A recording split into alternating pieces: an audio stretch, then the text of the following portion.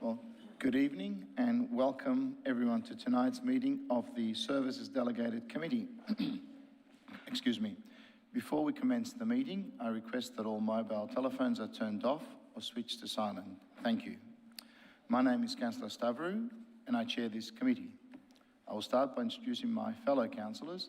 Seated to my left at the horseshoe table in the council chamber are Councillor Jim Park, Councillor Felicity Sinfield, Deputy Mayor, Councillor Lisa Hollingsworth, the Mayor, Councillor Wes Gold, Councillor Doug Gillies, and on the opposite side we have Councillor Cynthia Watson, Councillor Jane Addis, Councillor Susan Bigger, and Councillor Victor Franco.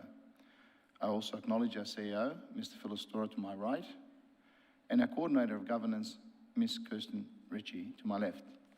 There are other officers in attendance tonight, and they will be introduced as they present their reports.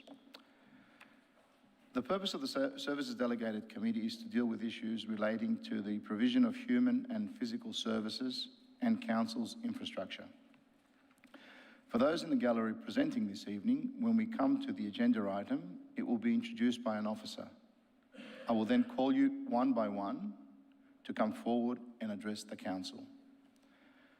I will ask speakers to sit at the top of the horseshoe table, and I will invite those against the officer's recommendation to speak first, followed by those in favour. When making submissions, you are requested to present your viewpoint clearly and concisely on why you agree or disagree with the proposal. You may suggest an alternative approach which will satisfy your concerns.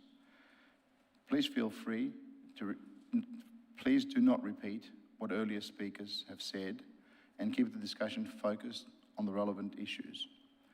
There is a limit of 3 minutes for each speaker, and that includes councillors. And as chairperson, I reserve the right to vary that, but I'll seldom do. At the 2.5 minute mark, I will ring the bell like this, which will indicate that you have 30 seconds remaining and you'll need to conclude your presentation by then. After you have spoken, please remain at the table while I ask if any councillor has any questions for you.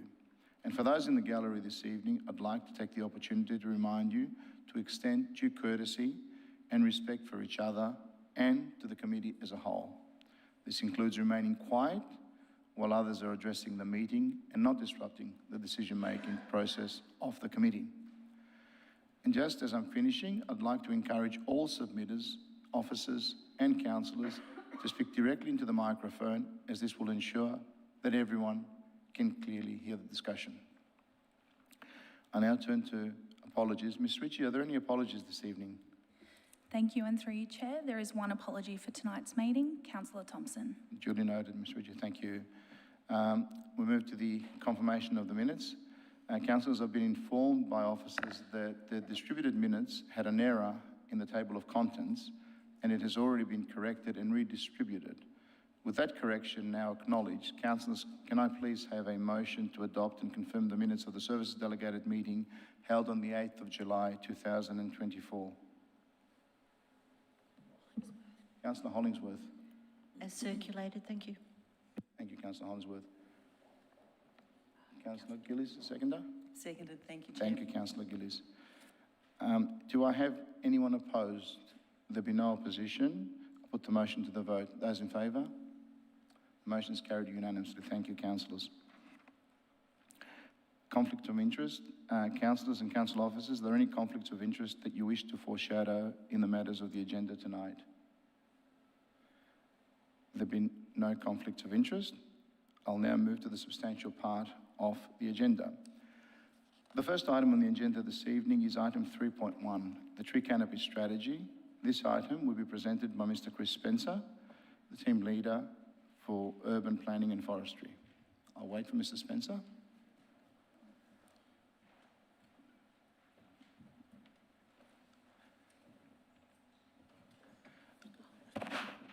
Mr. Shepherd, apologies, you'll be doing it this evening. The floor is yours. Thank you, and through you, Chair. Trees are the defining feature of Boroondara, and they are highly valued by our community for the amenity value they provide and the contributions trees and their canopy make to climate, shading, cooling and storing carbon. To help us manage, maintain and improve our canopy cover, we've developed a tree canopy strategy. To develop our strategy, we had a full analysis of our canopy undertaken and consolidated all of our existing data. What we found was Burundara's tree canopy covers 25.7% of the municipality at the moment, and we have about 61,000 street trees and 47,000 park trees, 108,350 council trees in all. To increase our tree canopy, we need to do a few things. We need to increase the number of trees we have. We need to retain the trees that we currently have, and we need to maximise the canopy of all of the trees. This strategy is built around these objectives, and it's strongly linked to our urban biodiversity strategy, which will also be presented tonight for adoption. The draft strategy went under consultation during May and June, and we had over 670 people respond, and the responses were very positive. Amongst that consultation, there was a push for us to increase the canopy cover target in the strategy. We'd certainly love to be able to set a higher target, but our reality is that the land isn't available. We've analysed our available planting sites on council land and understand the canopy cover we can achieve without compromising other uses of our public spaces. We've also considered the potential canopy on private land, and with the pressure of increasing housing densification, we feel that the best case scenario is to maintain the level of canopy cover on private property. For us to get to 30%, for example, we would need to find another 250 hectares of land for tree planting, and that's not really possible in Burundara. On that basis, we're comfortable that the target is realistic and an achievable one. But we need to be clear that we can't just plant our way to higher canopy either. Planting is one of the major focuses of increasing canopy, but by itself, it's not enough. That's why this strategy has a broad range of actions, a lot of which are focused on protecting and increasing canopy from our existing trees. For example, we're looking to improve our enforcement around illegal tree removal, advocating strongly to reduce power line clearance pruning, and improving how trees, both public and private, are protected during construction. Due to the amount of positive feedback we received, there hasn't actually been any changes to the draft strategy that was put out for consultation. The recommendation is on the screen, and I commend that to you.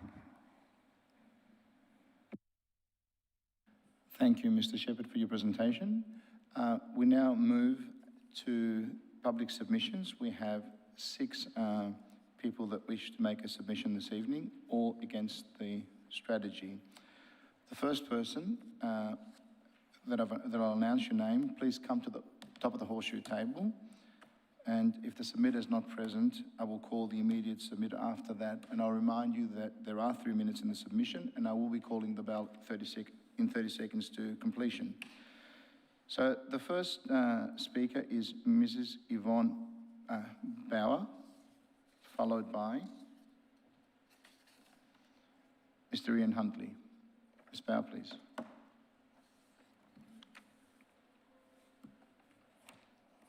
Start with your name and postcode, suburb. Yeah, Yvonne Bowyer, Surrey Hills, 3127. Thank you. I'm speaking tonight on behalf of the Surrey Hills and Mont Albert Progress Association. We thank officers for their work in preparing the draft tree canopy strategy. There are many positives, including a greater budget allocation and resource. However, we would like to make the following points.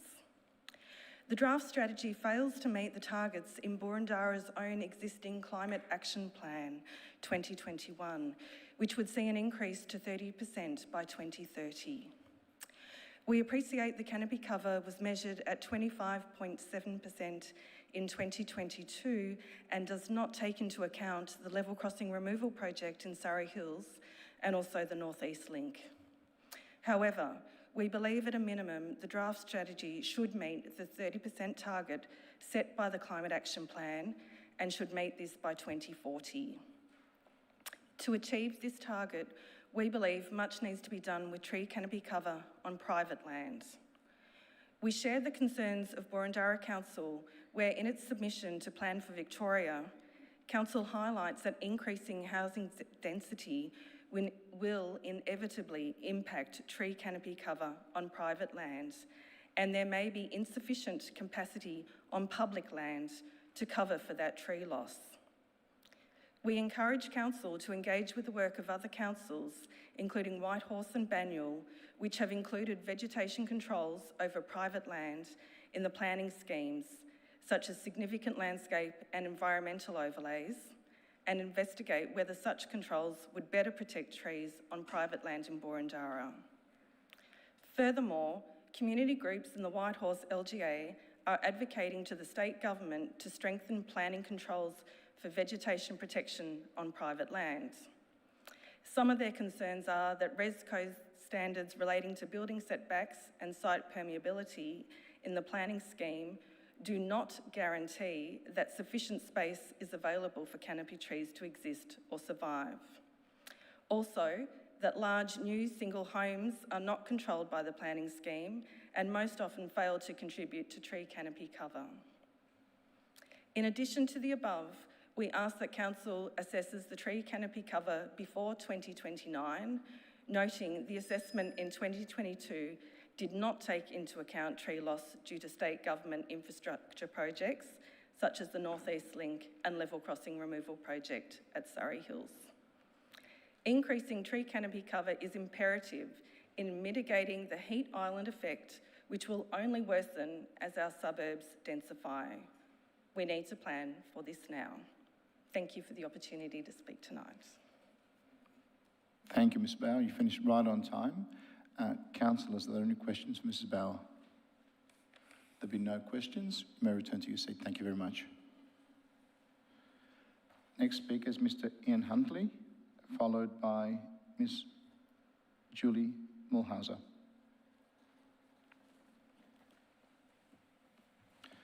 Thank you, Mr. Huntley. Your name and suburb, please. Thank you, Chair. Thank you, councillors. My name's Ian Huntley and I live in Balwyn North. What I have to say this evening is focused principally on, or exclusively actually, on residential properties. This is an important point. Land designated residential comprises about 75% of Boroondara's 6,000 hectares. So adequate canopy tree cover on residential land is essential. Failure to recover residential land represents failure for the strategy in my view. I'm fresh from reporting illegal tree removals last weekend in Mountain View Road in Balwyn North. It took the operators 2 days, Saturday and Sunday. The previous Sunday I reported 3 removals in Kent Road in Surrey Hills. Possibly 3 or 4 trees went there. On the Sunday afternoon before that I observed a truck and chipper parked in Johnson Street in Balwyn North. They were eyeing off a tree in the corner of a development property. I took their photos and they took off in high dudgeon. In between these times, 2 trees were removed illegally from a development site in Stephen Street, Balwyn North. This raises issues for me of enforcement and certainly resources. The current annual outlays, as I understand the budget, are about $265,000 for the administration and enforcement of the local law, which in my calculation means about the equivalent of 3 full-time staff members. Quite a complex array of duties. They also have to confront some fairly mean-looking characters, particularly on weekends, fly-by-night, cash-in-hand operators. So this accounts, on my calculation, about a thousandth of the Boroondara budget to administer and enforce the local law, if I've gotten the figures right. I think the issue of the definition of a canopy tree is important and needs to be further considered. It's defined, as far as I can see on my reading, as shrubs over, or trees over 3 metres in height, including hedges, etc. On my property, which is a fairly large property but fairly typical of those in North Balwyn, we have 50 canopy trees. But I think we've come nowhere near to getting anywhere near the 30% coverage that is the aspiration here. So I'll be seeking some clarification on what a canopy tree is for these purposes and what its consequences would be for the environment. The heated island effect, which was referred to by the previous speaker, is incredibly important. The Victorian government has set the target for Boroondara to increase housing units by about 80%, 85%. up to the middle of the century. The city of Monash is similar, as is the city of... Thank you, Mr. Huntley. I'd Manningham. like you to wrap up, please, when you can. Thank you. I had the opportunity to meet with the Mayor of Manningham and recently on the issue, and I believe it would be worthwhile the council actually getting in touch with these other councils to try and align on things like enforcement initiatives and such like. Thank you, Mr. Huntley. And finally, the Canopy Tree Action Plan, if I beg your indulgence. I think action 1.4.2 is very important, a communications campaign, but as I've said Mr. earlier... Huntley, you're wrapping up, please? Or I am wrapping up, yes, Yeah. Thank you, Chair. just a sentence, please, because you're over time, well and truly. I appreciate that. Thanks for your indulgence. I've said earlier that I think far more needs to be done than by basically placing this information on the website. Thank you. I have some questions for you, Mr. Huntley. Councillor Addis has a question for you first. Councillor Addis, please. Thanks, Chair. Thanks, Mr. Huntley. Given that, I don't know how long it takes, but not long for somebody to get a chainsaw out and damage a tree beyond saving, and this is a genuine question, what are your thoughts about how we could deal with that? Yeah, it's difficult. I admit that, especially now with electric chainsaws. They're not that noisy. Yeah. But I think some of the things that officers encourage is that if there appears likely to be an event, not an actual event, but likely to be an event, for example, if the fences go up around a development property and people are seen working on site, then the initiative I take at least is to contact officers to say, this is what's going on here. If you're around about, swing by and have a word to them. So that's a potential deterrent, I guess. And There are other situations, for example... Sorry? You think they'd be deterred? I think in some cases that I've reported it actually has. These people rely on not being seen. The case that occurred last Saturday and yesterday involved two trees. They attacked the first one on Saturday. They attacked the second one on Sunday. So in that particular situation, there was a chance to save at least one of them. The unfortunate thing was that the duty officer got the address wrong. Instead of 113, it was quoted back to the enforcement officer as 13. That's unfortunate, but these things happen. So there's a range of different contingencies that could possibly arise where there could be sort of effective intervention, not necessarily 100%, but something better than nothing. Thank you. Councillor Addis, are you satisfied? Thank you. Councillor Gillies, a question for Mr. Huntley. Thank you, Chair. Thank you, Mr. Hundley. You've raised a number of really interesting points, but I think the officers will probably address them. Could you just confirm, please, that the incidences of the last couple of weeks that you personally have seen, that you've reported them? Yes. You have? All of them, yeah. Good. All right. Thank you very much for And that. some of them have been subject to previous reports as well. Okay. Thank you very much. Thank you, Councillor Gillies. There be no further questions. Thank you for your presentation, Mr. Huntley. You may return to the gallery. Thank you. The next speaker is Ms. Julie Mulhauser, followed by Mr. Graham Ross. If you could start with your name and suburb, please, Ms. Mulhauser. Yes. So my name is Julie Mulhauser and I'm a resident of Canterbury. Good evening and thank you for the opportunity to speak tonight. In common with Boroondara Council and our community, I too have the health of our green spaces and environment as very high priorities, understanding that a healthy environment is necessary for a healthy community. It's welcome to see that the new strategy includes trees on private land and has significantly increased resourcing. With private land accounting for around 70% of total land area, it isn't feasible that public land can compensate for private land losses. There are several areas in this strategy that would benefit from strengthening. These include the low target ambition, long evaluation intervals, 2-yearly review, the narrow review scope, and the lack of integration with the biodiversity strategy. The slide above, I've turned various council tree strategiges into an annual percentage point increase. I've also added what it would look like if Boroondara chose a 2040 target of 30%. And you can see that in comparison with other councils, Boroondara's annual percentage point increase is quite low. I'll just have the next slide, thank you. If you extrapolate that rate out of the current tree strategy, it would take until around 2074 before a 30% coverage is reached. And you can see that's decades after other councils. I'll just have the next slide, which illustrates that all those other councils are coming from much lower bases. And you can see the rate of change for those councils is quite significant, and Boroondara Council is the white line. And the reason that a more ambitious target matters, there are 4 reasons. Firstly, a challenging target stresses the need for strategic, coordinated, effective and well-resourced actions.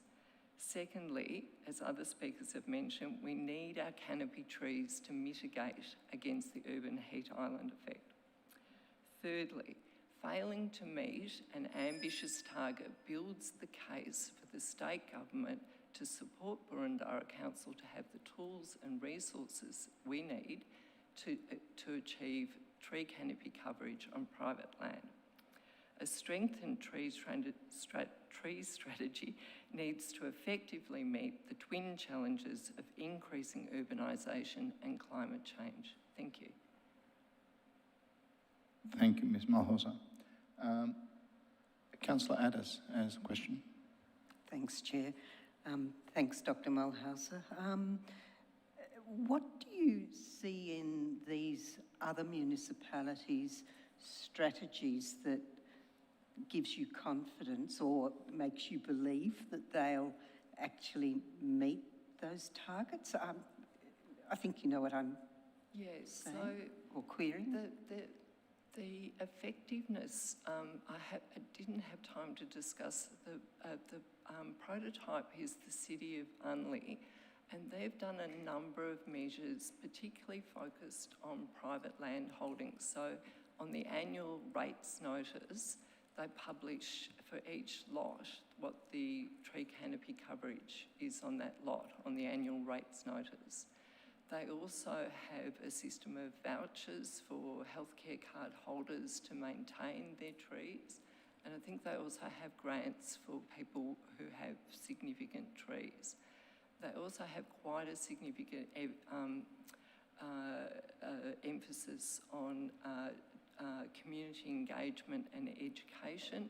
And they have an innovative scheme with tree pits for street trees that they link to the outflow, the stormwater outflow from properties. So there's a whole number, admittedly on private land it is difficult, but I think there are these practical things that can be done. But I think if you have an ambitious target and you're doing as much as you can, it really builds the case for the state government to provide the tools that Boroondara Council needs to help meet these targets. Thank you. Thank you for your presentation. There'll be no further questions. You may return to the gallery. Chair, I'll ask a question if you don't mind. Councillor Franco, you just got in after I spoke. Thank you. Thank you. Thank you, Julie. Would you like to comment on the argument put by council officers at the start of the presentation about the capacity of the current land limiting us to the target in the document versus what you're proposing and why you think we can still? So if I understand correctly, the officer's comment was with respect to the public land bridging that difference. That would be my understanding. And so that's why this emphasis on the public land, I agree, it's not feasible that public land can compensate for these private land losses. And so I think the target indicates that's the direction that council wants to go in. Assisting the retention on private land, as we've heard from Anne Hundley, it's also to do with the enforcement issues. And then having these ambitious targets, reviewing them regularly and in effect showing that council is doing as much as they can, I really think would build the case, the evidence-based case, to say to the state government it is simply not possible to reach this without more regulatory tools. Thank you. Thank you, Councillor Franco. You may return to your gallery, please. The next speaker this evening is Mr. Graham Ross, followed by Mr. Tim Entwise. Thank you, Mr. Ross. If you start with your name and suburb, you have 3 minutes. Yes, thank you, Mayor. My name is Graham Ross, and I've lived in Burndarra for 27 years and recently moved to Camberwell. So I'd like to thank you for the opportunity to talk on the matter of the tree canopy strategy. I'm representing the Kuyong-Kut Alliance, which is made up of 22 different friends groups from along the Gardeners Creek catchment. We're working with 5 councils, including Burndarra, in developing a strategic plan for Gardeners Creek. We're delighted to see that council values the tree canopy and really want to do something to expand that, and also acknowledging the multiple benefits that it provides. But we believe that creating a separate biodiversity and tree strategy is not perhaps the best approach. Nature doesn't separate trees and biodiversity. They're intertwined as one, and as it should be, the strategies and respective departments who work in these areas should work together and be intertwined effectively. We can't operate in silos. We believe that the tree canopy draft action plan falls a little bit short in its ambition.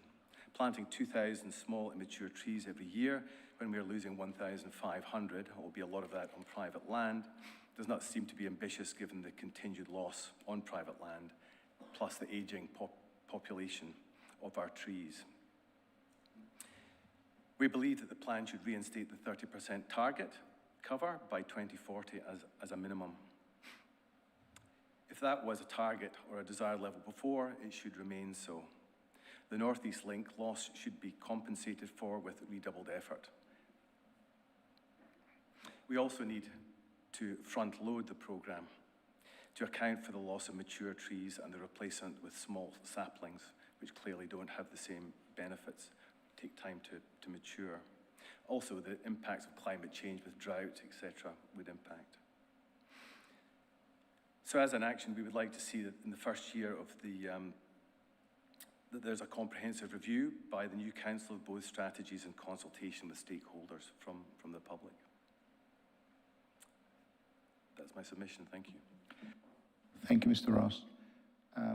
We have Councillor Addis seeks to ask a question. Thank you, sorry. I think that you've heard that we'd be very unlikely to reach 30%.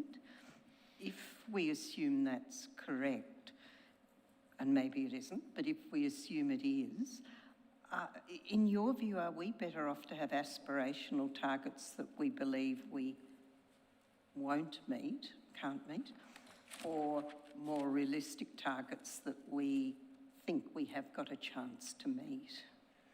I suppose that's driven by the risk sensitivity of the council. I strongly believe that looking at innovation and changing mindsets, that it's a moving feast. When people's attitude change to things, then change will happen. And I believe that the importance of canopy and biodiversity is really starting to resonate with the public. And I was in commercial property as a director in a property commercial company for 25 years.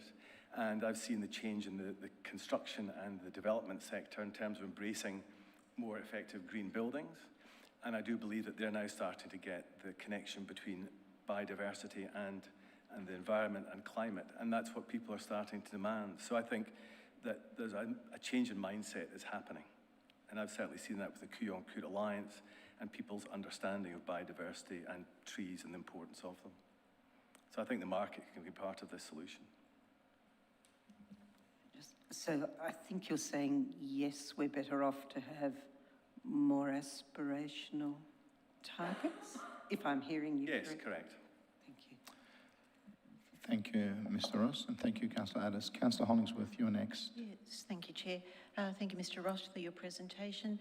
Could I just ask, with the Kooyong Alliance along Gardner Creek, and I know that covers multiple municipalities, not just Burundara, are you able to gauge the success of the planting you've done over the last 2 or 3 years of what's actually survived, what you've lost? We've had a particularly good survival rate in the plantings that we've done.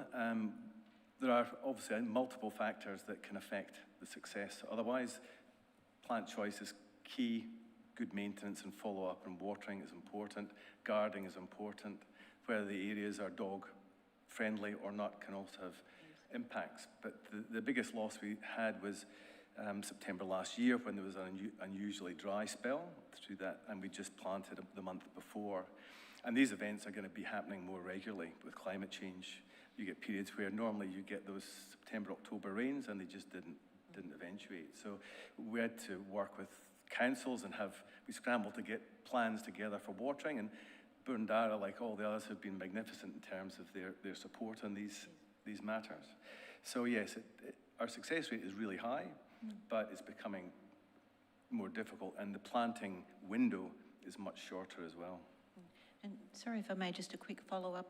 So where the planting's being done, do you believe there are additional areas where larger canopy trees can be planted, or do you think you're getting more to the stage where there's enough canopy and it's low-lying?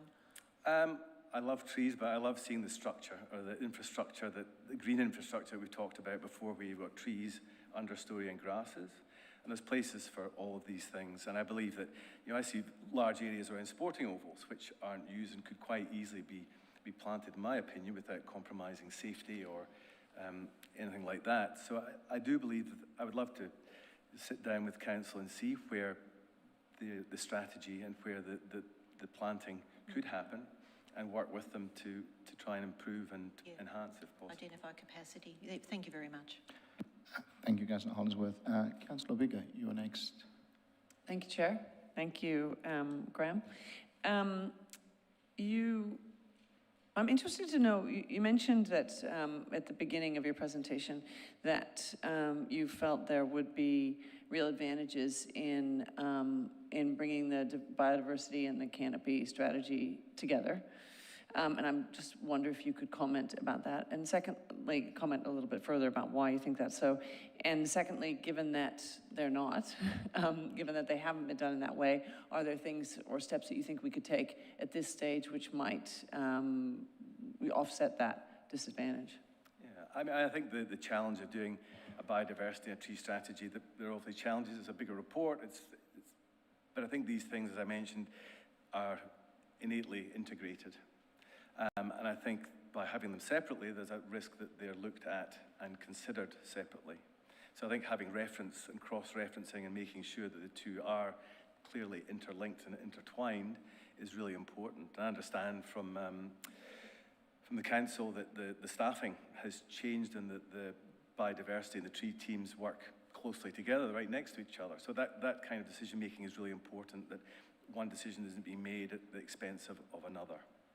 So I think that, in my view, the whole teams, even open space, should be working together. It's like climate change in the commercial property sector. Before it was something, we need to consider climate change, but now people consider green buildings and what goes into them as part of the development. They don't even consider it as a separate topic. And I think biodiversity and trees should be considered as a core theme throughout the council. So that we're not sort of pitting the trees against the bush or something like that, but saying how do they work together? Yeah, so. And again, planting a single tree. Councillor Bigger, questions are, there wasn't a question. That was. It ended with a question mark. It wasn't a question mark. So planting trees on their own doesn't provide biodiversity.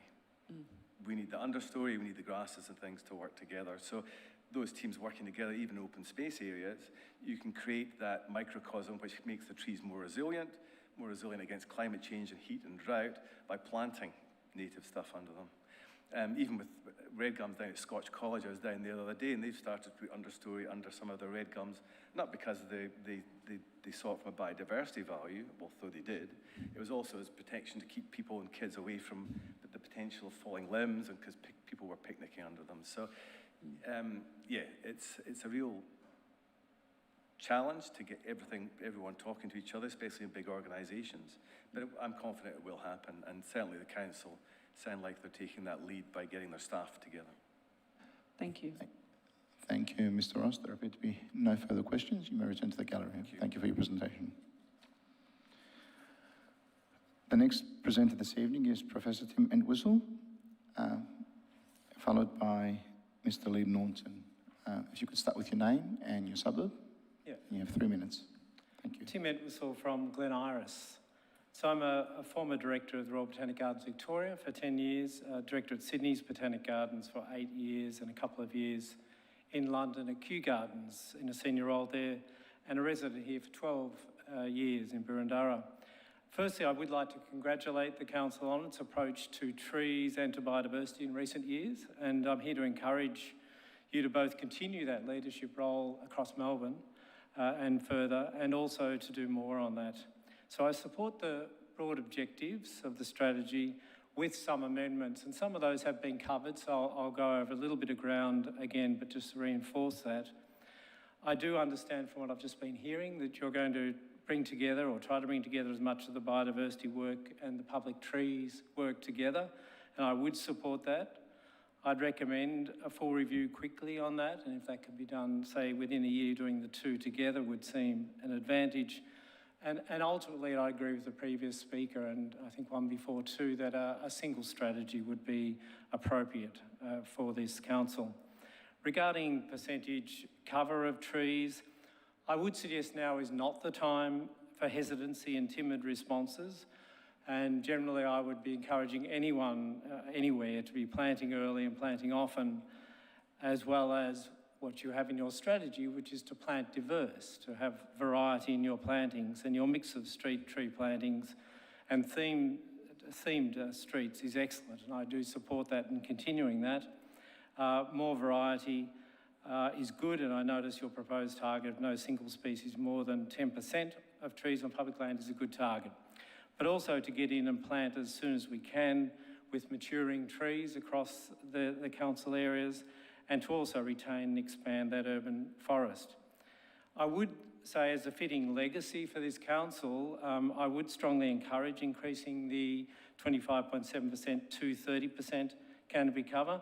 I've heard the arguments, and it's very hard to know factually whether that's true or not, but I understand exactly the different drivers on this and how complex it is. On private property, I do understand that there are other things that are important, but with climate change, urban heat effect and the loss of biodiversity, I would strongly encourage to set, the term aspirational was used, I would strongly suggest a proud, strong and really forceful target to be set by the council.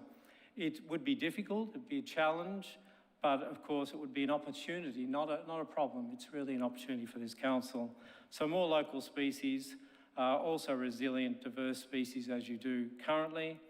And I just repeat, to plant early, to plant often, and plant diverse species. Thank you.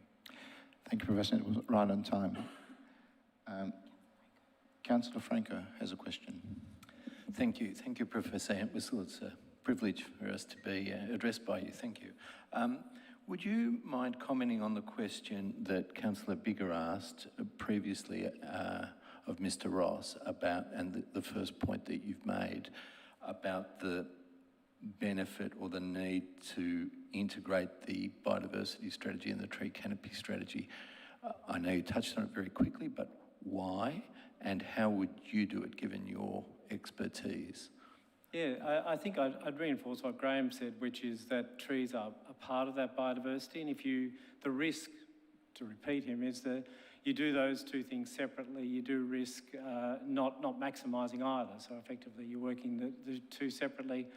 And I do think we focus on trees because they're very important, but if we do so without considering the understory and the lower story and the smaller plants and flowers that are attracting pollinators and wildlife and creating that ecosystem, we do risk creating something which is not really part of nature. We're setting up a set of trees that are doing something entirely different. So if your aim and your goal is to increase the naturalness, the health, the well-being, if you like, of people living in this council, you absolutely have to consider all those things together, and so that you're not only maximising the benefits, but also when you're planting trees, you're not doing something deleterious to the smaller plants and vice versa. So yeah, it's probably more, it would take longer to explain, but I think that's the complexity of the environment almost means that you must look at those two things together. Councillor Franco, you have another question? Yes, thank you, Chair. Please. And from a procedural point of view, you'd encourage us to adopt the strategies, albeit with other provisos, and then come back and review it. Yeah, and this is probably... Franco, rather than putting it on hold. Councillor Franco, I'd like the statements to become questions, because it's getting hard for me to remember what's actually I been heard asked. the question mark on the end. No, I'll go with that argument once this evening, but please ask a question.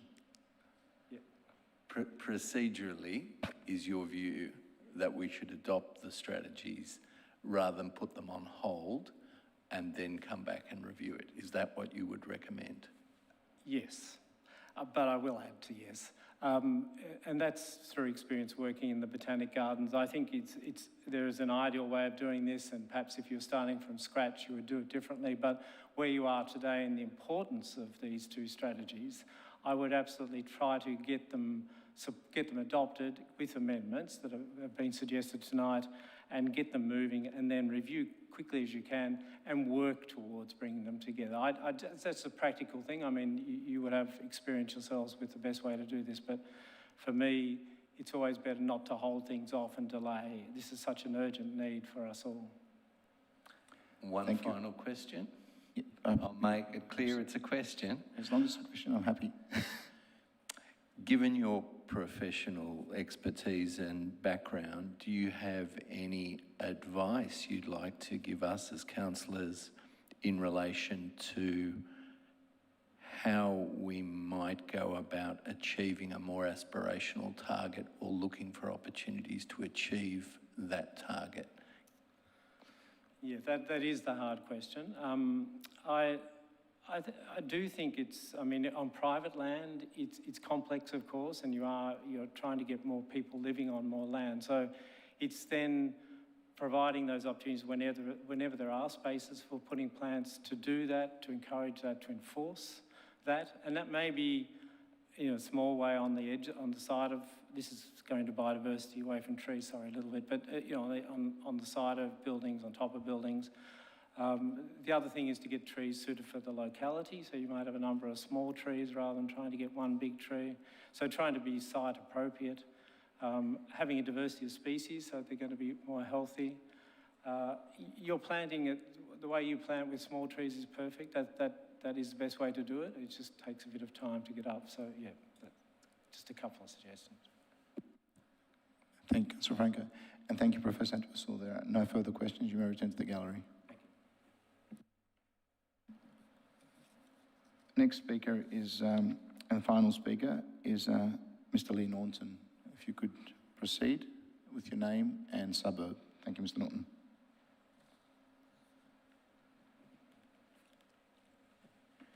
Thank you, Chair.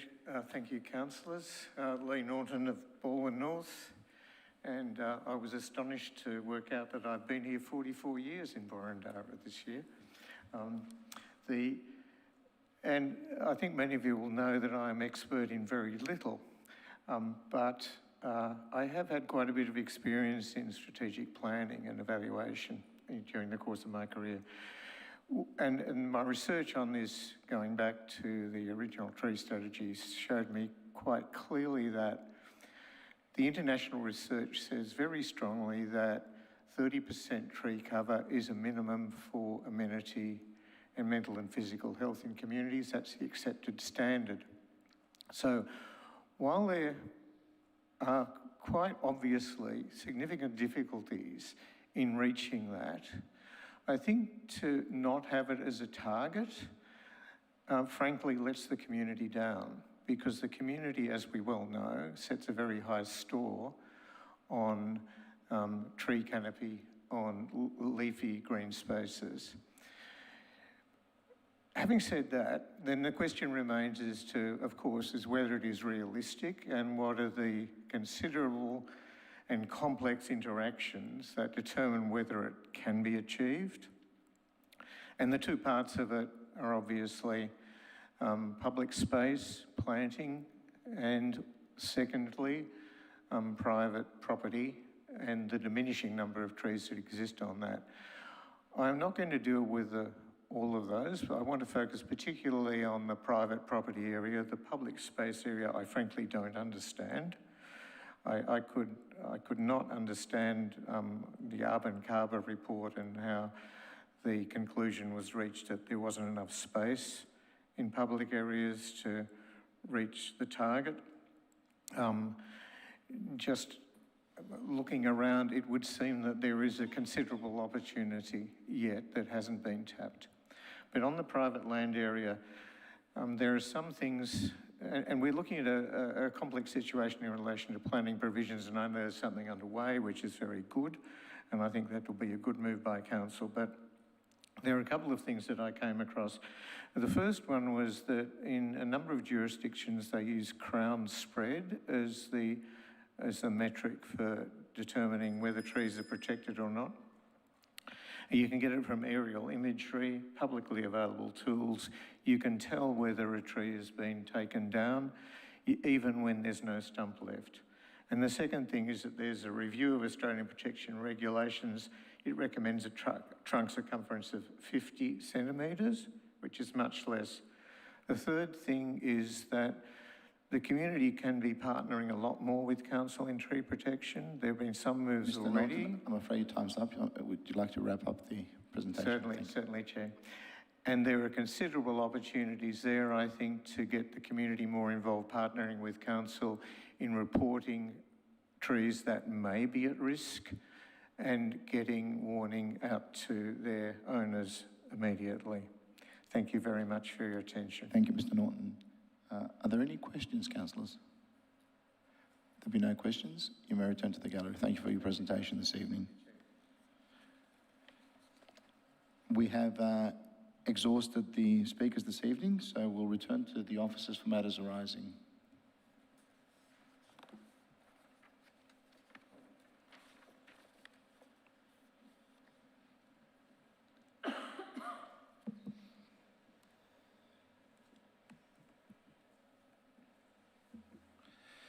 Thank you, and through you, Chair, certainly appreciate the passion shown by our presenters tonight and their commitment to trees in Burundara as well. A couple of key themes coming through there, obviously, with private land being a key issue for us and trees on private land. There are a number of actions in the strategy as it stands at the moment that will allow us to take further action on that, as we have been recently with the local law, tree protection local law.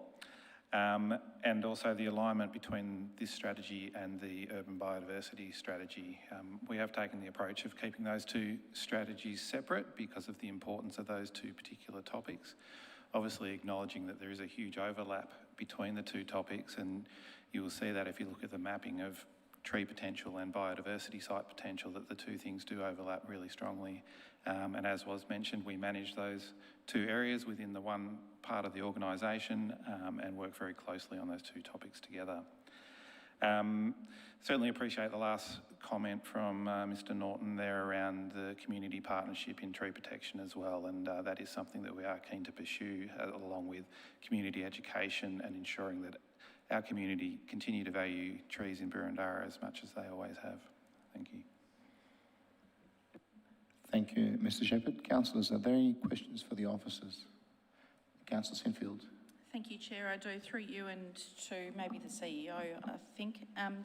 Just wondering if you might be able to expand a little bit, please, officers, on what council may have done to retain tree canopy on private land specifically.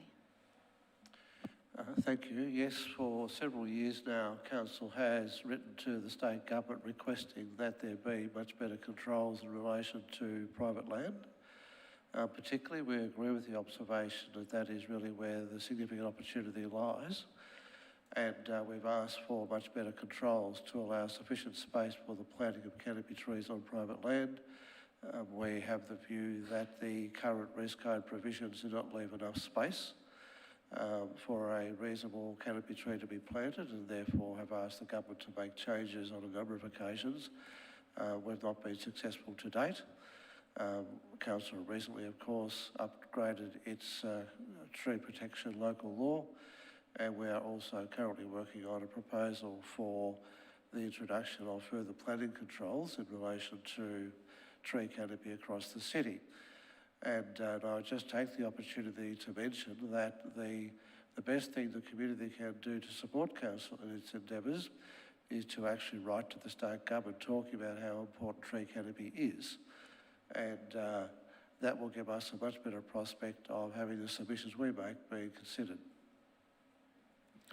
Thank you, Ms. Storer. Councillor Sinfield, do you have any further questions? Thank you. I don't have any further questions, but I'll foreshadow an officer's recommended motion. Duly noted. The next councillor for question is Councillor Galt, followed by Councillor Hollingsworth. Councillor Galt. Thank you. I'd also like to foreshadow, if the motion moved is not the motion I was going to move, I'll be moving another motion. A number of years ago, I started listing of areas within Boroondara that I believe were possible, public land, that I believe we could start little mini forests and things on, and was assured some time ago that a list was being prepared along that line within Council. I was reminded that I haven't seen that return. Has such a list been compiled, and is it available to us?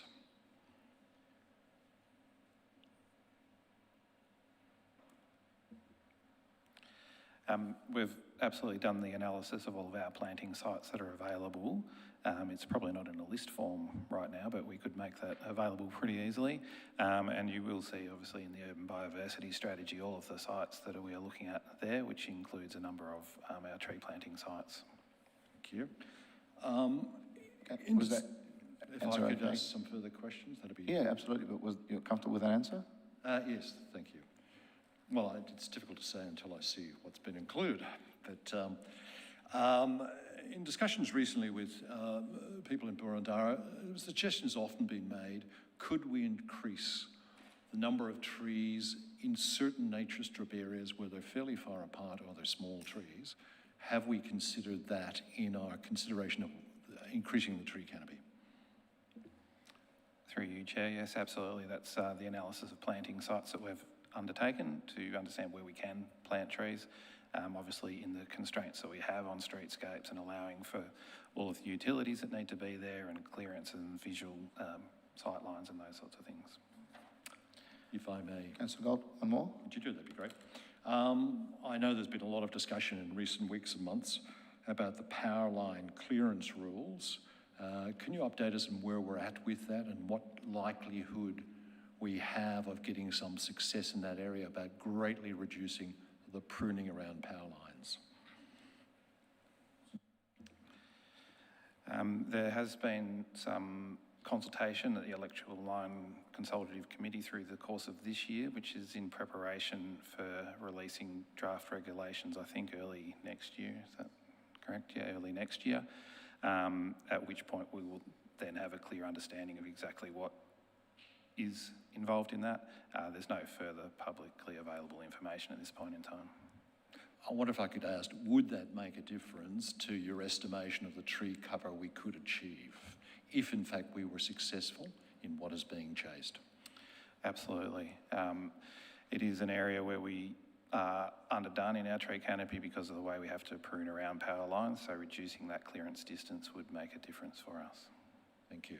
And finally, we've mentioned a number of times, Boroondara is a municipality that are surrounded by some wonderful treed areas and rivers, etc., etc. And I just wonder if it's possible, because it would benefit us, could we look at, and it's possibly a budgetary question, of planting some of the state land that is underplanted around a periphery. We do have an action in the strategy around partnering with other public land owners around increasing canopy. As you say, council contributing to that financially would be a budgetary decision. Thank you. Thank you, Councillor Gold. Councillor Hollingsworth, followed by Councillor Franco. Thank you, Chair. Mr Shepherd, my question continues on from Councillor Gold. So I wanted to touch on a little bit more with the Metro Council Alliance with regard to the power line clearance initiative. And I know that we as Boroondara Council have led many motions put forward at state council meetings, certainly within Victoria-wide. I think for the last 5 or 6 years we've put repeated motions in appealing for MAV as the peak body, but also appealing to state representatives. So I'm delighted when you actually said that it's looking like next year all these years of advocacy will hopefully deliver a result, and hopefully there could be a reduction of... Councillor Hollingsworth, in the interest of brevity, yes, could we please stop with the preamble and thank ask you, the question? I think it's important that our community is aware that we have been But strong advocates. there are on other it. channels for that. Thank you. Thank you. And sorry, one more question. With regard to this particular policy, on page 5, there's a list of the state and metropolitan directions with regard to Plan Melbourne, open space for everyone, Boroondara's community plan and our climate action plan documents. And I just wanted to ask if our Boroondara reconciliation strategy could be included in this, because that also covers council's commitment to improved biodiversity, habitat and tree planting. So is that a policy that could be included in this, or a strategy? Through you, Chair, the reconciliation action plan policy, is absolutely relevant to this strategy and could be made as an addition to this document if you wished it to be in there. Thank you. Thank you, Councillor Hollingsworth. Councillor Franco, followed by Councillor Adders. Thank you. Before I ask my question, I also note foreshadow a potential motion or amendment depending on what my colleagues put forward. It's not assisting me in scheduling because I'm not sure what you're thinking. You will know what I'm thinking when I ask my question. Having heard from 2 speakers about the merit of having a single integrated policy and action plan, would council officers like to comment on more specifically why the policy was created in 2 separate as 2 separate policies? I assume it was for ease and convenience. And given a potential amendment, would you have any concerns? I think it's an opportunity to speak to the point about coming back and integrating the policy, should that be the will of council and should the 2 policies be adopted.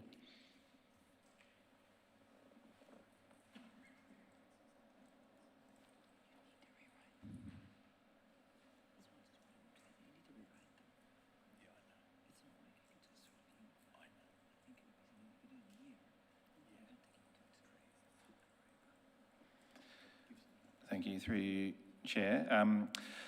We did have 2 pre-existing policies here that we've taken the approach of updating. And as I mentioned earlier, they are 2 very important topics, so we saw the value in keeping them as separate topics, but we took the opportunity to undertake the development of them at the same time to ensure that they are aligned and consulted on them in the same time frame, and are presenting them tonight in the same time frame as well, just to show that clear alignment between the 2 documents and those topics. I've gone blank on the second part of your question, sorry. Oh, look, I think that you've answered it. The second part is, do you want to comment? Should a motion be brought before council to integrate the policies? Do you want to speak to any concerns you might have or any opportunities that might bring? I think the question is whether there are any concerns if we brought them together. Is that fair enough? Mr Chair, can I just Well, raise... the council officers want to comment or the seat. Yeah, thank you. I guess I would just raise a concern about what's gained in practical terms by doing that. Both of these documents are very comprehensively prepared by professionals who understand that in the case of biodiversity, trees are a very important part of it. They don't need to have both the tree canopy document and the biodiversity work in the one document to know that. So the practical day-to-day application of these documents will in fact bring an integrated and coordinated approach, because that is how the professionals are trained. That's what they know to do. I would be concerned about the commitment of resources to merging two documents where essentially the information is all there. The most critical thing, which I think has been raised quite reasonably by the community, is to ensure that the application of these understandings on the ground does in fact result in an integrated approach. And I'm very confident that with the professionals who are trained to operate this way, we won't have any difficulty with that. Thank you, Mr. Storer. Councillor Addis, followed by Councillor Biggar. Thanks, Chair. I probably should say I too reserve my right to amend somebody's motion. But anyway, my questions to get to the serious bit. Somebody mentioned, I think Ms. Bauer mentioned vegetation controls. Can you comment on that to protect trees? Because we haven't actually addressed that.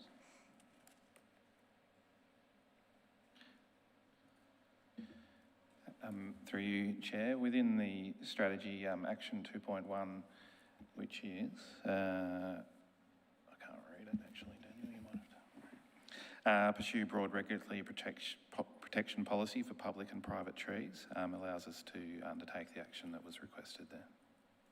And that's thought to be of potential value or possible to do?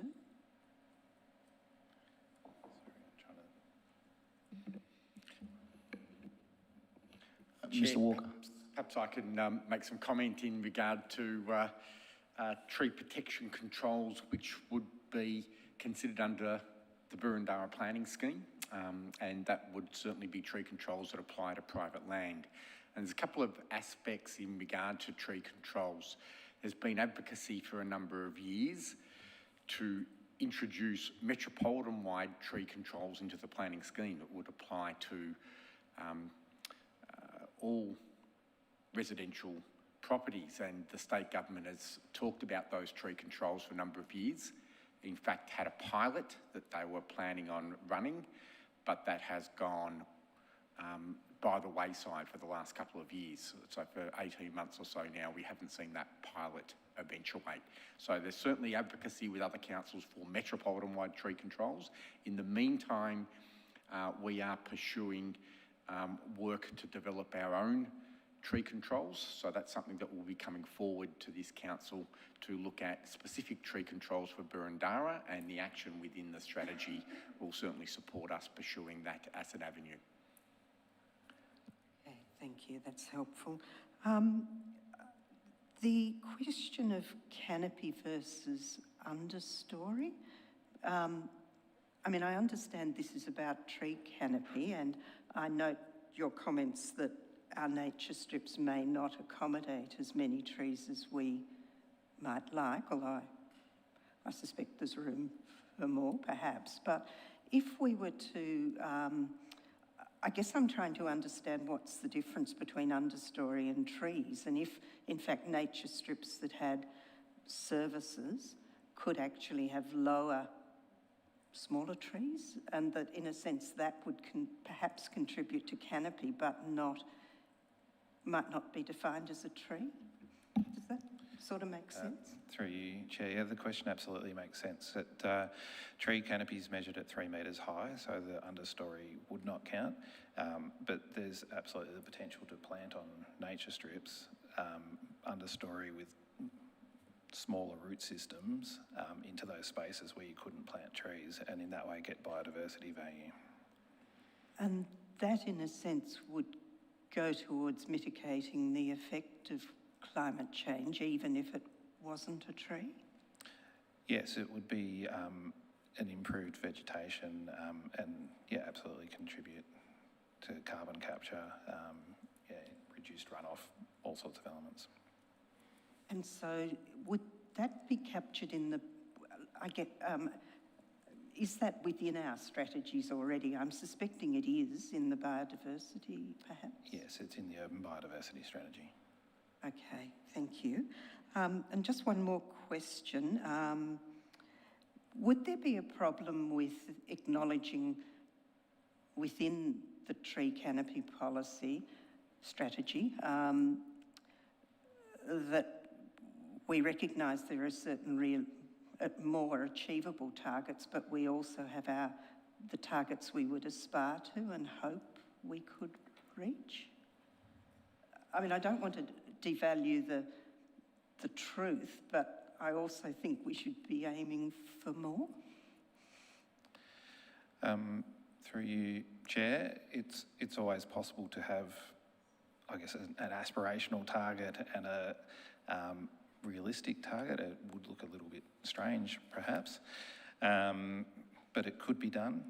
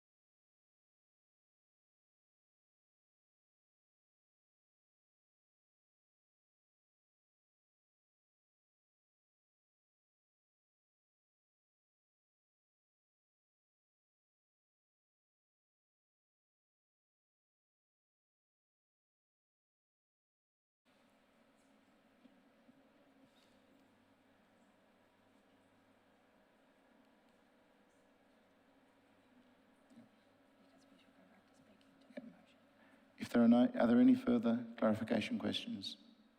Yes. Councillor Bigger, thank you.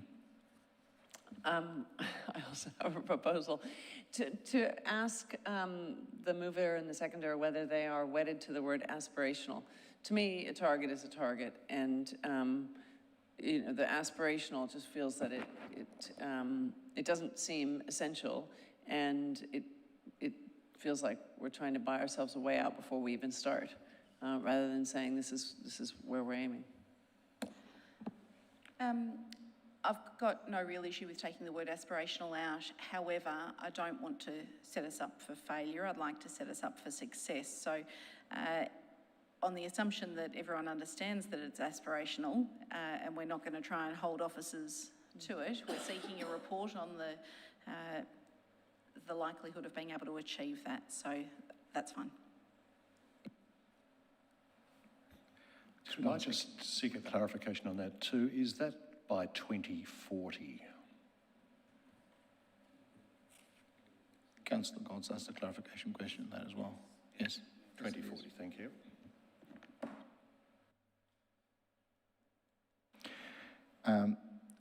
Mover and the seconder, yeah, good, excellent. So it appears that we have exhausted the clarification questions. I'll come back to Councillor Sinfield to speak to her motion. I'm proposing an amendment, Chair. Councillor Gold? I'm proposing to delete the proposed clause 3 and go straight for the officer's recommendation, but with a 30% target now. I think it's just kicking the can down the road.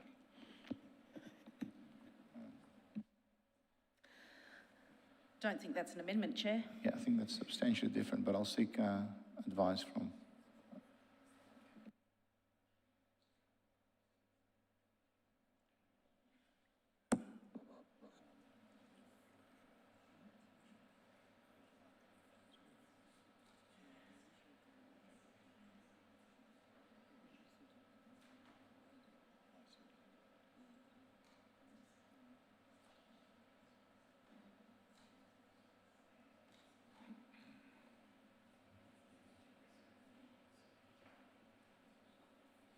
Strategy and action plan together. I don't think we need to discuss this for a huge period of time tonight, noting what else is on the agenda, and I commend this to you.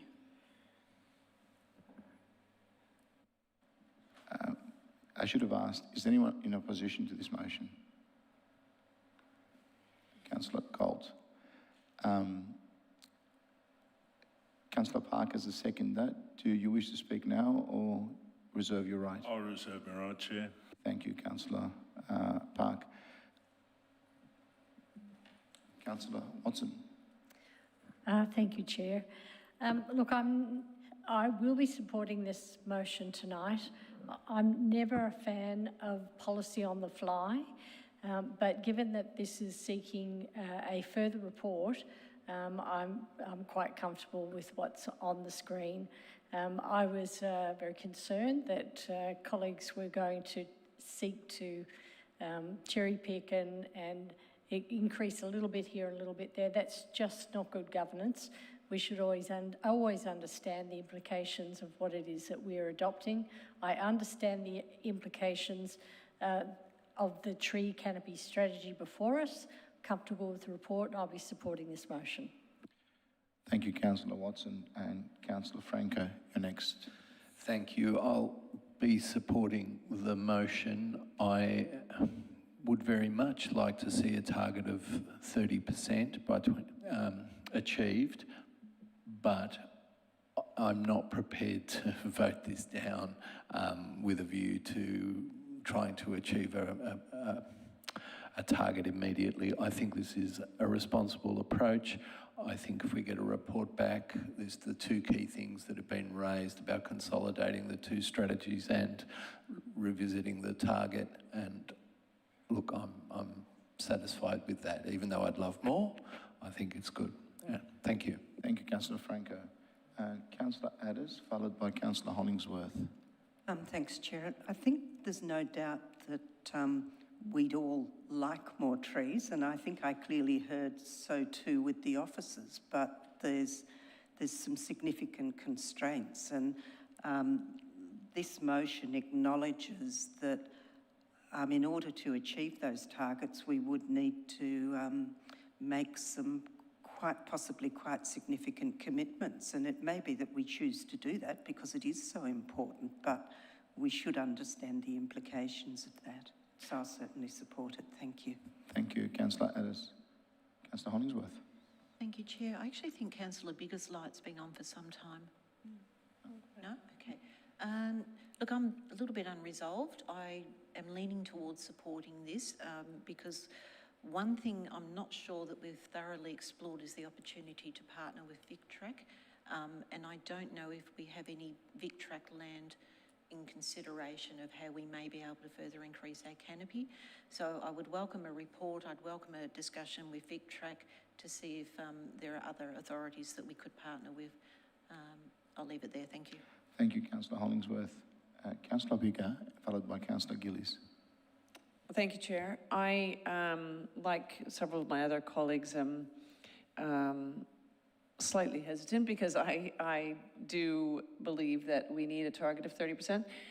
I actually am optimistic, though, that if we pass this, then with the number 3 addition to it, then that is where we will end up, because I do think that the reality is that the community has been very, very strong, telling us this is one of their biggest priorities. Tree canopy is only going to increase in their concern and commitment. It should only increase in our concern and commitment to this. So I do think that a further report with the feedback that we've had and with, I think, the commitment that Council has shown to a greater strategy, a greater aim will lead to a target of 30% that I don't think should be aspirational. I think it can be achieved, and I think it must be achieved. So in the interest of getting to 30%, I'll support this. Thank you, Councillor Bigger. Councillor Gillies, and followed by Councillor Gold. Thank you, Chair. Just to be brief, I think we do all understand it's very tricky to be aspirational and realistic. And I think, especially at the moment when we are facing very strong and rapid densification endeavours from the government. So, having heard from our community, and thank you very much to everybody who presented tonight, with working together with our community, I hope we can reach these. I will be supporting this motion. Thank you, Chair. Thank you, Councillor Gillies. Councillor Gold. Thank you. We did, under the Climate Action Plan, have a 30% target quite clearly, and I understand some things have changed from there. But there's a number of other things we've heard tonight, how it's very important, and it's seen as a minimum in good, healthy suburbs to have 30%. Further, we bothered to go out to our community and ask them. 90% said they wanted to see an increase in canopy cover. And in my view, 1.3% over 16 years is a fairly lame thing to go back with. And I understand that the current motion on the board proposes a potential of 30 down the track, but I'm just worried it's kicking the can down the road. We need to move on this as quickly as we can and look at ways we can do it. There are quite a number of things that I think we can still look at, and there's been a number of other suggestions made tonight, things that we haven't considered, and also by presenters tonight suggesting things that we can do to increase the percentage on private land. By not having a target, we won't push hard for that. It's a standard business thing. If you have a real and solid target, you push hard towards it. If it's sort of not there, you don't. I would much prefer to see us set a 30% target tonight. Thank you. Thank you, Councillor Gold. Councillor Park, you reserved your right. Given that apparently 90% of councillors support this motion, there's probably not much need for me to say anything, but I will nonetheless. I'd urge all councillors to support this. I think a unanimous resolution always sends a much stronger signal. You know, we're not running a business, we're partnering with the community to achieve targets, and the simple fact is that we know that it's going to be challenging. We'd all like to, see that achieved much sooner than 2040, but we need to be based in the real world and understand that there's incredible pressures that, particularly from state government, that run counter to achieving some of this. So I think the motion is the appropriate one in all the circumstances. Thank you, Councillor Park. Having completed the debate, I'm going to now put the motion. Oh, sorry. I do apologise, Councillor Sinfield. I'll return back to you to round out the debate. Thank you kindly, Chair. We'd all love a higher target. Absolutely every single one of us would love a higher target, but we have to be realistic, and this is a responsible position to take. I thank my colleagues for their feedback on this and for supporting this motion. Frankly, what stands between us and a higher target, whether it's 30% or 40% or anything higher than the 27 we're currently sitting at, is the state government. Let's not be mistaken as to the pressure that the state government is putting on us to densify and to subdivide blocks and to increase the population density and housing diversity across our city. That is what's standing between us and a higher target. So advocacy is the key. I was tempted to include an additional clause in this motion to continue the pressure on the state government to allow us to be the responsible planning authority and to look after the town planning of our city. But I decided that might be pushing my colleagues a little step too far tonight. But I think this is a responsible position and I thank you for supporting it. Thank you, Councillor Sinfield. As noted earlier, I'll now put the motion. All those in favour? Motion's carried unanimously. Thank you, councillors. And thank you to the officers for the great report that you put to us, and for everybody that spoke to us from the gallery, thank you very much this evening. We now move to item 3.2. Mr. Shepherd, you still have the floor. Thank you, Chair, and through you. The St James Park Master Plan has been finalised after community consultation was undertaken earlier this year on the draft. The good thing about St James Park is that it's largely formed and significant change is not required. While this is a 10-year plan, the impacts of any works that we undertake will last for much longer than that.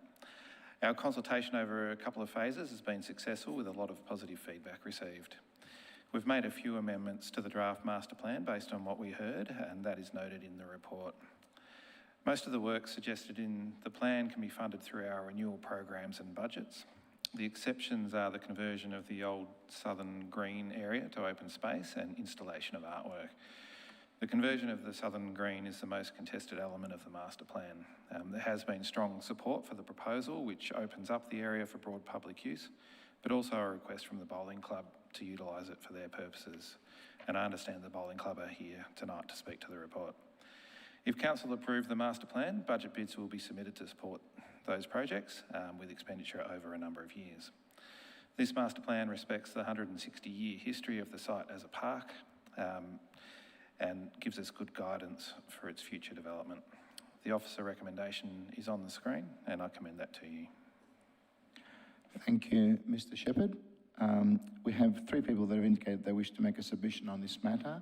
2 are against the recommendation in the report and 1 is in support. Once I've announced your name, please sit at the top of the horseshoe table, and if a submitter is not present, I will call the immediate next submitter.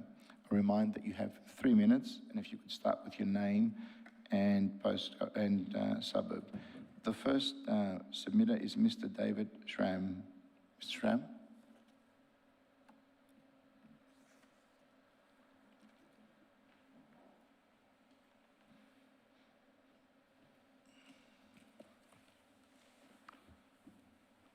Thank you, Mr. Chairman. My name is David Schramm and I reside in Richmond. I appear here this evening as the President of the Hawthorn Bowling Club on behalf of our current Committee of Management, which has been examining this issue over recent months. I'm here today to speak in relation to one particular aspect And I should preface it by saying this does not mean that we are opposed to the total plan. This is specific issues. And that relates, as you've mentioned, to the area which is now being referred to as the Southern Green, which is in fact a vacant block of land adjacent to the club. Now, the draft plan calls for the area in question to become a passive grassed area. The bowling club has a different opinion on this, and we've had in fact made 2 submissions this year calling for the area to be restored to our club lease where it was once upon a time, so that it can be developed as an active sporting area, which as it has been in various forms since at least the 1920s. The club has actively stated its position on this issue for many years, and we remain of the same view that it is something that should be redeveloped for what its original purpose was. And in fact, the club has been maintaining this block for the past 15 years through keeping it mowed and keeping it in safe and good condition. Now, the club has a long-standing contingency plan. This is, should we be successful in the area being returned to our lease, to develop it as a synthetic green. We are concerned that if the area becomes just lawn, then it's the capacity of our club to grow its membership, and with it the capacity to generate income to support the running of the clubhouse in particular, will be denied to us. The council has already spent a significant amount of money renovating the clubhouse and future-proofing it, and so it can contribute to the park. The club is very conscious of increasing the costs of running clubs, and we need to look at how we can also future-proof the project. We're disappointed that we haven't been able to carry this debate through to a more positive conclusion.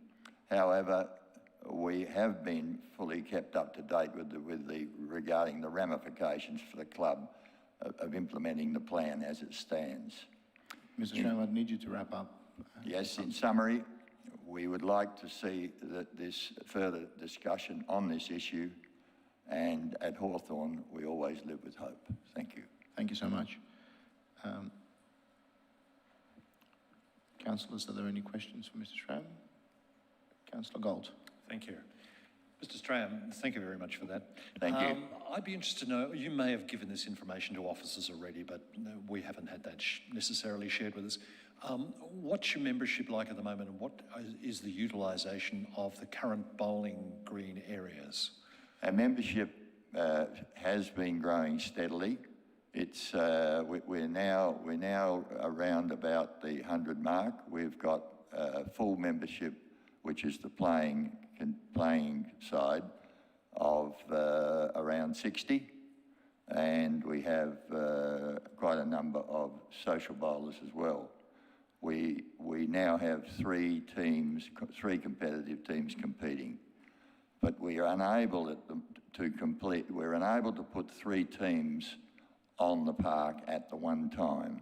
We don't have sufficient rinks to do that, so we have to rotate 2 teams and 1 away. If we were in a position to redevelop a new small green, it would have to be a 4-rink green, that would give us the capacity to cater for full competitions, and also give us the capacity to have a different surface, having what is becoming almost the norm in a lot of areas of having synthetic is becoming very important to recruiting players who are looking for that type of activity. Thank you. And if I may, again, you may have provided this information, but if you did have that third area, how often and what sort of percentage uses would you be, how often would you be using all 3 on one meet, for instance? Well, that depends on the time of the year in many ways, because bowling is principally a summer sport. If we were to have a synthetic green, then there's the capability of using it during the winter season as well. Our average usage in summer would be 5 days a week, and the numbers vary. I mean, if it's during the week, obviously it doesn't get the same amount of use. Thursday training, you would probably be 2/3 full. The weekend would be full. Remembering that as well as the competition bowls, the club, in order to remain financially viable, we do have what's often referred to as barefoot bowls, but it's social bowls, where members of the public can come and actually enjoy the game. And this is a pretty important part of any club, because it does lead to increased membership. It does enable revenue to be generated to keep the club in good order. We're very proud at Hawthorn because we have a clubhouse of historic value, and as you know, it is, I think, a gem of a place. Thank you. Thank you, Councillor Gold and Mr. Ram. Councillor Gillies. Thank you, Chair. Just to follow up, and yes, I do definitely agree, you've got a lovely pavilion there. May I ask, just back to your earlier comment about the financial viability and the numbers and the growth of the club,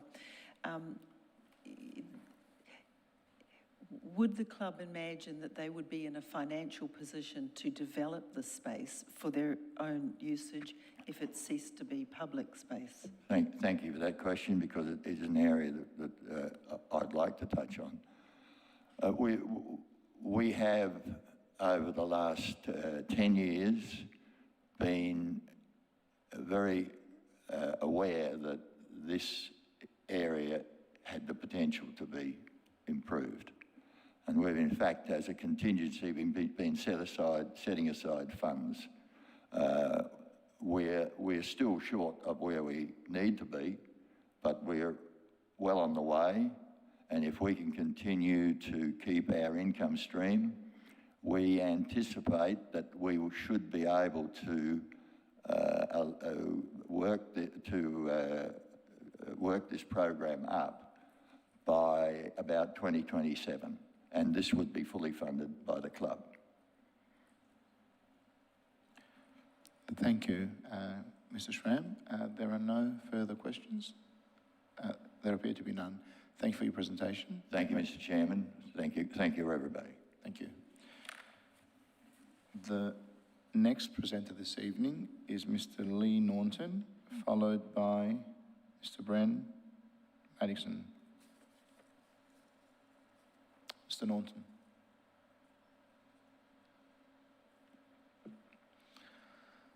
I think you know the drill, name and suburb, just to go with the protocol. Yes, Chair, and thank you again. I'm appearing now on behalf of the Burundara Reconciliation Network in relation to one aspect of it and a matter of the consultation process. The aspect of it is that Mr. Norton, your name and suburb. Oh, I'm sorry, I assumed that was clear. Lee Norton, Baldwin North. Been here 44 years, as I said. The Hawthorn RSL requested the inclusion of 3 flagpoles at the War Memorial for use during commemorative ceremonies, one to represent the Australian flag, First Nations flag and Torres Strait Islander flag. And it's been rated in the report by officers as a low priority when low priority actions quote, may extend beyond the lifespan of the master plan. I've since received some clarification on that it was because of the timing that occurred and was put in that way, and that in fact discussions will be underway. So as a late entry, of course, we welcome that very much. And in consideration of the section in the Reconciliation Action Strategy about further flags, we hope that can be actioned rather quickly because it's a low-cost item. The second aspect is one that's, I think, one that's rather more concerning and that is that a considerable majority of the park area is Crown land, of course, and this places the Wurundjeri Wurrung Cultural Aboriginal Heritage Corporation in a place where consultation with them, I would have thought, would have been regarded as important. I am sure it was an oversight only, but consultation did not occur. So the request from us is that there just be a pause on this to allow that consultation to occur as a matter of good practice and in accord with the Reconciliation Action Strategy. Thank you. Thank you, Mr. Norton. There appear to be no questions, so you're scot-free. You may return to the gallery. Cheers. Thank you, Councillor. Thank you very much. The final speaker on this topic this evening is Mr. Drew Madison. Mr. Madison. Just remind you that 3 minutes, and if you could start with your name and suburb, thank you. Thank you, Chair. Drew Madison, President Hawthorn RSL 3122. We're very grateful for the work that has been put into the cenotaph. It's very much a part of our existence at RSL.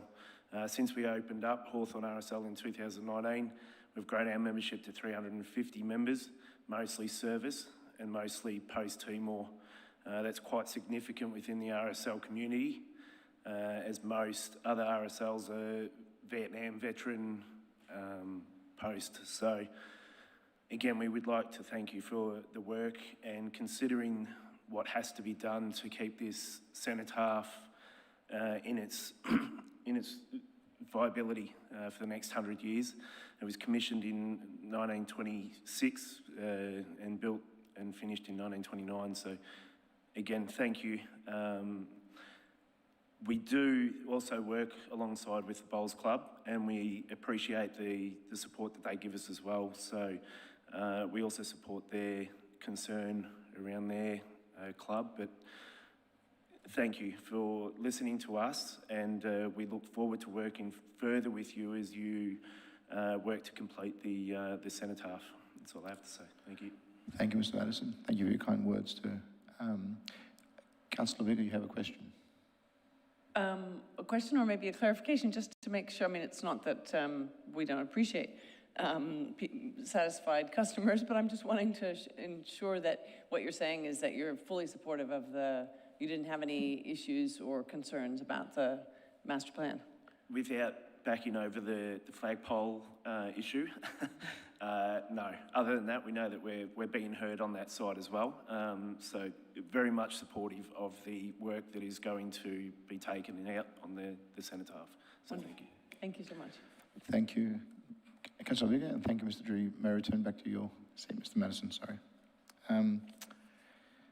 It appears that we have exhausted our speakers. We come back to the officers for any matters arising.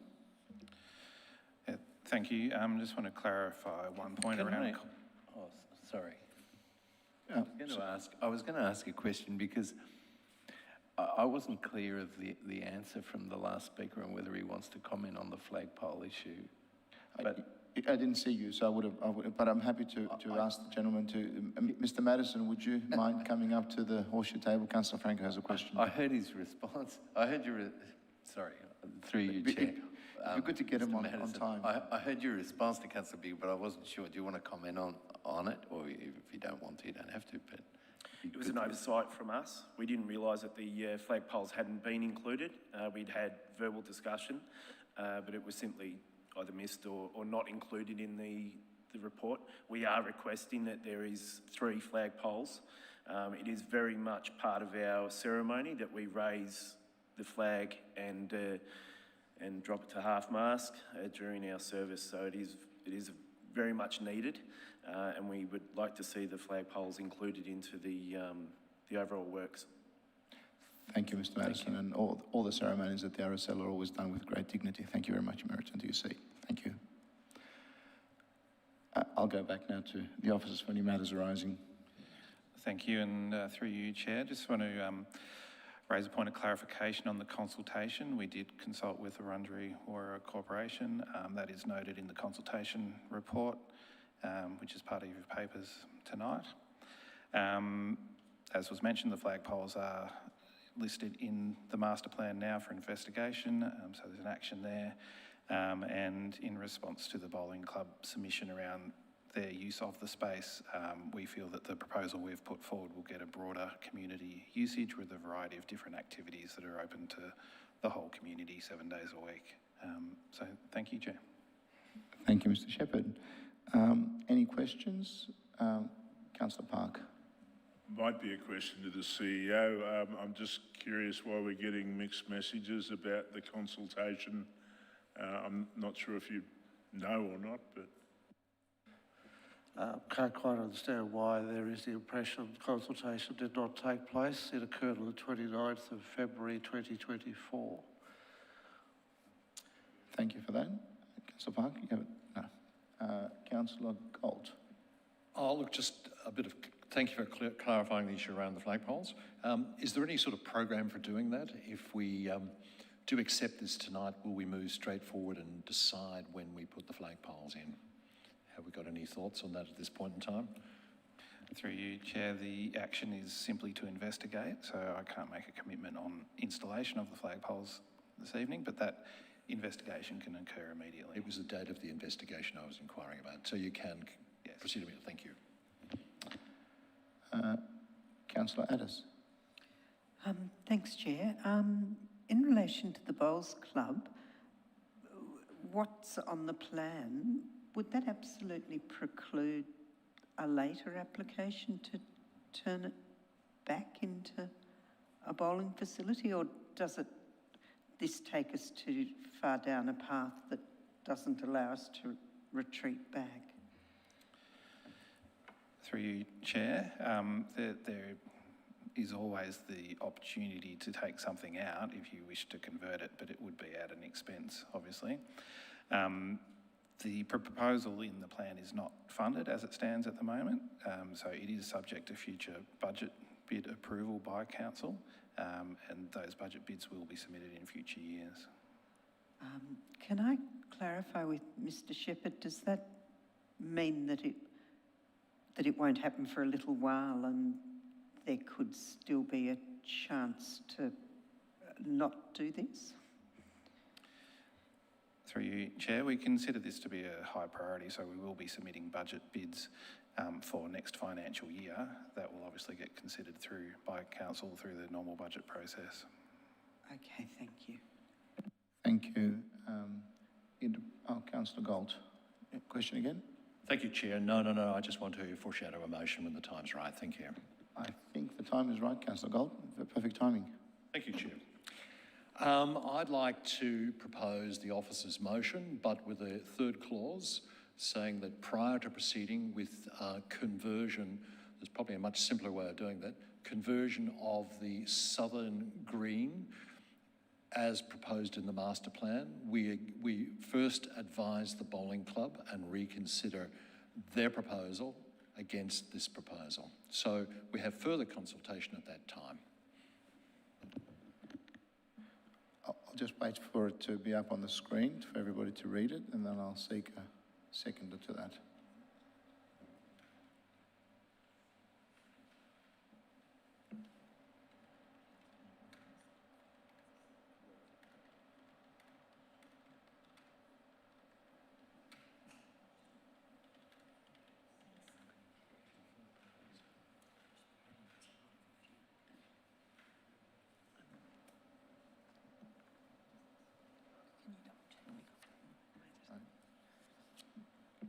Councillor Gold, you're comfortable with what you intended? Okay. Yeah, I think consult with the bowling club would be a better term there. So it's a two-way thing.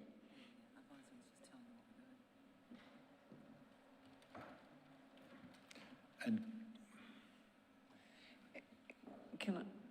am I able like to the ask? addition of that last bit. So council will first consult with the bowling club.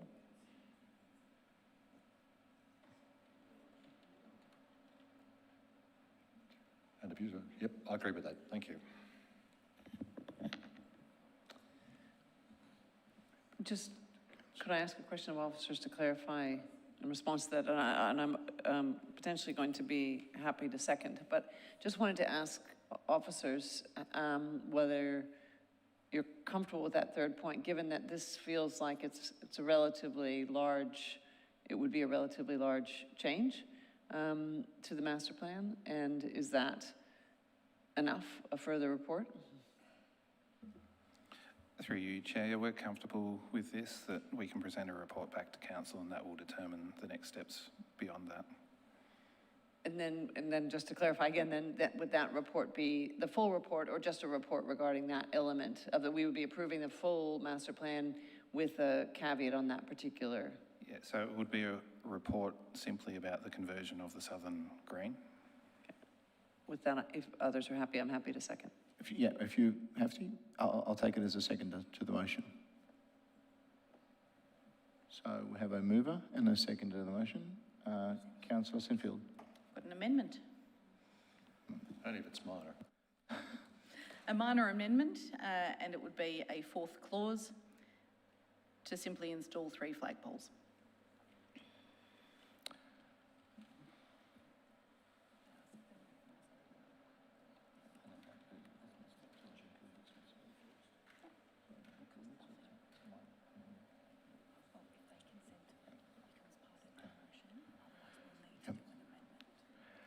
I will ask the mover and the seconder whether they're comfortable with that. Happy to accept that. It might need to say at the cenotaph, or words Might to need that to effect. say only 3 flagpoles too. In an agreed location. I'm going to wait for how it needs to be written, that officers understand what's intended. Within proximity to, or something.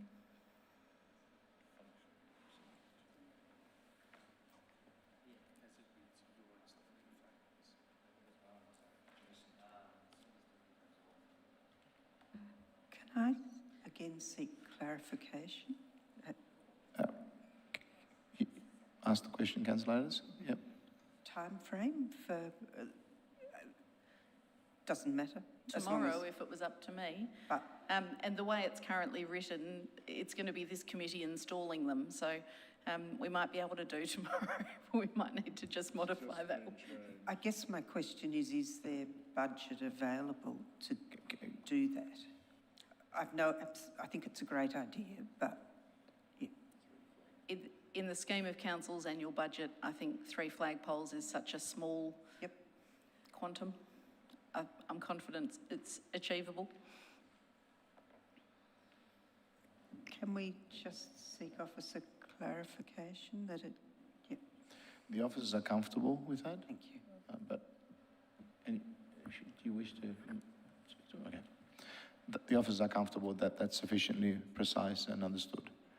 All right, the mover and the seconder. I've got a question of clarification regarding item 3 for the officers. Thank you, Councillor Watson. One moment, because the officers please, ask the question. Thank you very much, Chair. With regard to item 3, have council officers spoken to the bowling club and communicated our thinking to them, or is what was presented tonight a surprise? Thank you, and through you, Chair. We have spoken to the club on a number of occasions. We've received 2 written submissions from them. As was mentioned by the President tonight, they're well aware of the master plan and been in conversation with us throughout its development. So their submission tonight was not a surprise to us. Okay, then I guess my next point of clarification would be to the mover on what's the point of item 3 if the club has been spoken to at great length and their views have been considered. Councillor Watson, I think we're moving into debate now. I think that there's no well, longer my clarification. question It is a motion. It's been seconded and it's been accepted. So Yes, I'm not sure that this is the time. You can oppose it if you want it, but could you seek advice from governance about my point of clarification, because we've diverged? I have. It's because of governance advice that we think that we're veering off the just mere clarifying. All right. Thank you. Chair, I have an amendment to delete clause 3 and renumber clause 4 to 3.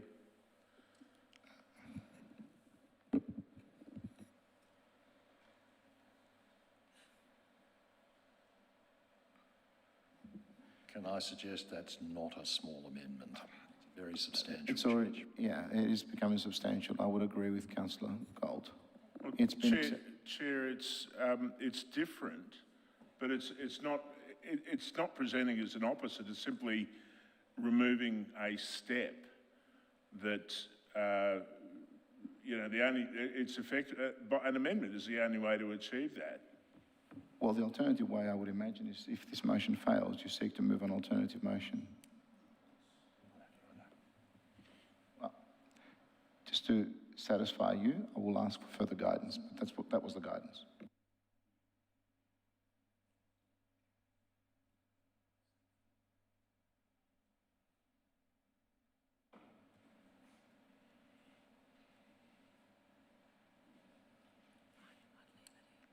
Leave it in. I'm not going to change it.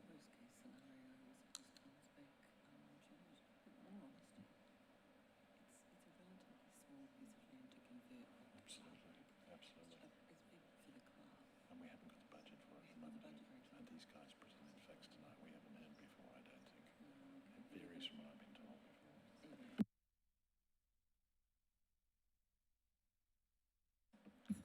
Chair, in support of what I've said, I draw attention to clause 28.3 of the governance rules. Thank you, Councillor Councillor Park. I will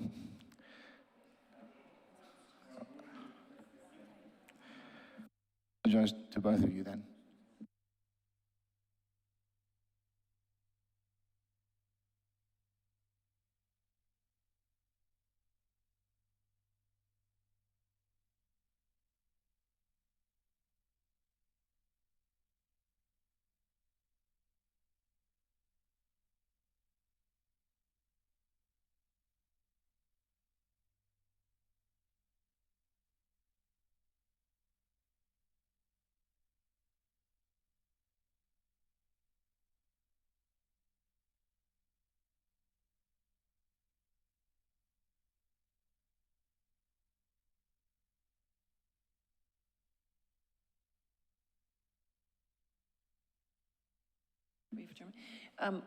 Chair, could I suggest we just have a 5-minute adjournment to have these conversations to clarify? Is that possible? We don't need an adjournment. We've got clarity on this. So, Councillor Park, I believe you are right that we can make an amendment, and as long as there's a mover and a seconder, because it won't actually change the ultimate outcomes. So, if there's a mover and a seconder, I will accept the amendment that you seek. Can I still ask for an adjournment to have a discussion? Not on that particular point. Is there a seconder? Yep. There is a seconder. Okay. Can we accept it as a seconder first, so it's an actual amendment, and then we can do the procedural? I will go sequentially and accept whether that Councillor Park's amendment is accepted by the mover and the seconder, and then once we've settled that, we move into Councillor Biggers. Can I say this is inconsistent with what happened in the previous item, where I attempted to remove a report and leave the 30% in, but was told I couldn't do it. This is almost a repeat, but in reverse. Thank you. So now you want to move the procedural and adjourn. Yeah. You want to move the procedural? He said he's going to come back to me. So, Councillor Bigger, you may move your procedural motion to adjourn, and then I'll seek a seconder. So, Councillor I'm seconding Franco. the motion. Okay. Anybody opposed to that? No opposition. I put the motion to the vote to adjourn. Thank you, councillors. Thank you, councillors. So we're now back in full meeting mode. Thank you. Just as a summary, we are now in a position to debate the amended motion. And I'm going to ask now if there's anybody in opposition to the amendment.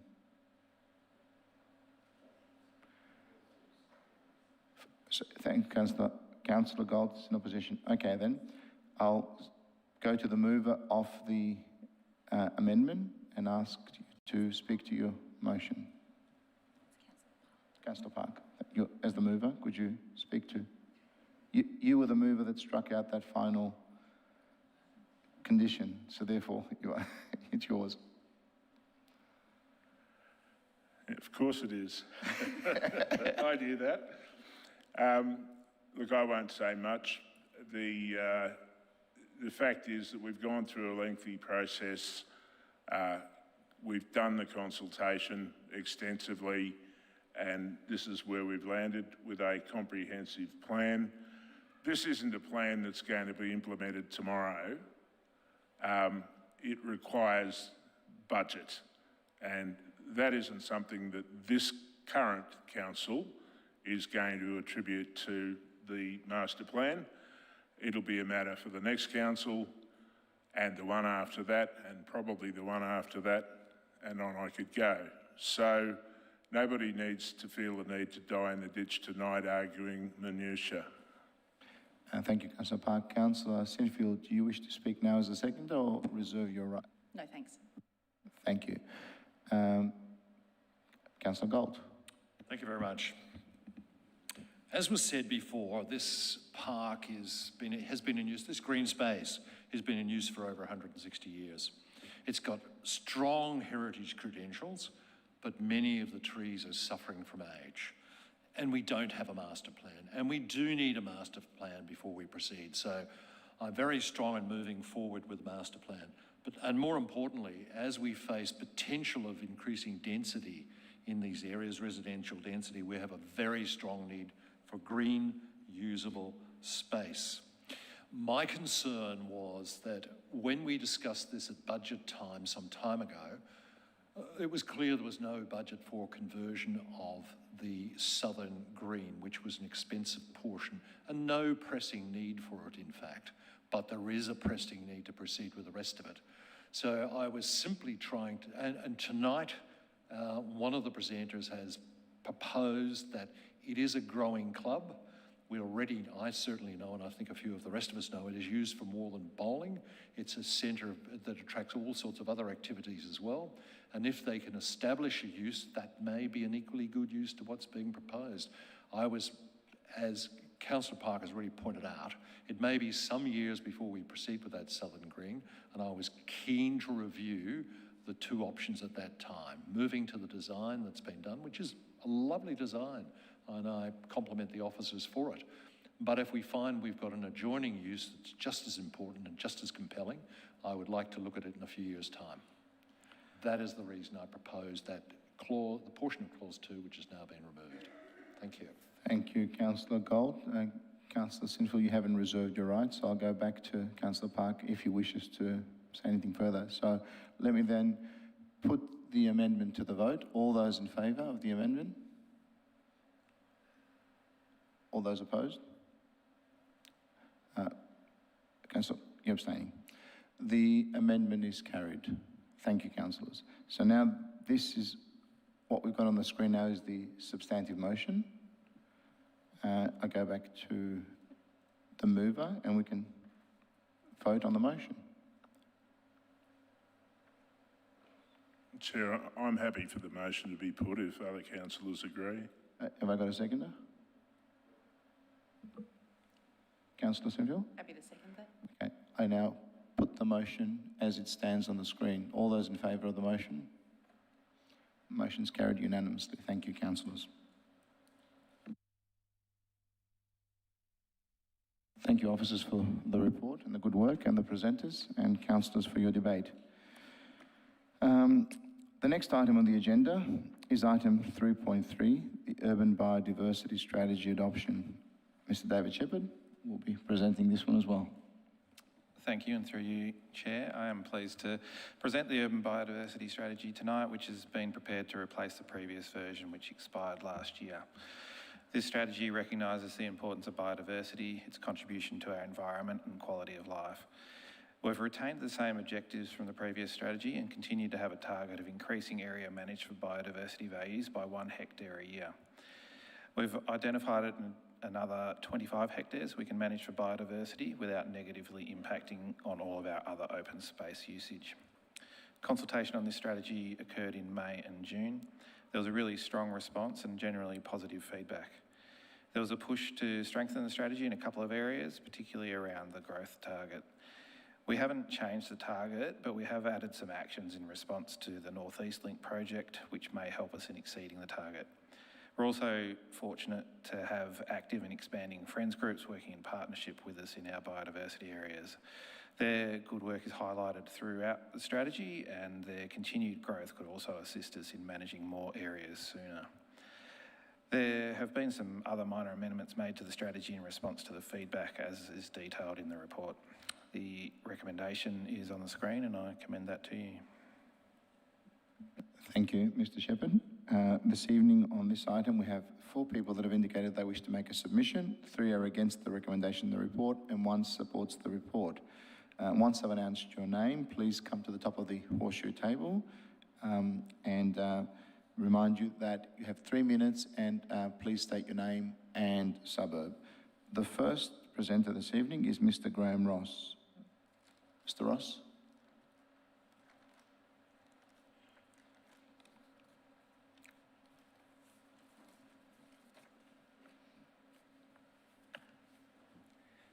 Good evening again. My name's Graham Ross. I'm a resident of Camberwell, and I'm representing the Kyung-Kut Alliance.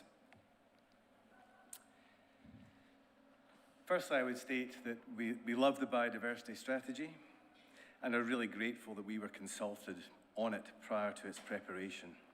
So there's huge consensus between our organisation and what's being put forward. The council team are an amazing group of individuals who have the skills to deliver an ambitious strategy. But we need this to be more ambitious, especially in light of the loss of the North East Link. And David, you've mentioned that there's some else in train which may help compensate with that, which is encouraging to hear. Looking at the action and implementation of the 1 hectare target, it appears between 20 and 50% of the yearly targets over the first few years appear to be achieved through community input, albeit with council offering some support at varying degrees, which I would have to say again has been fantastic over the last 1.5 to 2 years, has been particularly appreciated. And this needs to be accounted for separately, in our opinion. This would ensure transparency and to provide comfort to volunteers that there is additionality, that they're getting up in the morning and they're doing work which is in excess of what the council are hoping to do. That's what gets these people motivated to get their hands dirty. So my hope is that in the first 6 months of the new council, a workshop could be organised to establish how the public's contribution can be accounted for. Words are nice, but seeing figures and facts and targets would be really something to work towards. Also, we believe that the target of 1 hectare needs to be raised to 1.35 hectares, which again, we think reflects that additionality that the public are providing. We do feel that in the first year, there should be a comprehensive review by the new council of both strategies in consultation with the stakeholders from the public.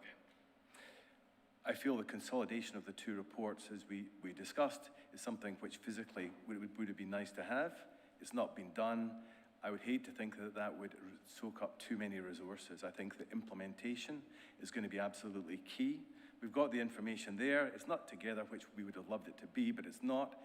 Let's not delay this any longer. Let's press ahead and start to get this happening. It's far too important to delay. That's my submission. Thank you. Thank you, Mr. Ross. Well within time. Councillors, any questions? Councillor Gillies. Just a quick one. Thank you, Mr. Ross. You mentioned the volunteers, and your organisation is a big plays a big role in that. Could you just expand a little bit, please, for us on the numbers, the type of work they do, and what you see as appropriate recognition of that work? Yes, well, I used an example of a new group which started up probably 18 months ago called ACBC, Ashburton Creek Biodiversity Crew, and we have heavily borrowed the ACDC logo, which could cause issues. But this group has gone from a situation where we've had 1 or 2 members to now having a group of about 22 in the group. And for example, last week we had 13 volunteers going down to Ashburton Creek to spend 2 hours planting, weeding, preparing. That happens every week. So that costed over a year is basically about $60,000 worth of, if you like, free labour. Again, the motivation is this additionality. If they don't think that they're making a difference and doing over and above what the council are doing, and they pretty much all think that you guys are producing 1 hectare of biodiversity every year, and that what they are doing is above that. So that's what I think we need to aim for, and there needs to be transparency in terms of doing that. And I think the council should be happy to do that, working forward in terms of how we work forward, how we work together. The brilliant team that we've got in the biodiversity team with council. So we look forward to an opportunity to sit down and discuss how that might look. Thank you, Chair. And you flagged a suggestion of a workshop too, did you not? Yeah. All right. Thank you very much. Thanks, Thank Chair. you, Councillor Gillis. Thank you, Mr. Ross. Councillor Franco, you have a question, Mr. Ross. Thank you, Graham. I just want to be specific, so the 2 changes you're seeking are, 1, a workshop or similar, and an increase in the target to 1.35 hectares. Is that correct? Yeah.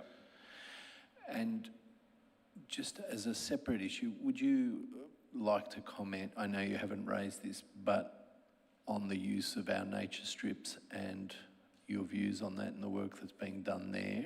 Because you've mentioned the friends groups, but I know that that's an area of significant and it's effort as well. It's also a really good opportunity for us to promote the community group, community involvement, promote council. As we've discussed before, these areas, I think, account for, 30% of public open space? So they can play a huge role in terms of biodiversity. We've got pollinator pathways, all these, pardon the pun, buzzwords. They can play a role in urban water-sensitive design. So all these different opportunities to engage with the public and get them along, they're a huge resource. And people, especially with groups like the Urban Guerrillas, we're dealing with a youth group who, out of Deakin University, are doing some amazing re-veg work. And we had a planting last Sunday, yesterday, with 70 people turning up to do that, a lot of them young people. And the benefits to mental health are huge.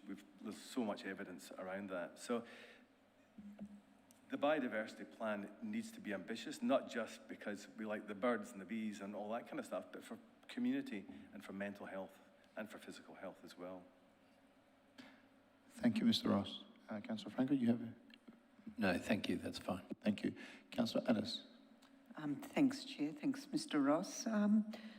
So planting out a nature strip, does that then make it a biodiversity site? I imagine it has to be to a certain standard. Yeah, I mean, as I say, they're pollinator pathways. It's not, you won't find koalas or wombats going up and down, but they play an important role in terms of insects. So you get native insects and you get small skinks and things, which is great for bird life. Also, it's kind of, it discourages noisy miners who love our nature strips and our lollipop parks with trees with no foliage and understory underneath. And it follows through on the great work that's again been done by council with the nature strip policy that's been provided. So it's all there set to go, and we've got a long list of people who want to do it and see value in it. So can I just confirm that you would then count that as part of the 0.35 hectares? I'm just trying to get a sense of how... Yeah, I see the nature strip thing as really good in terms of connecting with community and educating and talking to them about biodiversity and trees and everything else. It's hard yakka to do that, and they're relatively small sections of land. Much better to get the decent amounts of land that council can get their hands on and do those and get those economies of scale. So yeah, the nature strips are an important part, but they are not the biggest part. So you wouldn't count them as part of the... I mean, we could, but again, they're a very small component. Okay, thank you. Thank you, Councillor Addis. And Mr. Ross, we've exhausted the questions. You may return to the gallery. Thank you very much for your presentation this evening. The next presenter this evening is Professor Tim Entwistle. If you could proceed to the horseshoe table. It's 3 minutes, and if you could start with your name and suburb again. Formalities, unfortunately. Sure. Tim Entwistle from Glen Iris. And again, a really admirable initiative, and I note the strong community support for the strategy and would encourage its adoption, but with some amendments. And as with the trees and as with the previous speaker, I would suggest an aggressively ambitious target, but a real target. I think that is a word to be careful of using, is worth pursuing here. And again, a legacy to be proud of alongside the other targets we have in this area for urban planning.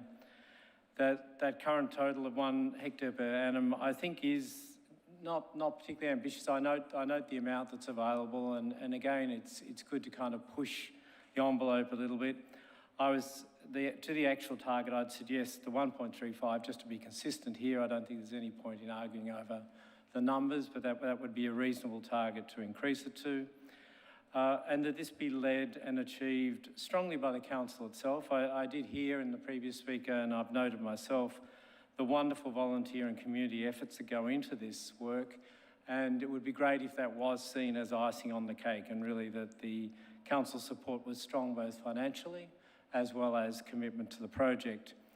And I'd suggest perhaps more communication around this as well, to the amenity and health benefits that the local community might help to get that take up, and certainly given that sort of slightly limited response to support I noticed for the increase. I think it was 10% of people suggesting they wanted an increase. And the reasons are outlined in the report, but it definitely improves the integrity and functioning of waterways and catchments. And that whole idea of creating pollinator corridors through the suburbs, and I think that's where nature strips are part of that, could be really strongly communicated and be communicated more often. And they are different qualities of biodiversity, just taking up the point of the previous questions.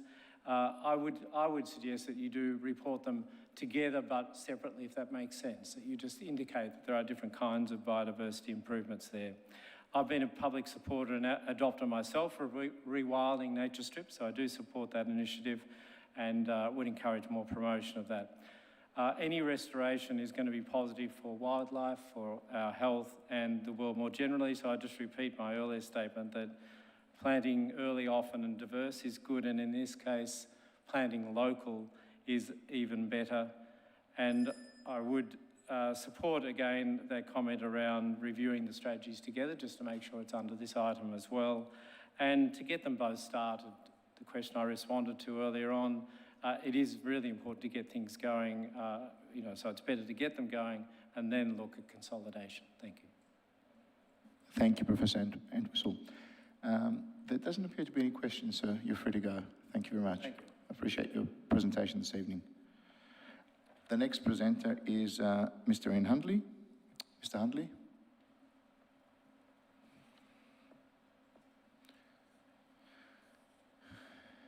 If you can again proceed with your name and suburb, please. Thank you, Chair. Thank you, councillors. Ian Hundley, still in North Balwyn. I'm glad to see the positive words about the Friends groups. As a participant in one of them, there is scope, I think, to enhance the roles of these groups, both in work within parks and also a more pronounced educative role in the community at large. It's something that I think that would be worth workshopping.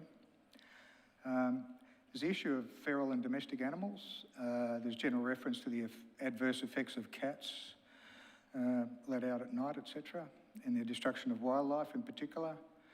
And several years ago, I proposed that there be regulatory controls in relation to the cat population, domestic cat population, but didn't get any purchase at that stage. I think it's something that should be revisited. It's noteworthy that the Commonwealth now appears active in relation to this issue in relation to domestic and feral cats. Speaking of, as a resident of North Balwyn, or Balwyn North, foxes also appear to me to be more prevalent in the municipality now as well. In relation to community education generally, there's an action item to update the website with information about locally suitable plant species. I believe again that there needs to be more on the ground activity and engagement with people that might normally be interested in these things. I think websites are things that people go to that sort of already know things and are interested. We need greater buy-in than that, I think. In the area in which I live, the Balwyn North Glass Creek corridor is significant, and I would like to see that area given higher priority. It's a very large area of open space. It includes Jacker Street Reserve, Gordon Barnard Reserve, Hislop Park, McLean Myrtle Park, Stradbroke Park and Hayes Paddock. There is some action at Stradbroke and Hayes Paddock proposed, but nothing as far as I can see in the parks in Balwyn North. In fact, I think there's a prospect for deterioration with the incremental rollout of the cycleway through all these parks, with lighting a possibility. The fenced dog park in Gordon Barnard Reserve, I think, has had a negative impact environmentally. Trees are suffering from soil compaction, and bird life previously ever present has declined. 4 other trees have also recently been removed in that area near Jacker Street. The further ramping up of nighttime sporting activity right through this corridor, I think, would also be detrimental to wildlife and biodiversity generally. There have been noticeable insectivorous attacks on canopy trees in Myrtle Park, which may be arrested by the growing of lower level shrubbery, which was mentioned earlier. But as far as I can see from advice that's come forward, that there's no appetite for the council to do that. So in summary, that's my general observations. Thank you, Chair, and thank you, councillors, in relation to this proposed strategy. Thank you, Mr. Hundley. There appears to be no questions, Mr. Hundley, so you're free to go back to the gallery. I appreciate your presentation this evening. Thank you very much. Thank you. The next and final speaker for this topic is Ms. Julie Malhosa. If you could proceed to the horseshoe table, please, and start by your name again and suburb as the formalities require. Thank you. My name is Julie Mulhauser. I'm a resident of Canterbury, and thank you for the opportunity to speak tonight. The biodiversity strategy is a welcome strategy. However, I do have some suggestions for improvement. It was my understanding that the biodiversity and tree canopy strategy were to be an urban greening strategy, and it would also be my observation that the... Excuse me, Chair, could I just ask you to pull the microphone for everyone in the gallery as well? Just you can even pull it towards you, so to speak right into it. That would be great. Thank you. Thank you. That there have been practical effects of lack of integration between the two in the past. I'd just like to draw your attention to Belmont Park in Deep Dean. It's a biodiverse site that I've lived nearby for 24 years. It actually has pre-settlement trees and a very large stand of river red gums. The previous biodiversity strategy identified 3 threats to the park, and that was eucalypt dieback disease due to possum psyllids, leaf skeletalizers, leaf miners, drought stress, and that noisy miners chasing away the smaller bird species exacerbated the tree dieback. The 2003 report recommended that there be additional planting of Indigenous shrubs in moderately dense blocks in order to encourage these insectivorous bird species. In the intervening 21 years, you can see from the image above, that hasn't happened. Recently, there has been tree planting happening in the park, which my understanding was that there wasn't coordination with the biodiversity team managing the park. So I think that's an example of where the lack of integration in implementation has had an unintended negative effect that could be improved by referring to the complementary strategies, so in this case the tree strategy, within the implementation action plan. The other thing I'd like to mention briefly is that I'm a member of Balwyn Rotary and participate in their biodiverse nature strips. And it would be my understanding that the biodiverse nature strip strategy it should be coming up for review and vote soon. Thank you. Thank you, Ms. Mulhauser. Councillor Hollingsworth, please. Thank you, Chair. Thank you, Ms. Mulhauser, for your presentation. With the Belmont Park in Deepdene, I'll be honest, I'm not that familiar with it. Is there a Friends group involved with working with Council's biodiversity team with this group? Not to my knowledge. No. Something I might chat to the officers later of whether there could be an opportunity for a Friends group to be involved with it. But the matters that you just spoke about, they've been identified, but you're saying they haven't been actioned yet, so we need to get them on an action list, is that what? So that was the 2003 inventory that was done of flora and fauna. It was very extensive inventory of the municipality. And this was identified as a biodiverse site of local significance, so quite a high level.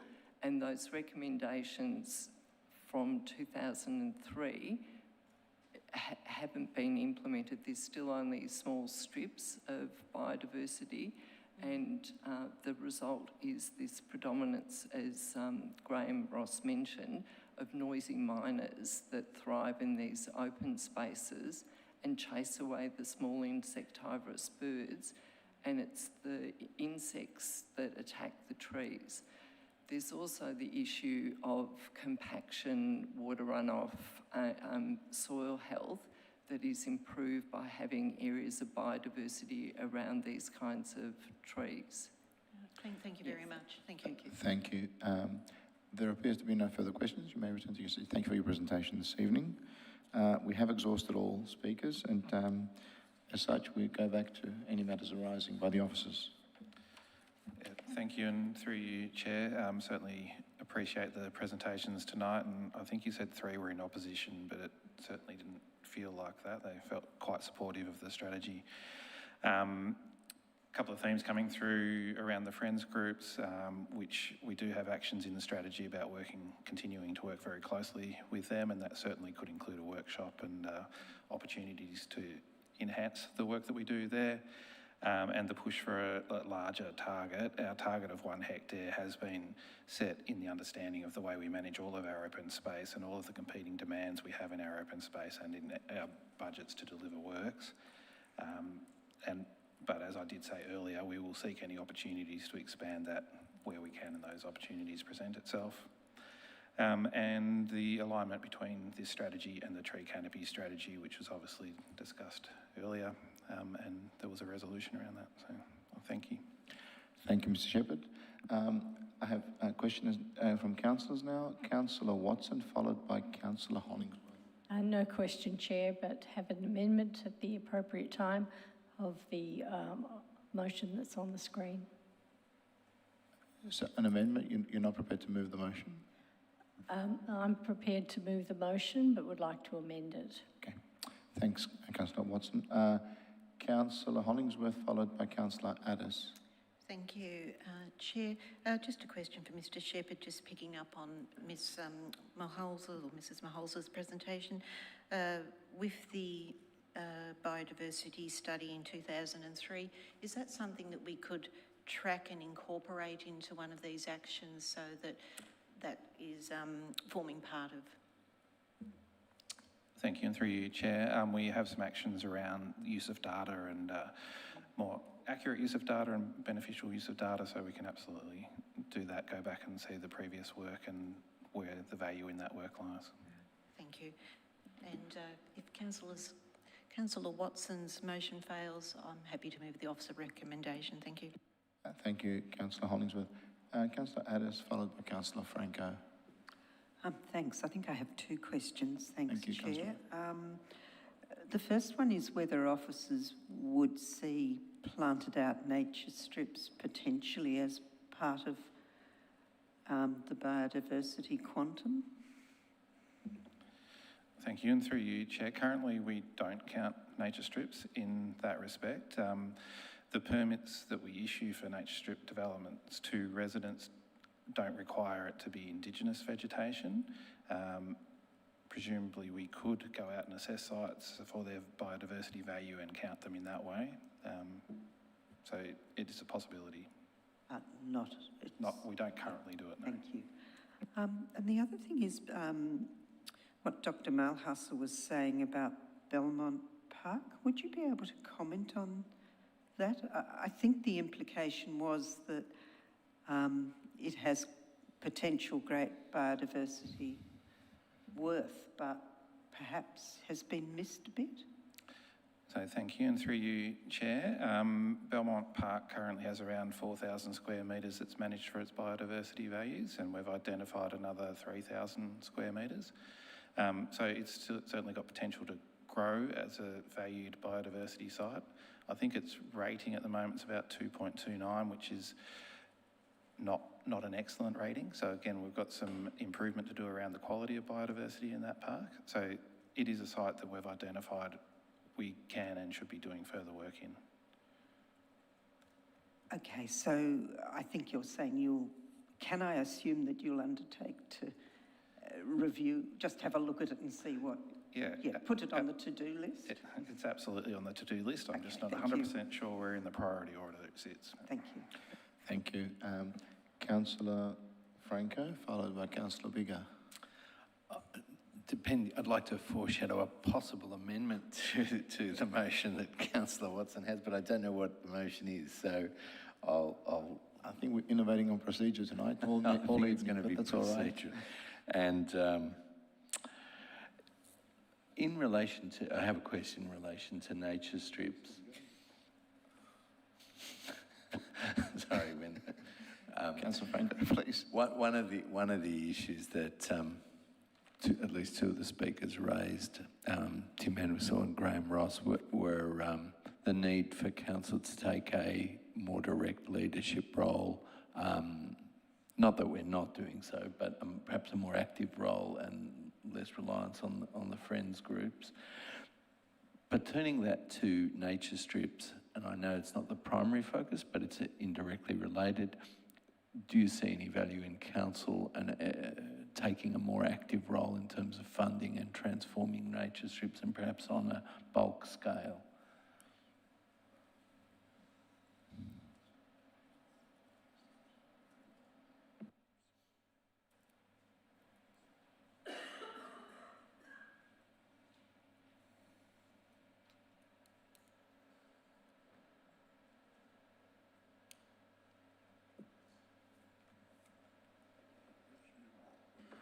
Perhaps while Mr Shepherd is thinking, I might just mention that I think if you were going to lead in that direction, it would be very important to get a further report on the implications of doing that, because there would be very significant costs attached both to installation and maintenance when you're thinking about so many individual pockets, if you like, of work that might involve. So I'm not putting an argument against it. In fact, as you know, we already allow planting on nature strips, and the community can take it up at its leisure to meet the requirements which we have.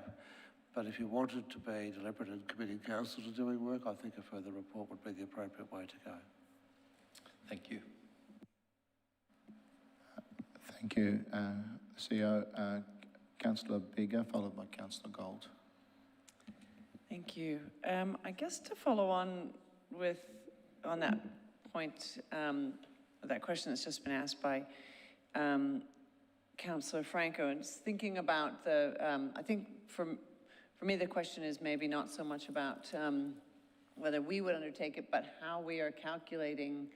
I mean, I think what I've heard both in the report and from submitters tonight is that all additional biodiversity is good biodiversity. The question for us, to some extent, is, but is what is our target and what is included in that target, and which of that is, should we be while we applaud all improvements and increase in biodiversity, should we be saying basically that if we have a target of 1 hectare or 1.35 hectares, that is what council manages? And I suppose that's a bit of a complication with the nature strips, because it's not necessarily council managed. And also you raised the issue about the what's planted there or what's not. But I guess my question to you is whether or not we currently are only putting in the target what council manages for biodiversity. Yes, thank you, Chair. So that is what is in this strategy, is what council manages on council managed land. So not the nature strips. Okay, putting aside the nature strips, and what about when it comes to public land or council-owned land that's managed by friends groups, for instance, as was mentioned by Mr. Ross? Yeah, friends groups we support strongly. So all of that land has council activity undertaken on it with the assistance of friends groups. So that is counted in this strategy in that 1 hectare target at the moment.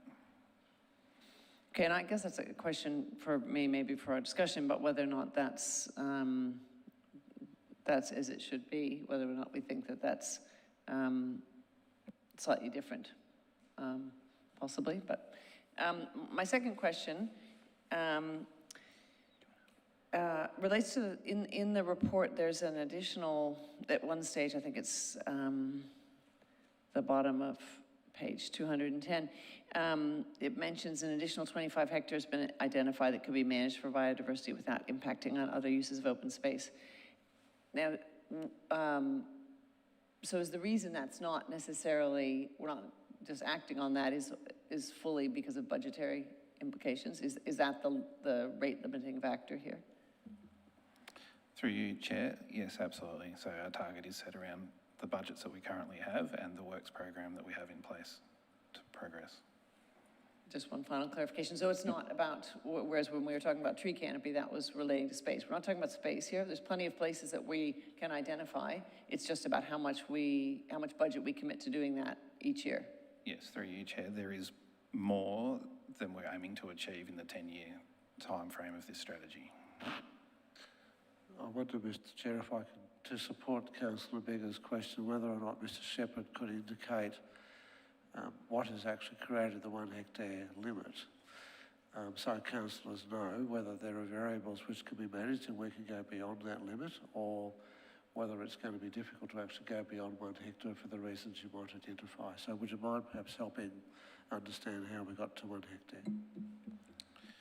The 1 hectare has been set based on the budgets that we have available to us to deliver the works. So it's a 4-year cycle to create that space through the preparation of the site before it gets planted out and then maintained to gain that 1 hectare. So, but it is primarily financial and budgetary.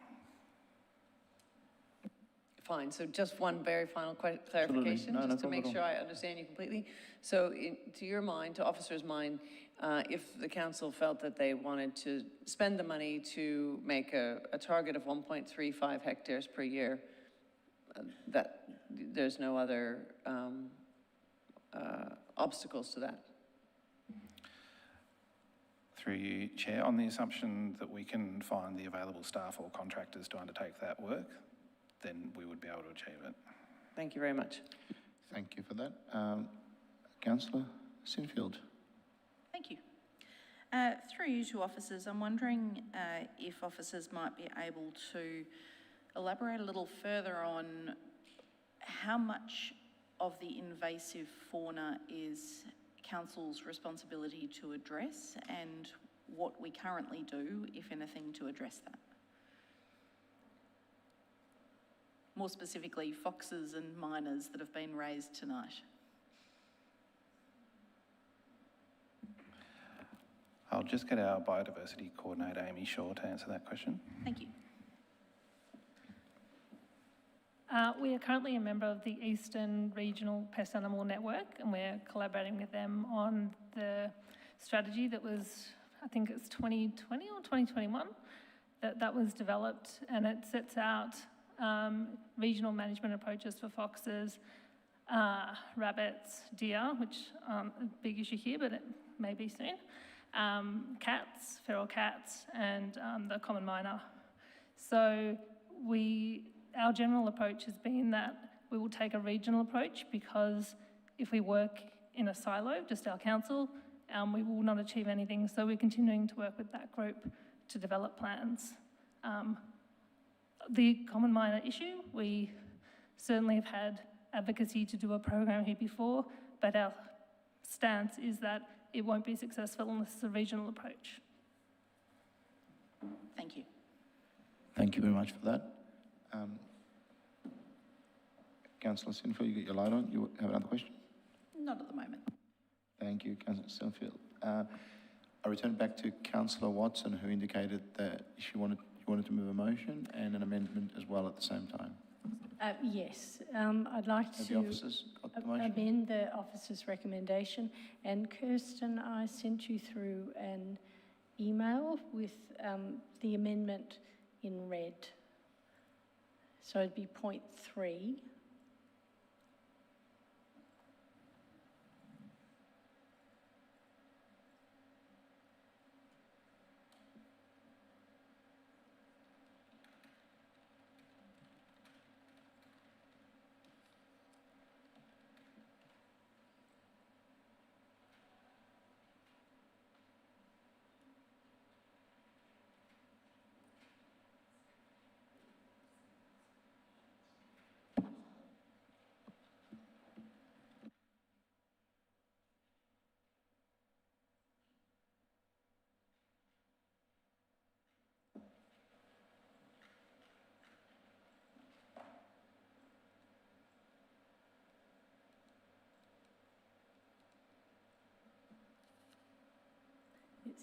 That's my motion. I'll just leave it there and let councillors digest it and...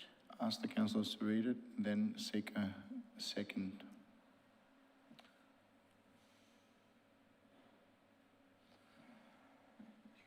Clarification question. Councillor? Would Yes. the mover, is the mover wedded to the word aspirational, or would the mover consider removing the word aspirational?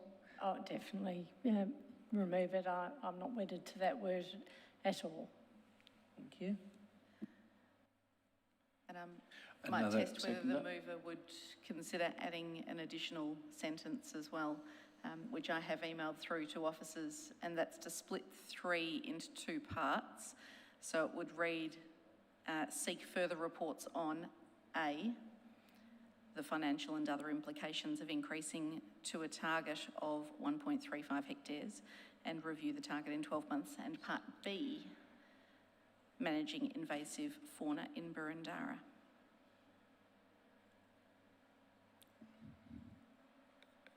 I'll just wait until it gets up onto the screen. I'm happy with those amendments. You could take away the bit in brackets at the end, foxes and miners. That was just there to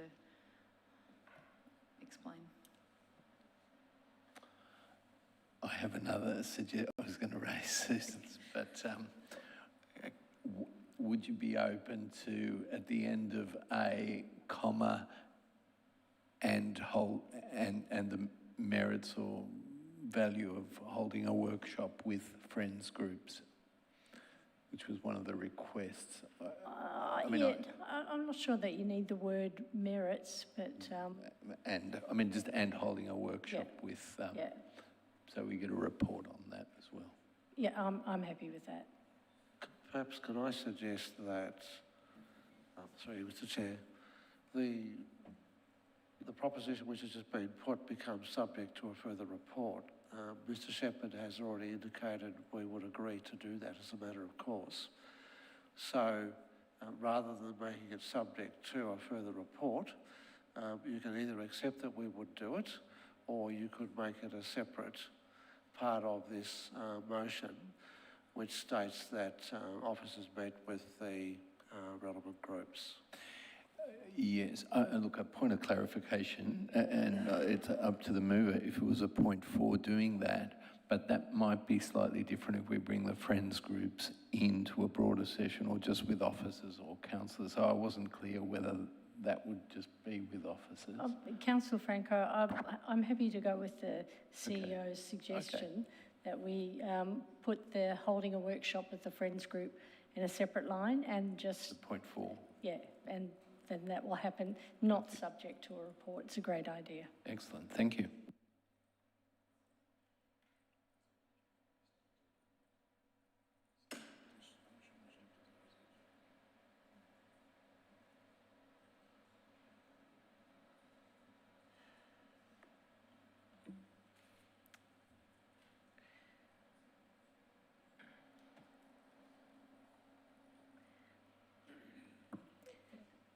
Perhaps I could suggest one additional word with the park friends groups to make that clear. There was a further suggestion by Councillor Watson that we include the word, yeah. Yeah. Otherwise you never know what we'll end up with.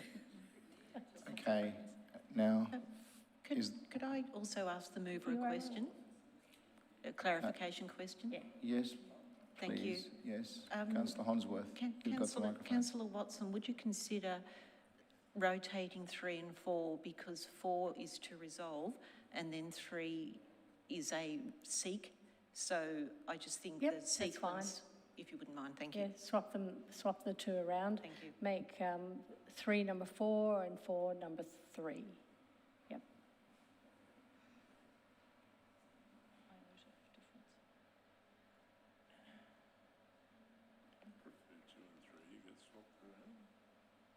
Can we put one last? In fact, can we just delete one? I'll make 2, 1, 3, 2, and 4,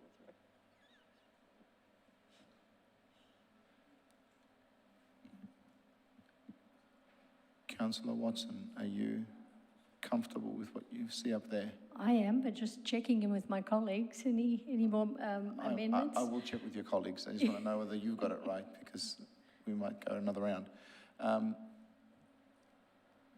Councillors, are you comfortable with what you see up there, or do you want any clarifying questions before we move further? Councillor, Bigger. I'm just happy to second if there's not a seconder. Oh, there is one? Councillor Sinfield's ahead. Actually, I've got an additional suggestion. I've got a query first. Okay, Councillor. I want to know if Councillor Park's happy with the apostrophe in Parks. Well, I think that probably deserves suspension of standing orders there, Councillor. Yeah, there would be a diatribe on grammar, I'm sure.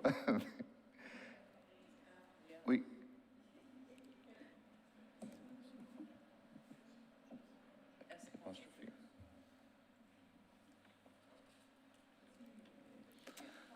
Okay. I have one final suggestion. Clarification?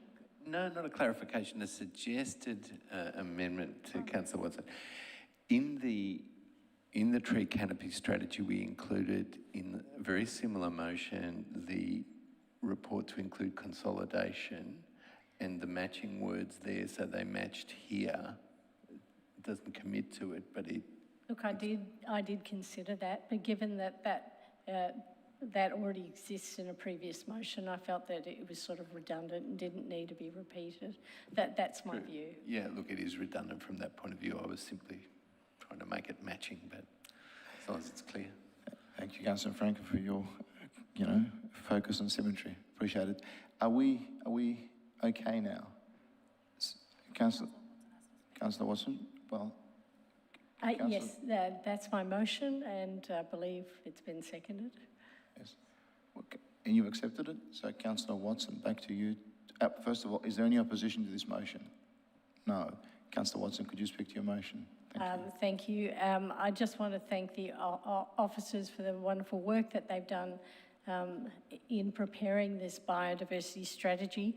And I thank the community for coming in, and we feel that the love and passion that they have for this particular topic, and the love they have for the beautiful place that we live. I also want to thank my colleagues for the very constructive amendments that have been made to this motion. I think it's a better motion, and particularly like the suggestion made by Councillor Franco that the officers hold a workshop with the Parks Friends group.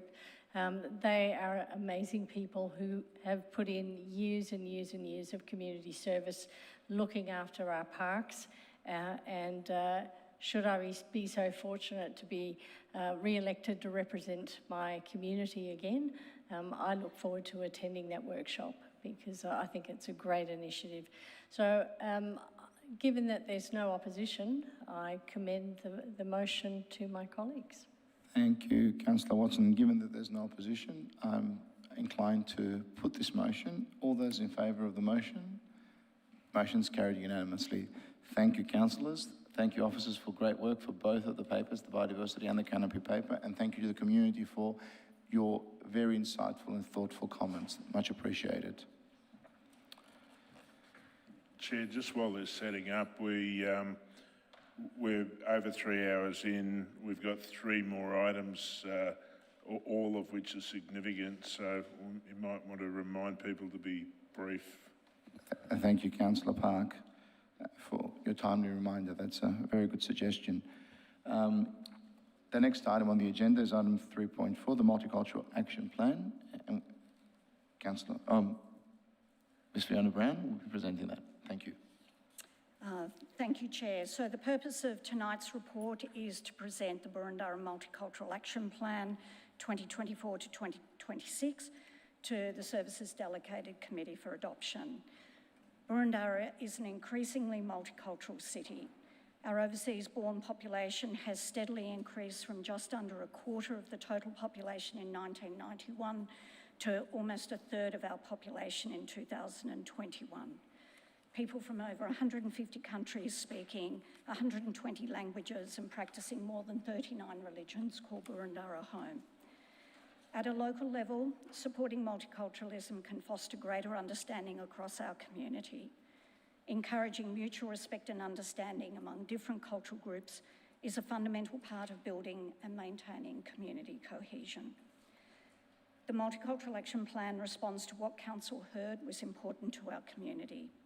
It was based on 2 stages of community consultation. The first stage comprised a community survey, an organisation workshops and meetings where we heard from 294 people. This informed the development of the draft plan.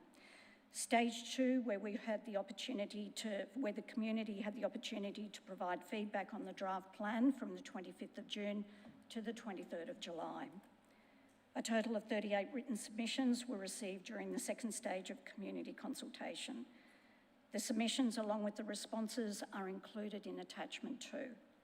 Verbal feedback was also provided to council officers on the draft plan when they attended groups such as the multicultural seniors groups, the bilingual play groups, and English conversation classes to raise awareness of the opportunity to comment on the draft plan. The feedback received has been reviewed and suggested changes have been incorporated into the plan in attachment 1 or taken on notice to inform the implementation of the actions in the plan. The feedback was mostly consistent with feedback received during the community consultation last year or was operational in nature. So the next steps following adoption, the plan will be available on Council's website. An event will be held early in 2025 to officially launch the plan. So you have the recommendation on the screen before you, which is number 1, to adopt the Multicultural Action Plan annexed as attachment 1, acknowledge the support and contribution of people from diverse communities and faith groups in the development of the plan, and thirdly, to thank the 38 community members for their submissions. Thank you. Thank you, Ms. Brown, for your presentation. We have 2 presenters this evening, 1 against the plan and 1 for. The first presenter, Mr. Lee Tan. Could you please proceed to the horseshoe table? Beg your pardon, Ms. Lee Tan.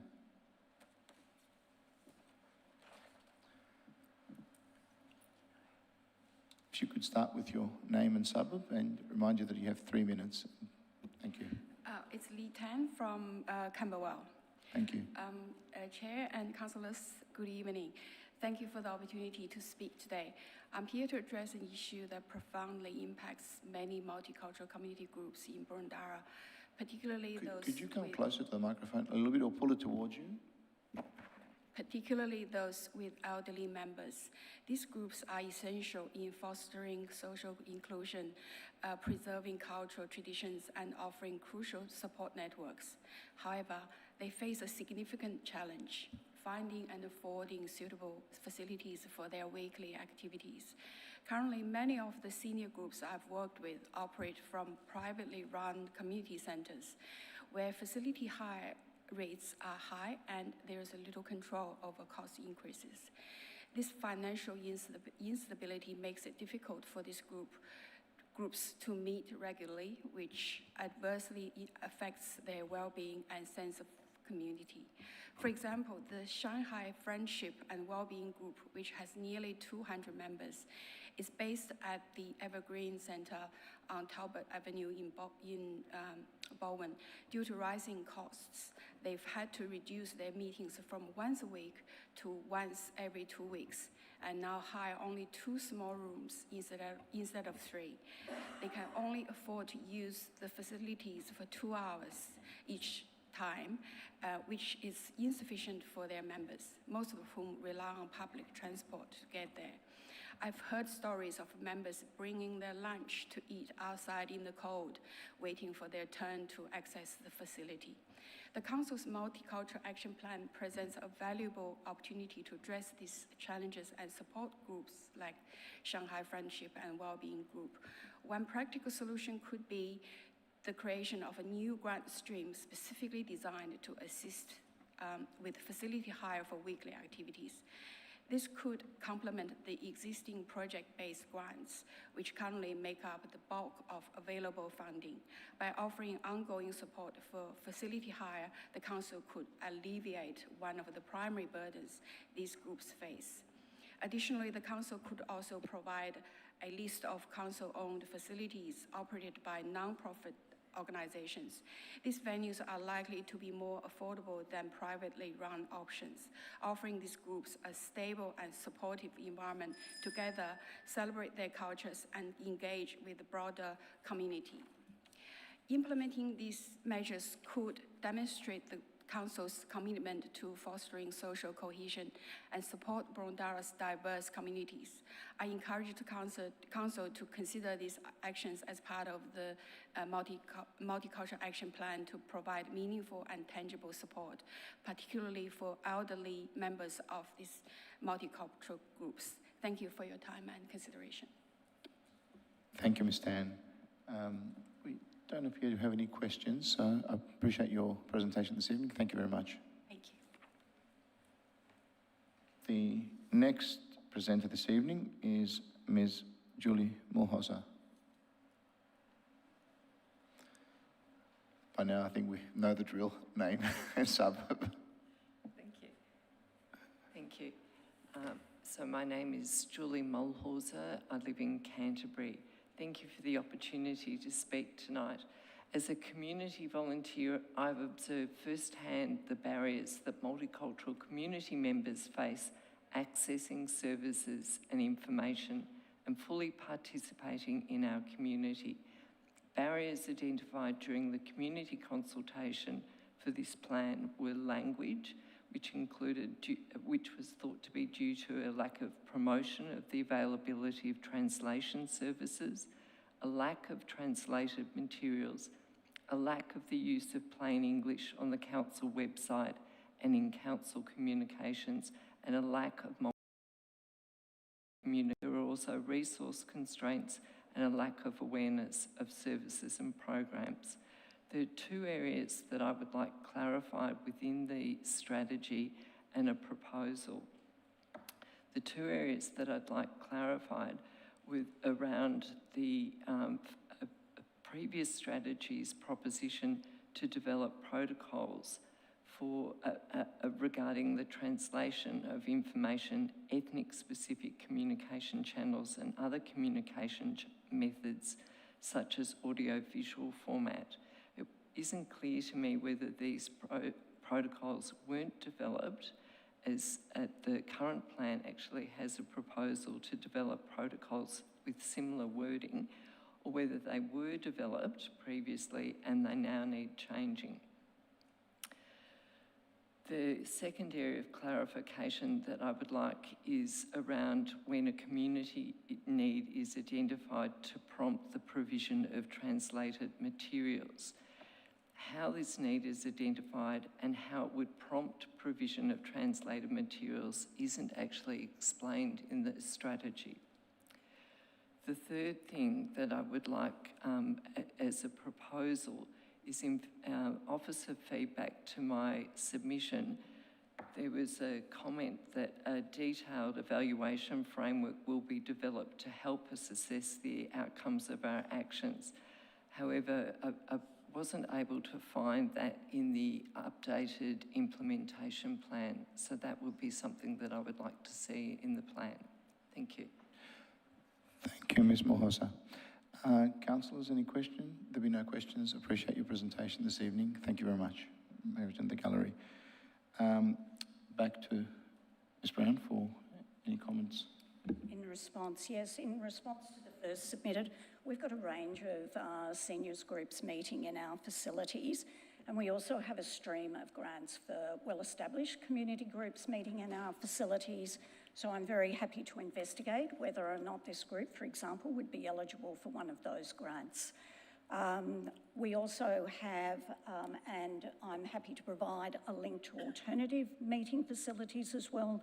The Balwyn Evergreen is not a council-managed facility, so they will determine the high rates themselves.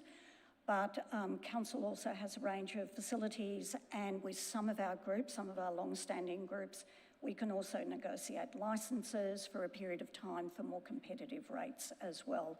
So I'd suggest that a meeting with that group would probably be the most appropriate next step to understand, because I'm certainly aware of a group having met at the Balwyn Evergreen for probably the last 15 years, and I just need to understand if this is the same group or we might be talking about another group. So that's the response to that. Moving on to the next submitter. In terms of translation and access to, if you like, the opportunity to contribute to the development of the plan, we had a survey that was available in 9 languages that people could use those languages to contribute their views for the plan, and that was certainly used, and that is a tool on our Engage website that is used for all of our consultations at present. We actually extensively promoted the plan through all of our networks to our various groups. That included in-person visits to our groups, and that was our seniors groups, it was our play groups, and it was also our English conversation classes in libraries. So we did promote it extensively. In relation to what are the prompts for us translating materials, we have about 50 pages on our website that are currently translated. What we're actually finding is that people are setting their browser to another language and coming onto our website, so there's actually greater use through changing the settings on browsers. In fact, the visits to our translated pages, some of them have been very low, and we're going to be reviewing that. There's actually a wealth of translated information that's also provided by other tiers of government that we can access, so we don't need to duplicate that. When we receive requests for translated information, we certainly provide that. An example recently has we've been asked to update our English conversation brochures, and we're going to be including that in a new language based on a request from the community, so we can certainly be flexible. And in terms of developing protocols, because it is an ever-evolving arena, it's something we need to be constantly monitoring. So we are working not just with our comms department, but also with our digital area to understand how people are in fact using our website, and then understanding exactly what it is that people would like translated in the written form. We certainly collect statistics on people who request the use of interpreters, and we're going to gather more information on the subject matter that they have interpreters for, because that will also assist us with translated materials. So there's many opportunities to consider what we need to translate. We're also very aware that blanket opportunities to translate, it's often about particular information. For example, I remember many years ago being offered asked for a translated version of a master plan that was 80 pages. And in fact, there were a series of questions that someone had, and we were very able to answer those. So it's really being very targeted in our approach and being able to be responsive. And as to the evaluation framework, that is something that is to be developed, and that will be developed in the first 12 months of the plan. And I think that's everything. Thank you, Ms Brown, for that. Any questions for the officers? Councillor Watson and... Thank you, Chair. No questions, but we're prepared to move the officer's recommendation at the appropriate time. Duly noted. And Councillor Hollingsworth, and sort of duly hearing Councillor Park's admonition as well. So, thank you. Just a question for Ms Brown. With Ms Tam's presentation, just wanted to find out if you've actually got her email address and phone number recorded, or whether you could get that information so you could put her in contact with people that can provide that information to her that you articulated. Absolutely. Just while Ms Tam's here before she leaves, thank you. And the other question was just, is this policy to be reviewed in 2 years' time? Yes, it is. Yes, it will be. It's a 2-year plan, and we've done it so that we can realign with the new BCP. Thank you. And my other questions with regard to commitment to continuous improvement, you've already addressed all of that. Thank you. thank you, Councillor Hollingsworth. Councillor Addis, followed by Councillor Franco. Thanks very much, Chair. My understanding is that the two speakers were probably addressing rather similar things. And what I heard in the answers was that you essentially are able to do all those things, but do we need to include in this plan, for example, links to where places are available to rent? Because I believe we do have lists of that. Whether there needs to be a little addition to the plan somewhere that says, you know, 4 places to rent, here's where you go. And likewise, whether there needs to be some mention in it about opportunities for grants. Now, if that is the case, I'm then asking, can you make those little changes, or do we need to alter the the motion to include them, if they're possible? Yes, we could definitely include that in the plan, but I'm also wondering if, in fact, the most appropriate place could be on pages that relate to support for multicultural groups, so that it's perhaps in a logical place on the website. Oh, so not in the... We don't need to mention it in the plan, you're thinking? There'd be a place to... I think what I'm trying to understand is whether the motion needs to include the opportunity to make those changes, or whether they can be made without being noted in the motion. A lot of that information might be quite dynamic, so new spaces become available, etc. So I think that's probably information we can put on the website under it, with a couple of different sort of things that link people to it, whether it's through multicultural, whether it's through grants. I think that's probably a better way to do it, rather than through a policy action plan document, which is a static document. So is there somewhere, sorry to labour this, but is there somewhere in the plan the suggestion that people look at certain places in... Because, I mean, what I'm understanding is that when people read this, they had some problems that they didn't feel were addressed by this. So most people access what we're doing in terms of multiculturalism through going to things like our website, finding out about it through our newsletters, not through looking for a policy document. So I think the communication piece is really critical, and that's, if I understand, that's what you're talking to, and I think that's what we'll focus on in terms of how we make information about what services we provide available to our community, not through finessing a policy and action plan. And one of our themes is accessibility and participation. Another theme is communication and welcoming environments. So there are initiatives under those which talk to this, but actually the place to do the work is in the tools that we have, not in the policy itself. Okay, so if I can just clarify that you're confident that that you can respond to the concerns we've heard without needing to... Okay, fair enough. I think that's, yep.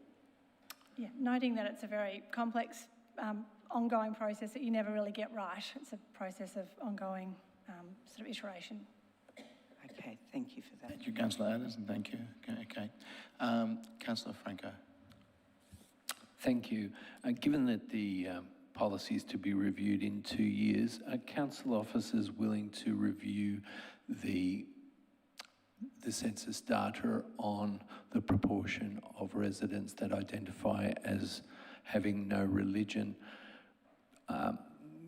given that it underestimates the number of persons in our community with no religion? I say this because the last census showed 45% as having no religion, which is what's reported in the draft plan, but council officers could, for example, and I ask that this be taken into consideration, the last census separated the religion question and had provided an opportunity for atheists and agnostics to separately self-identify, and that was about 2.5%. So combining that, the no religion is more like 47.5%. Point of order, Chair. This is a speech, not a question. It's a question as to whether council officers will take that into consideration. And I can make it stronger and ask why it wasn't taken into consideration. So I'm trying to understand the question. I'm giving you indulgence. I'm going to hearing, but wait. I'm going to give you indulgence. I want to find what your question is, because I understand you're linking it somehow, but I haven't heard the question yet. I asked whether council officers will, for the next edition of this report, this strategy in 2 years, review the no religion, the percentage of members of our community that are identified as having no religion, because it's currently underreported in the current draft. I don't need to move an amendment. That's a fairly simple thing, and I've explained why it's underreported. I understand your point now. Is this an issue, a live issue in the report that you could answer to? Not for officers. I think we'll just take it on notice, Councillor Franco, and note your feedback, and we'll just look at that. It's a fairly common discussion publicly in the public realm on the census question. So I think we should take it into account. Councillor Franco, I understand that. I was hoping that you're tying it to the multicultural policy. I gave you that indulgence for that reason, but... It is in our multicultural policy. I'm referring to a specific and fairly prominent segment of the multicultural policy. It's been taken on notice, and you'll receive a response. Thank you for that. I think we've exhausted questions, well and truly. I'll come back to you, Councillor Watson, who indicated that you have a motion. Yes, the officer's recommendation. Thank you, Councillor Watson. Is there a seconder? Councillor Hollingsworth. Very happily second, thank you. Thank you, Councillor Hollingsworth. Any opposition to help the mover? There'll be no opposition. Councillor Watson, would you like to speak to your motion?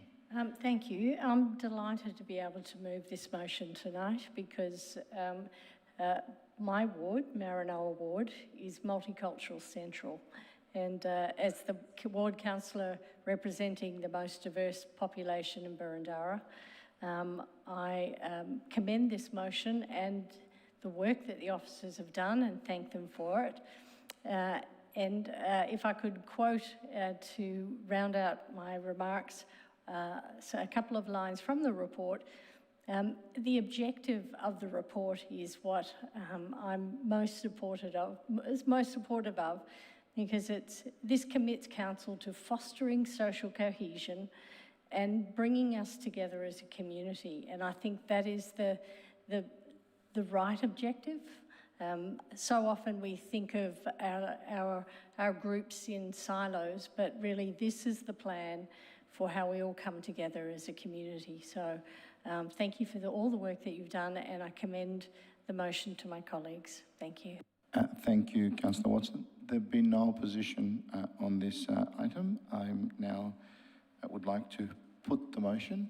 All those in favour of the motion?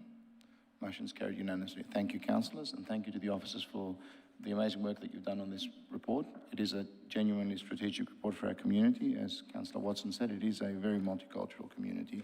Thank you to the presenters. We now move to the final item on the agenda, item 3.5, Organised Sports Seasonal Allocation Policy. Number of officers that will be presenting this report. I welcome them on and make some room here.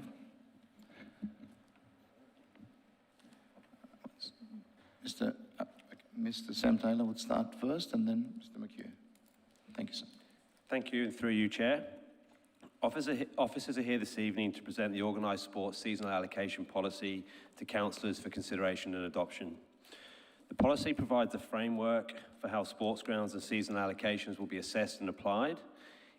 Importantly, it aims to allocate sports grounds in a fair and equitable way and promote and encourage the use of sports grounds by community clubs, particularly those that support broad participation amongst the community. The policy delivers on an action from the sport and recreation strategy and has a number of other key drivers. Given no policy currently exists to guide the allocations of sports grounds, there is currently no formal process for prioritising access to sports grounds, and there are historical practices which limit the use of sports grounds. Officers recognise that while the primary purpose of sports grounds is to facilitate organised sport, they also provide a number of other benefits to the broader community, including as a location for informal sport, relaxation and dog walking. Officers also understand a need to balance impact on surrounding residents particularly. Community consultation conducted on the policy indicated broad support, although there was less strong support for extended hours of use.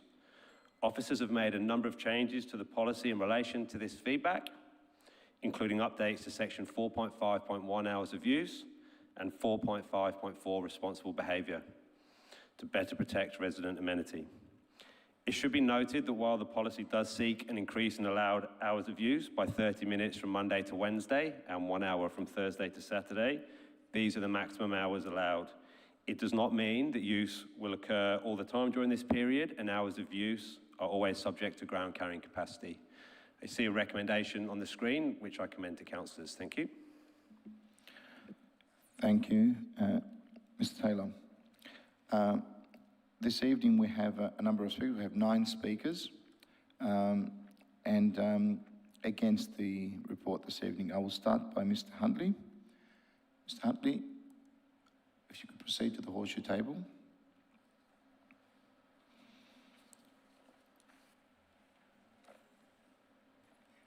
Start with your name and your suburb, please, and you have 3 minutes. Thank you.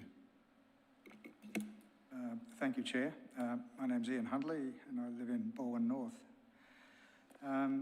The proposed increase in hours for training, match play and pavilion use are yet another manifestation, in my view, of the changing character of sporting activity, which is having potentially adverse effects on the deployment of open space in the municipality, as well as residential amenity. It's a process that's occurring by attrition. In this context, I think a more complete schema of what's going on is required.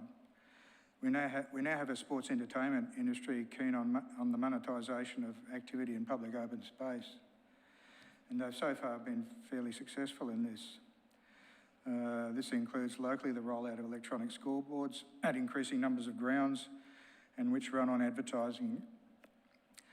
The multi-million-dollar spend on larger pavilions is another one, as is council compliance with AFL specifications for ground size. AFL players seem to be regular attendees at clubs. Many players have commercial associations, which are promoted through club networks. We had former West Coast Eagles ruckman Nick Natanui at Stradbroke Park in queue a few days ago, I'm told, filming an advertisement with the assistance of some local junior footballers, I understand. Perhaps for Hungry Jacks, I speculate. In the old days, high-profile players like Alan Davidson and Dennis Lilly probably had to apply for leave from their employment with the Commonwealth Bank when they embarked on Ashes cricket tours and the like. That's one measure of how things have changed. I understand a first-year AFL player is contemplating signing an 8-year contract for $12 million. It was shown in recent survey that the top-ranked occupation chose by 15-year-old boys these days is that of professional sports person. I imagine that's... Mr. Huntley, a number of the items that you mentioned are very interesting, but can you just please highlight to us how they're relevant to the topic and speak to the topic? I'm about to pull it together for you, Chair. Thank you. I imagine that for girls, it will also rank as a high-level activity. Now, Burrinda has to be alert to the fact that there are competing uses for open space, which is in limited supply. This importantly includes preservation of amenity for local residents, certainly increased female participation in competitive sports previously considered male only should be coded for equally. Thank you, Mr. Huntley. I think your time has expired, so if you could wrap it up, please, that would be appreciated.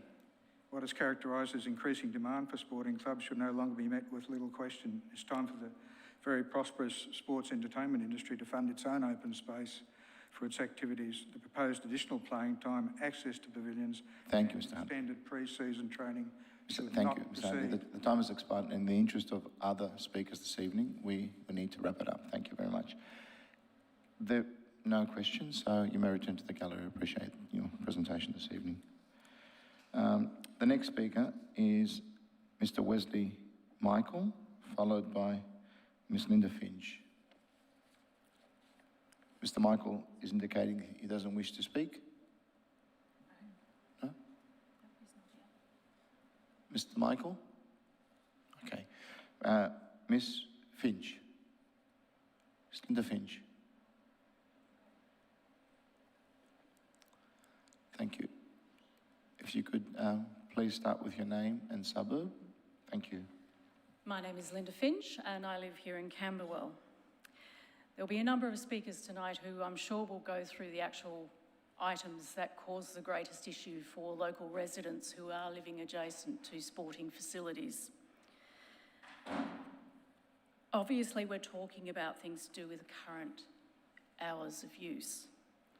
In regard to the policy, it's unclear in the policy, apart from the hours of usage, what obligations are placed on tenants to ensure quiet enjoyment of neighbouring properties, including the broadcasting levels and cleanliness of the park when it is returned to public use.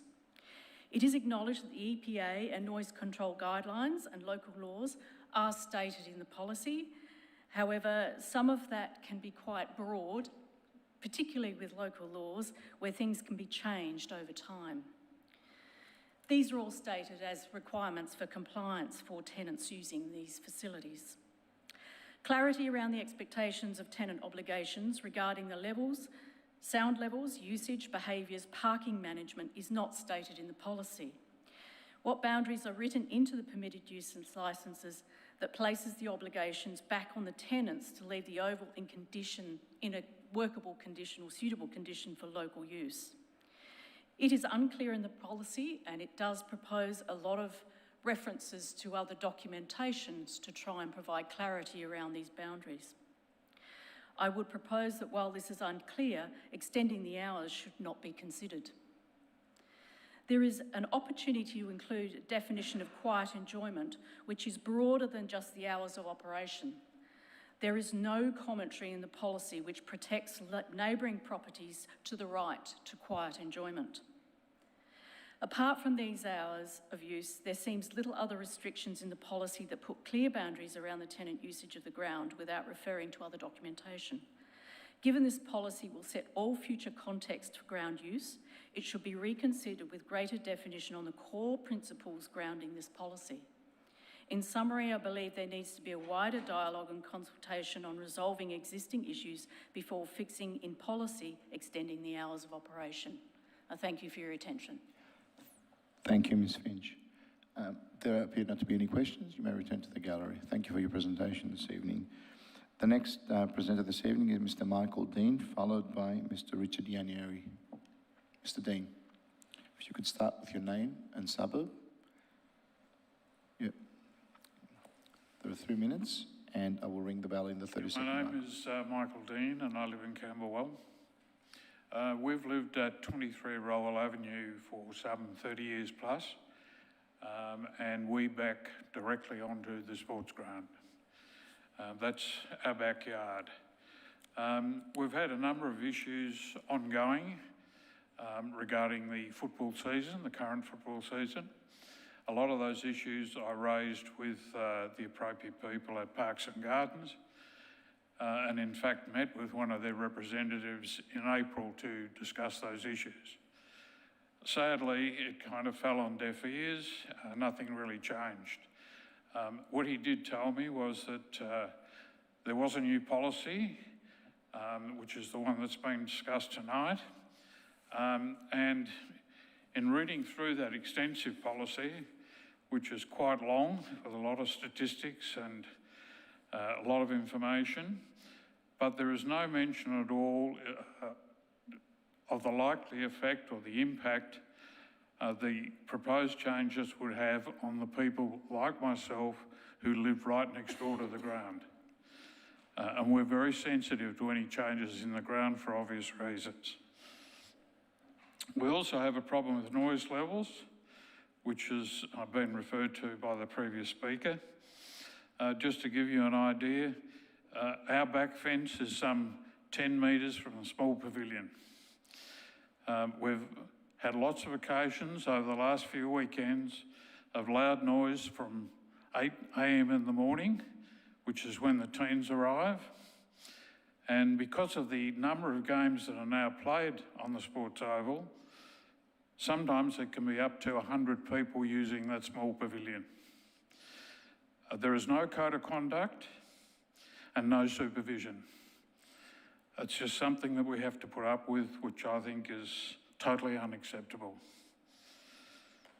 The intrusion of the training lights is another major problem for us. They're very powerful.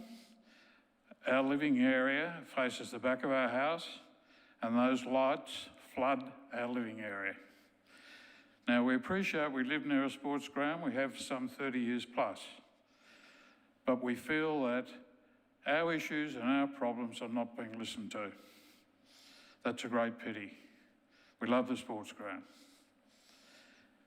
I would ask Council to seriously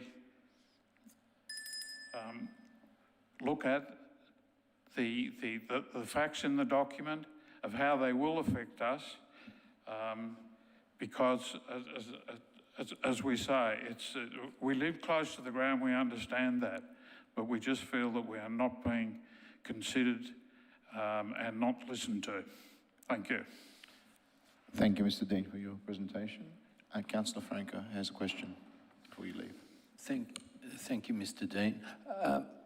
You mentioned the lights flooding into your home, which I presume will be exacerbated by the policy.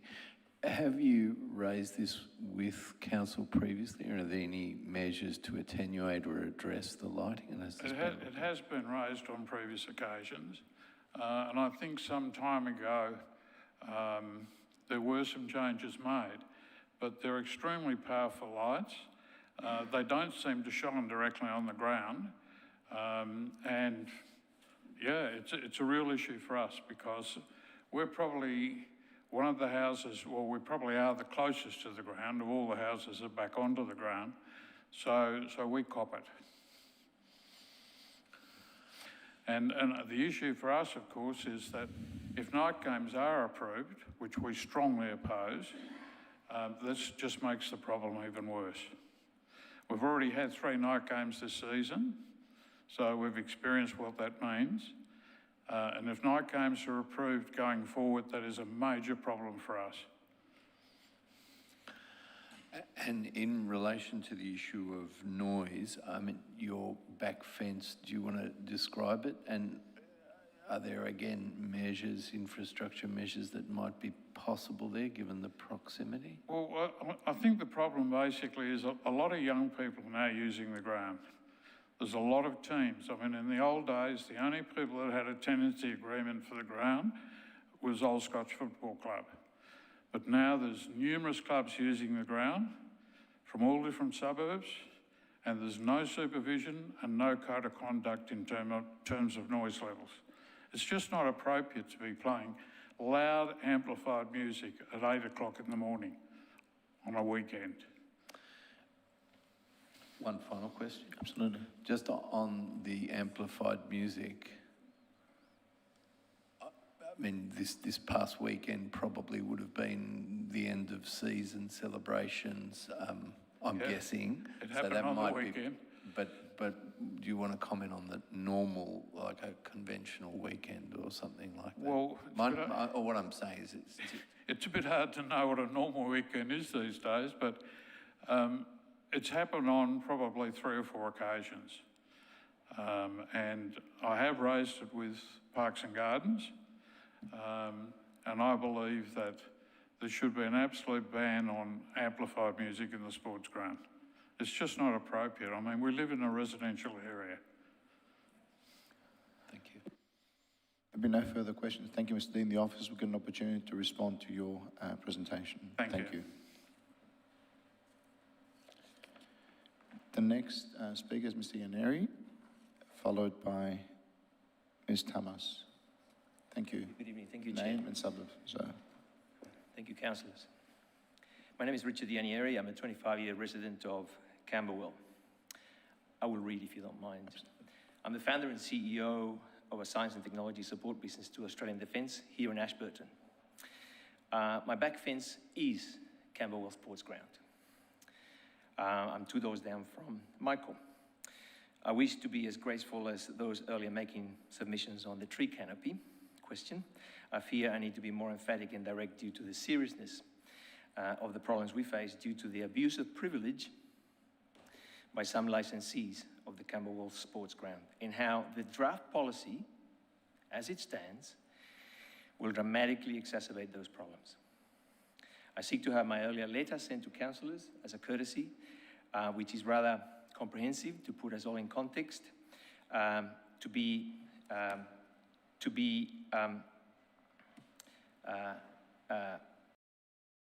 as my broad submission to inform this meeting. I will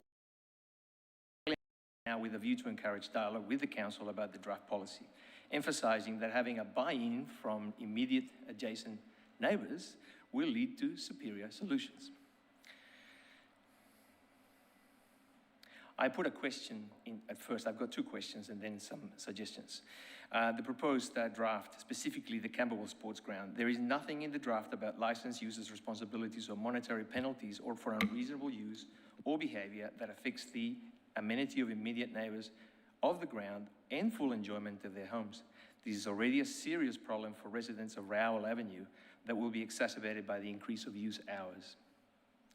How would council ensure that via this draft, and well in advance of the 2025 proposed review, that the rights of Rowell Avenue neighbours, who are immediate neighbours, we are neighbours, are effectively protected against the outside licence hours, which occurs today, including those floodlights turned on at any time they wish, nuisance amplified sound, which is not permitted, it's about sports, littering and poor behaviour. How will we be protected? Question 2. Immediate neighbours to the Camberwell Sports Ground haven't been made privy to the leases or licence agreements of users to the grounds. Yet it is fundamentally necessary to make sense of this draft, to reasonably consider the suitability of the draft, to have that details. In the past, these neighbours used to manage the grounds with council before 2000 when GST came in. Since council has managed the grounds exclusively, residents have unfortunately not been able to know what the arrangements are and unable to monitor the tenants' behaviour. We act as stewards of the ground. We assist council to save money from damages. Will council provide a copy of the future leasing and license agreements to Rowell Avenue? Changes we seek, and I'm trying to hasten this because I'm running out of time. You're running out of time, Mr. Yaneri, so please. Thank you.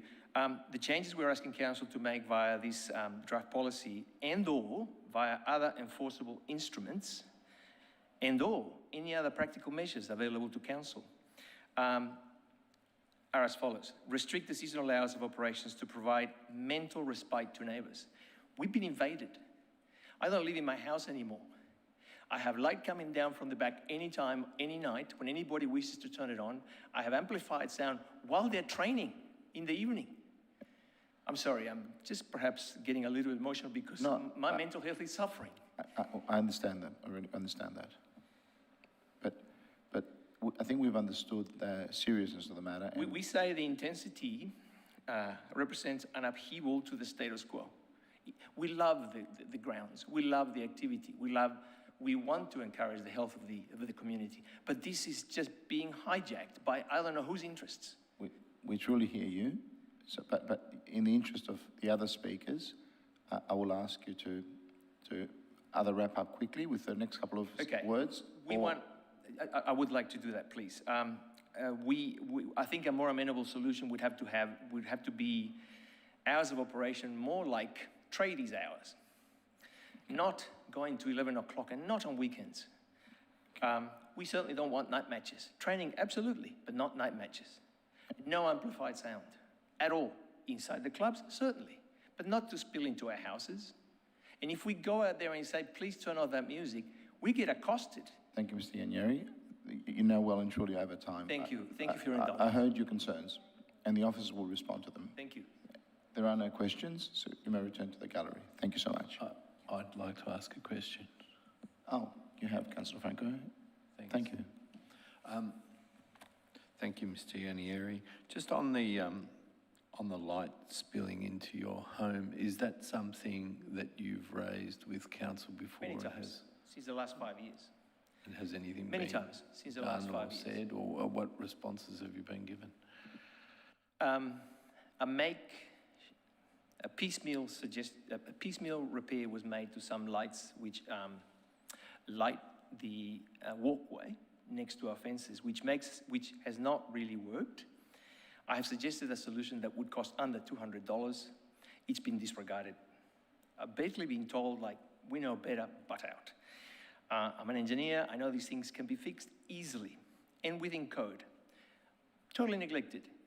The lights that have been installed since the last 3 or 4 years cast spilled light onto our houses. Some measure was taken, but insufficient. When the lights are on, we have to shut down everything, and we still see those lights. So that's a problem. So the lights are fixable, I think, for less than the cost of 3 flagpoles. And this is a significant problem for us. The sound is a problem. The amplified sound. Mr. Franco, you got another question? Yeah, do you want to explain what the solution to the lights might be from your point of view? Very simple. It's technically possible. Practically. Well, can I suggest that detail can probably be taken offline? I think the key issue here is that there is a problem, and the officers have heard that problem and they'll respond rather than going through solution mode here. Can I respond this way? We need a dialogue. We need to speak to those responsible, not come to us. We were never told this was happening, by the way. When we found out about this by accident, it was too late to respond. We're neighbours next door. Nothing was dropped in our letterbox. How is that possible? Thank you, Mr. Yanyeri. Thank you. Thank you for your indulgence. There are no other questions. Thank you. The next speaker is Ms. Tamas, followed by Ms. Hopper, Geraldine Hopper. Thank you, Ms. Tamas. Your name and your suburb, please. Lynn Tamas, East Kew. Let me begin by saying I do not have a problem with sport. I have children and grandchildren who play regularly. Parking issues, people parking in the residents-only zones without a care in the world for the people who actually live in the street, constantly being abused by people who, when asked politely, not to park in the resident zones. The two-hour zones are not being adhered to, along with a turning circle at the end of the cul-de-sac. People constantly park in the bowl at the end of the street and make it near impossible for others to turn around. Children are being dropped off at Burke Road and Lawrence Street whilst parents go hunting for legal or illegal car parks. An accident waiting to happen. The number of cars that use our driveways for U-turns is incredulous. Getting in and out of our street during multiple sporting events is very difficult. With cars parked both sides of the streets, the street becomes extremely narrow, as you can see. Cars often get trapped in the bowl at the end of the street. Multiple cars can enter Lawrence Street looking for a car park, but if all the 2-hour car parks are taken, then they try to exit, but more cars, often large SUVs, have come in behind them, and it's chaos. Obviously, getting out of Lawrence Street is more than challenging when the traffic builds up. There is no chance of a right-hand turn. Even turning left is tricky, and we often have to rely on the kind drivers to let us into the traffic. What time are parking inspectors' local laws going to be available in the evenings if the hours are extended whilst the sports are still going on at 10 p.m? People do not leave at that time allocated. They stay for a chat for another hour or 2 hours, laughing and making yet more noise. How do we stop the noise from the screaming and foul-mouthed players swearing at the top of their voices? Also, the boom boxes that they are taking onto the pitch, playing loud music while they're supposed to be training. Urination in the bushes because they're too lazy to walk to the toilets. Why do the nearby residents have to be subjected to this constant noise and nuisance? And the council now want to extend the time that we have to put up with this nonsense. This is not the MCG. This is a small residential street that is being subjected to horrendous abuse. MCG has traffic management, regular enforcement of illegal parking, rules about foul language, and rules about dogs being left unattended. Stradbroke Park lets dogs be tied up at the barbecue area while players are being, tied up at the barbecue area and left to bark throughout the entire matches.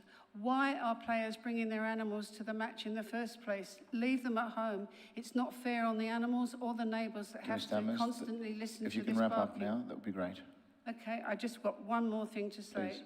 It's time council gave us some thought and plan to what happens at the ovals. The areas cannot now cope with current allocations, and the impacts on Lawrence Street residents are often unacceptable.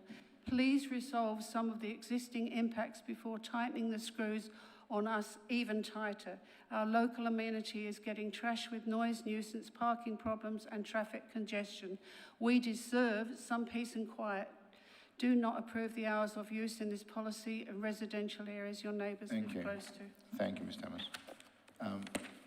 There be no questions. You may return to the gallery. Could you, just to the remaining speakers, could you please adhere to the time? It is respectful for everybody concerned.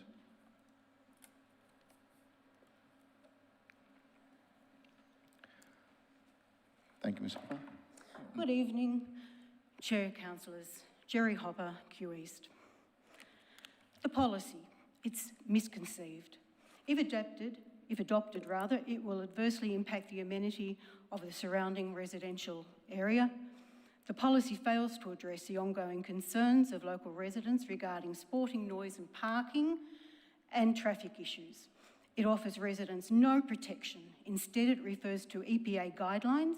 There are no regulations for sporting noise generated by human activity.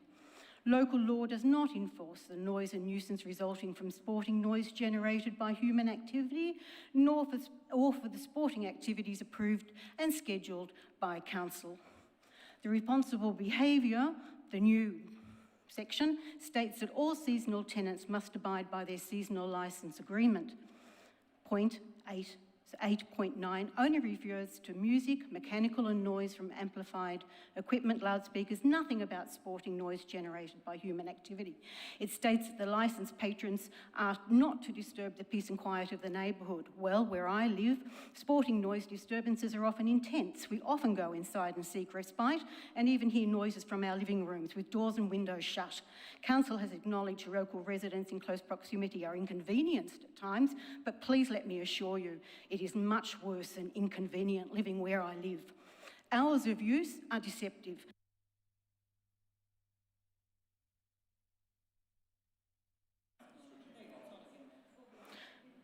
Hours of use are deceptive. The data is wrong as applied to Stradbroke Park. The draft policy said there would only be an additional 4.5 hours. The sporting ground lighting at both of the Stradbroke Park ovals is currently about 70 lux and does not meet standards for night matches. Therefore, there have never been night matches here. Traditionally, in the winter season, all play finishes around about 5 o'clock. The policy shows night matches on Saturday and Sunday finishing at 10, 9:30. This would potentially result in an additional 9.5 hours each weekend in winter and another 3.5 hours weeknights. Total 13 additional hours, not 4.5. Summer season does not use training lights. All training finishes at dusk. No night matches have ever been seen after about 6:30 or 7 o'clock. If you do the calculations based on traditional hours at Stradbroke Park, there are significantly more additional hours than the 4.5 hours, the policy would like you to believe. I seek an amendment to the policy. Coming to the area proximity, if I could have those photos, thank you, Liam. This shows, in a moment, this shows Lawrence Street. In the background, it shows the close proximity of houses. Note, there is no sound barrier. Noises are louder at night. We are currently disturbed by loud screams, shouting, loud coaching, cheering, shrill whistle, excuse me, I need a drink, and inappropriate language. It will only get worse at night.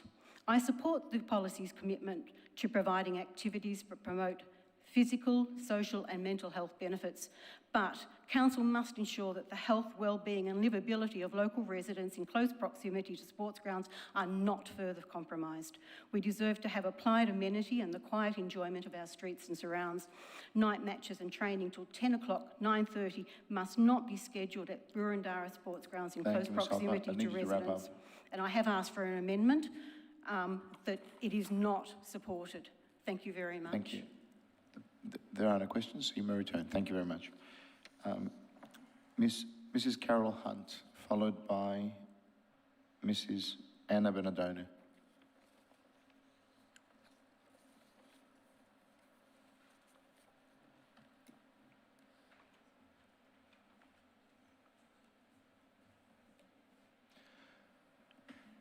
Thank you, Ms. Hunt. If you could start with your name and suburb.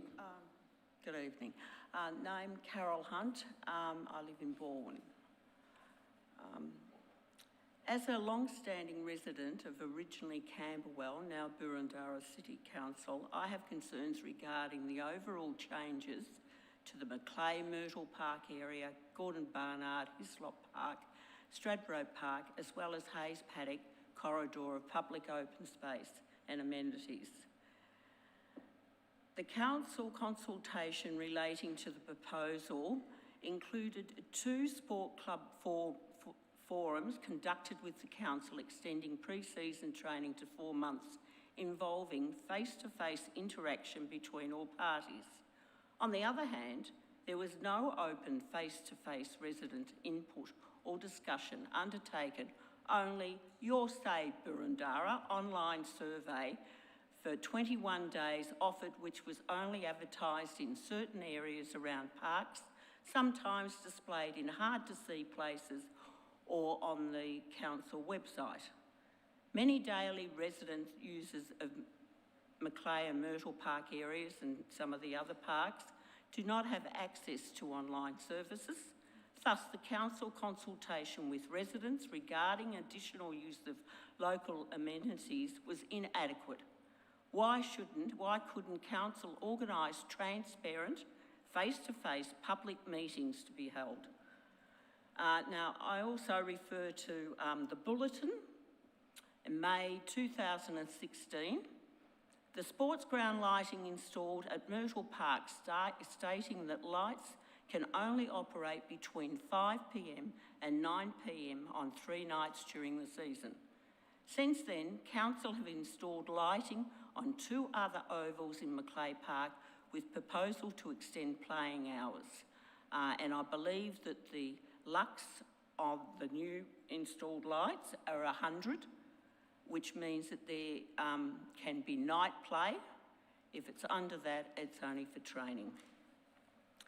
This proposed extended use of sports ground and pavilions shall present other adverse impacts on local amenity or amenities of residents, such as car parking. Car parking is a major concern, as Belmore and Buchanan Roads Severn and Gilden Streets have parking both sides, causing dangerous driving conditions with the excess of cars parking in neighbouring streets. This creates limited access to homes.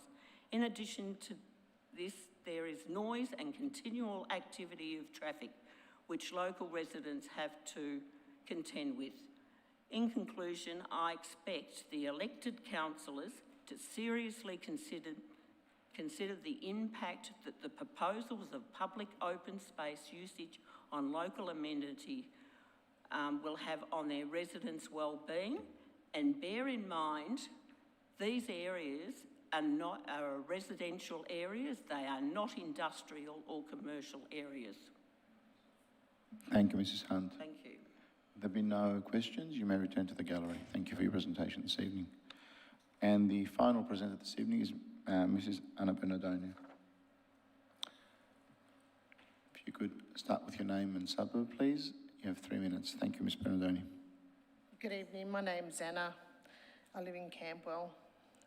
Whilst I applaud the works conducted at the sporting grounds to bring communities together, I have some serious concerns and oppose the increased activities at sports grounds, including evening games at Linden Park. The concerns I have are the lights on to either 9:30 p.m. or 10 p.m, weekends, weekdays, with the pavilion open later. With this, we will see an increase in traffic in our local streets with no parking available for family and visitors. We will see an increase of disturbance from users of the sports grounds, loitering outside residential homes, chatting and disturbing local residents, which is what I experienced when we had a trial evening match at the sports ground opposite my home. I'm also concerned for the safety of my family and friends when driving out from my driveway. When we have sporting events at the sports grounds across the road from my home, we have large vehicles parked behind my driveway and either side of the driveway, causing poor visibility. I ask what supports will be provided to the local residents. Thank you. Thank you. Thank you, Ms. Bernardoni, for your presentation this evening. We have now completed with the evening's presenters. I will come back to the officers for any matters arising.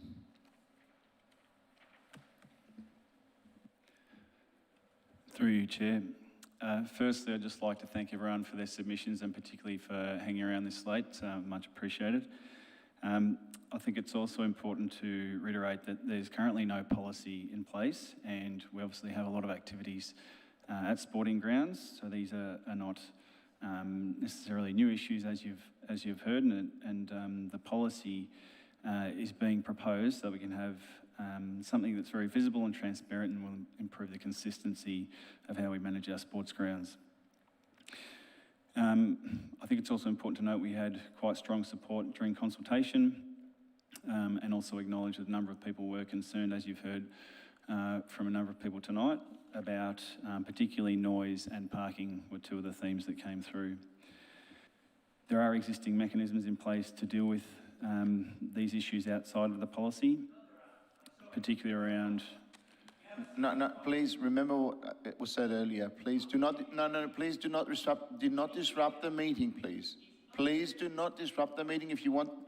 No, it is, please. Please sit down. Thank you. I really don't want to, I don't want to exercise my right to actually, please, sir, you are really disrupting the meeting. I'm going to have to remove you. Could you please remove the gentleman? I'm sorry, you have to be removed. I do recognize what you said, thank you.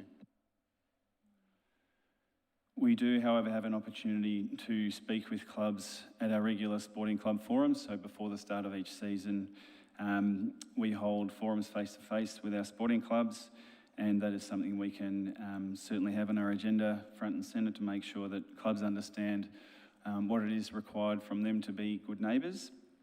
It should also be understood that the policy documents outline the permitted hours of use. Madam, please, don't disrupt the meeting. Allow the officer to complete his presentation respectfully, And that way we'll actually achieve better outcomes. Please do that. Thank you. It should also be understood that the policy documents the permitted hours of use. I think there is a misconception that the hours in the policy are what every sports ground will experience, and this is not the case. These are the parameters of hours at which sport can be conducted at grounds. We would typically have much lower levels of use than the full permitted hours. I would also like to comment on one of the earlier speakers talking about the monetisation of sport driving this policy. That's not even close to the reality, and professional sports people have been visiting junior sports clubs for many decades.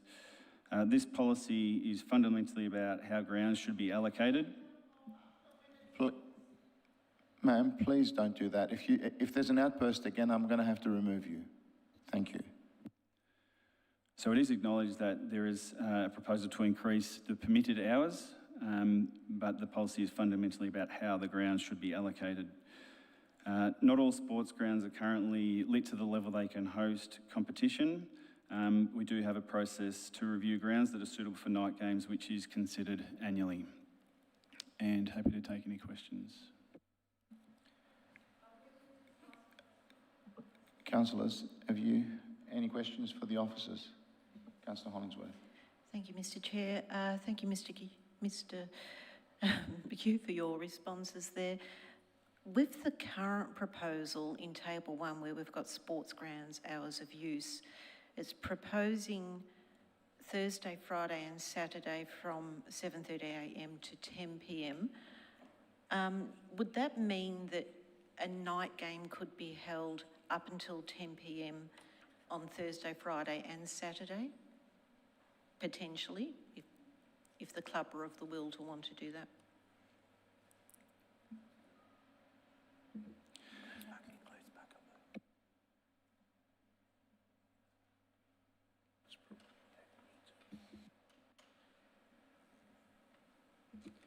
So just to clarify, the times that are listed in the policy or the proposed times at the moment include pack-up, so there couldn't be a game that finished at 10 o'clock. It would have to include enough time for them to pack up and vacate, so that obviously wouldn't be up until 10 o'clock, so half an hour.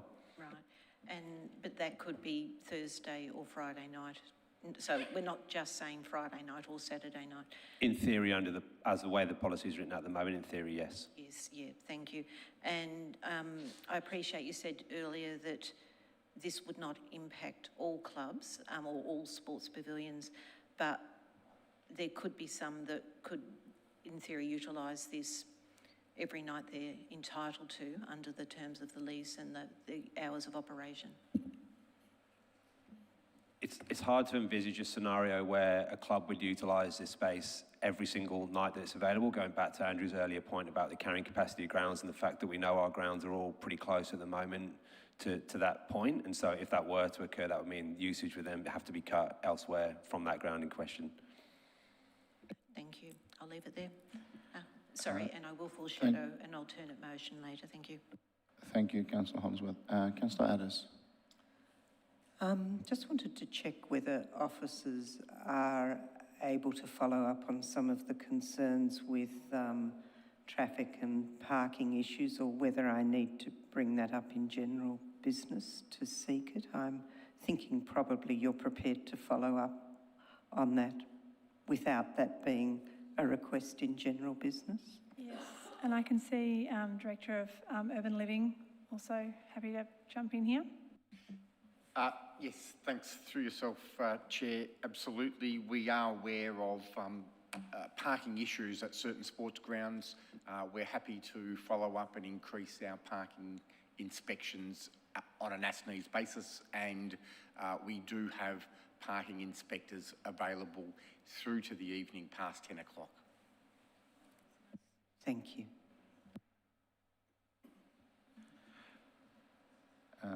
Councillor Vigor. Me already.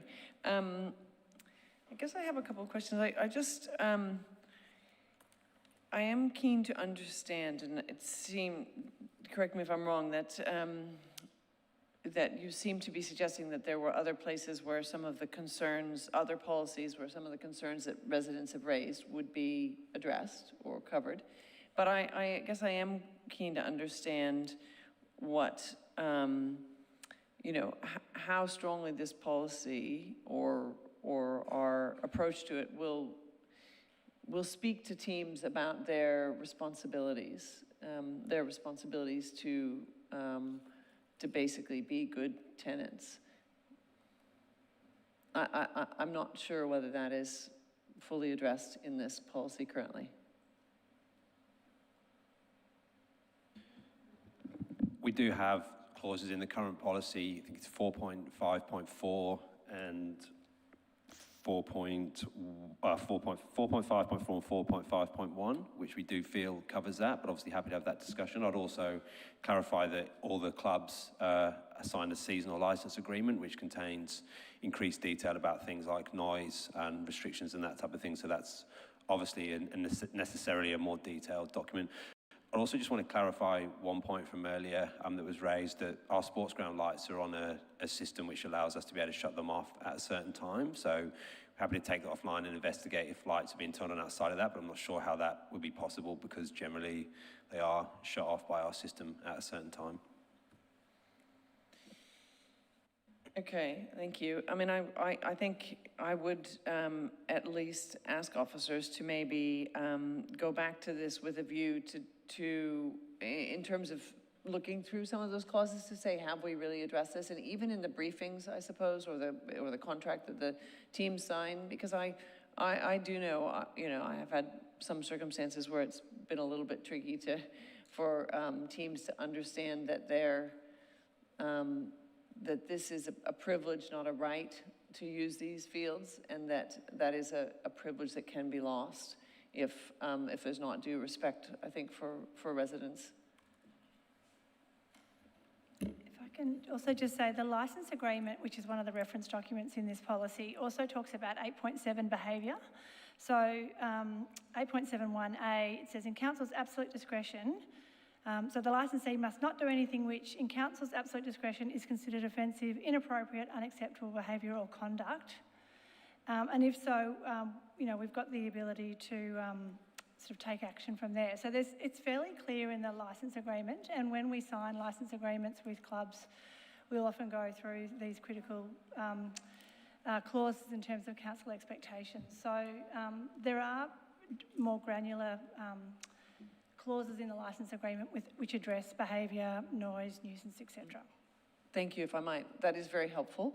Can I just ask how, or I guess rather than asking you to detail right now, that's more of a yes or no question, are officers confident that we have thought about the way that where those breaches do occur, that the onus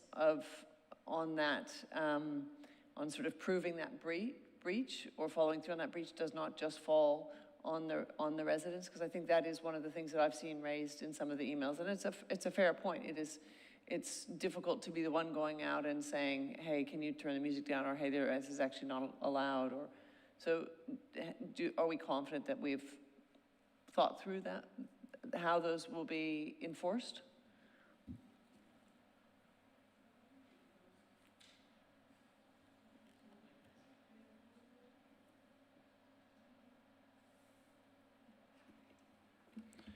At the end of the day, what we do has to be evidence-based.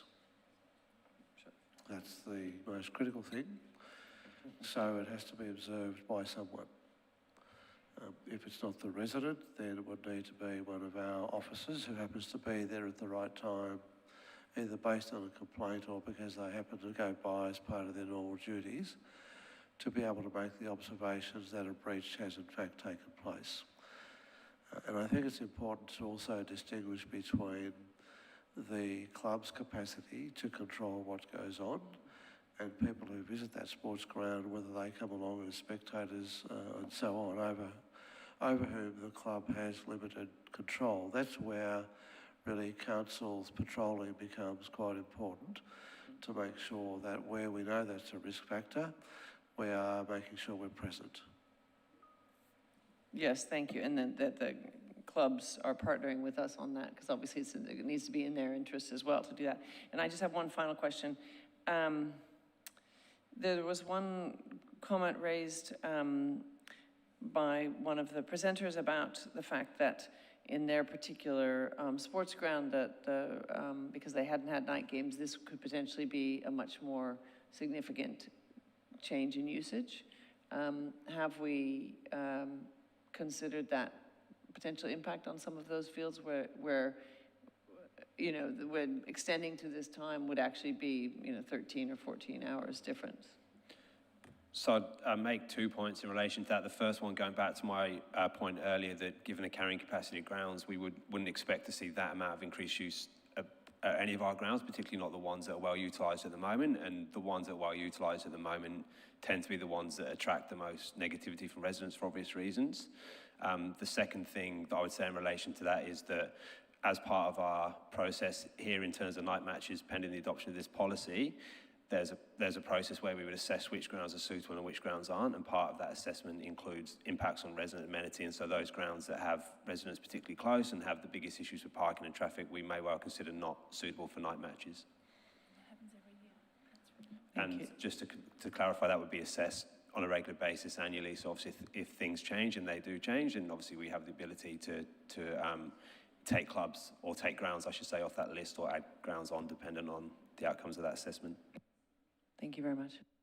Thank you. Look, I might interrupt the proceedings at this stage. We're fast approaching 11 o'clock, and I'll need a resolution to extend the meeting beyond that. I suggest that we a councillor removes a motion to extend the meeting to 11:30 on first instance, so that we don't have to do another one. So I see somebody, Councillor Sinfield. To midnight. To midnight. I'm just being realistic. I know what's on the agenda. Seconder? Councillor Park. All those in favour with the motion to move? Motion is carried unanimously. Thank you, councillors. Councillor Franco. Thank you, Chair. Just following on from some of the questions that Councillor Bigger asked, could officers put 8.7.1 from the licence agreement back up, and if that, and there was 8.8 as well?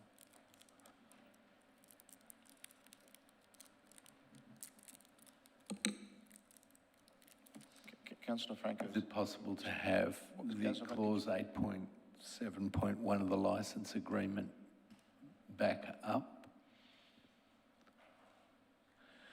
So just some questions in relation to this. So I take it that this is a standard clause that's included in licence agreement. Is that correct?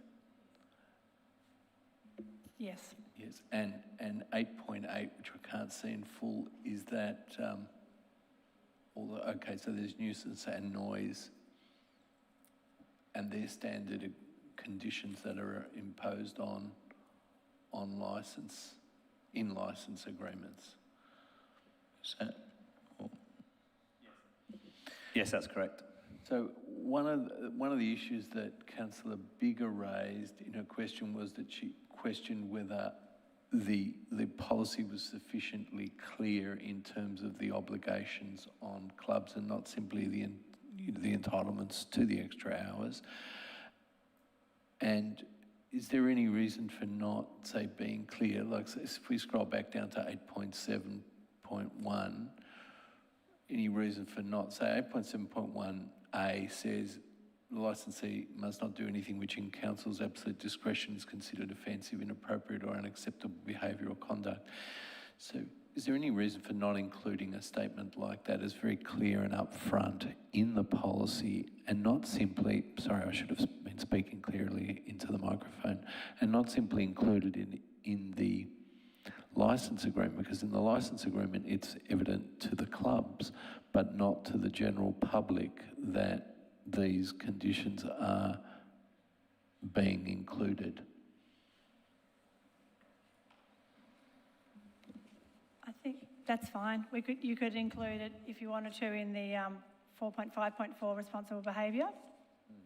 Yes, because that's exactly what I was thinking, because at the moment it reads as a fairly weak and sort of subservient hidden clause, when we actually have some stronger clauses in the standard licence agreement that's not publicly obvious. Another question. You say that the policy doesn't automatically result in every ground being used to the maximum hours, and that we'll look at where additional hours are suitable. One of the issues that was raised by residents adjacent to Camberwell Sports Ground is the light spill, and I wonder whether that's, and I know this is not a general policy issue, and maybe it's something to take offline, and I'd seek guidance on that, but is this something we've looked at to address that light spill, and is it something we can take offline, or the most appropriate way to address that? Yes, I think we'll take that offline and look at it operationally. Alcohol is another issue. It hasn't been raised in discussion here, but it certainly has been raised with me by residents around Lewin Reserve.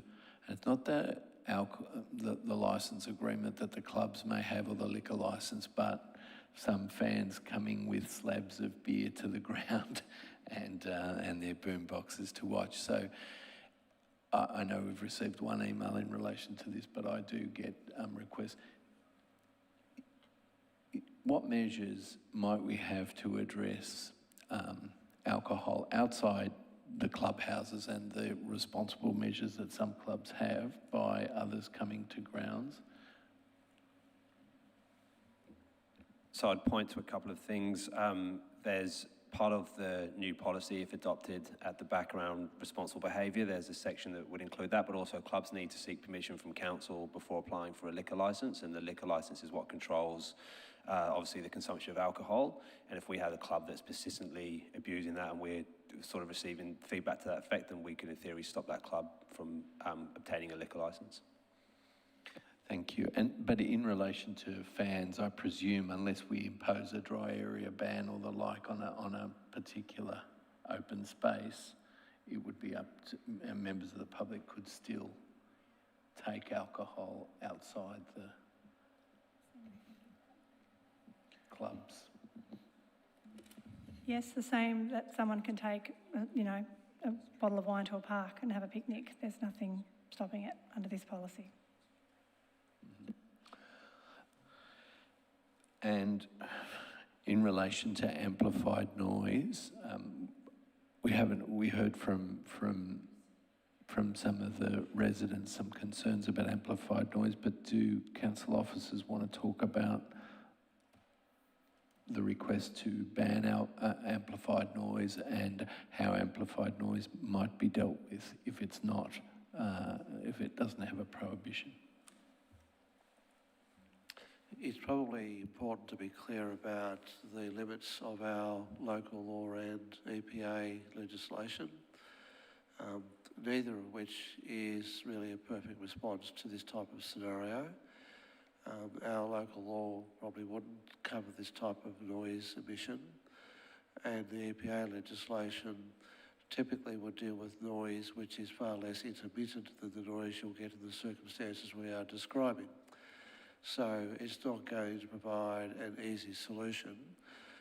You fall back to the terms of the licence, where if you're able to demonstrate that a noise is causing a nuisance, and a nuisance in this case would be defined as repeated interference with the enjoyment of a neighbouring property by an occupier, then you would exercise the provisions of the tenancy agreement to say that the club was in breach, and you would be presenting the club with a scenario whereby they either managed to stop that from happening or the tenancy agreement would no longer be available to them. That's really where your strength, if you like, comes in seeking to deal with that type of noise. Thank you. Thank you, Councillor Franco. I think we've exhausted all questions. I'm seeking to a councillor to move the motion. Councillor Hollingsworth. Yes, I foreshadowed an alternative motion, if that could be put up, please. Thank you, Councillor Hollingsworth. Is the motion shared with the officers? Oh, yes, it's there. Yeah, thank you.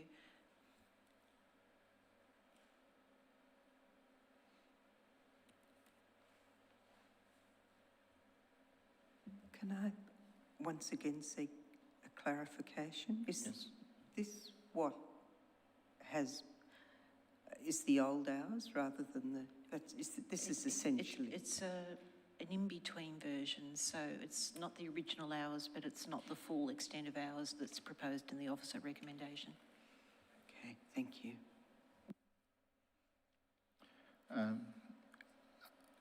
Councillors, I'll give you a few seconds to read it. Can I clarification? Yeah, or a suggestion to Councillor Hollingsworth. In section C, the seasonal tents are encouraged to demonstrate respectable.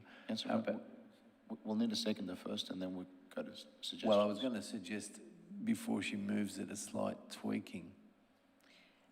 Look, I'd be interested to hear Just to Councillor hear. Franco's input. She doesn't have to. Let's second it, so there is, there's a... It might lapse for want of a seconder, in which case I foreshadow a different motion. So I'm seeking for a seconder. There's a...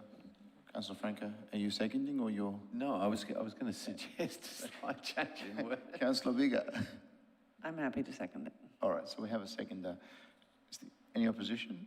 Yes, I move an amendment, and the amendment is to delete A and B and replace, basically to convert it back to the officer's recommendation with the addition of what's on the screen now as 1C. Subject also to the words "and parking" being deleted. Yes, there. Thanks. So Councillor Park, it's the officer's recommendation plus part C. Yes, with that minor amendment to C. Yeah. So again. Is there a second to the amendment? Is governance giving some advice on this? And the wording after attachment 1 on the top 2 lines, yes. So 1 will finish with attachment 1.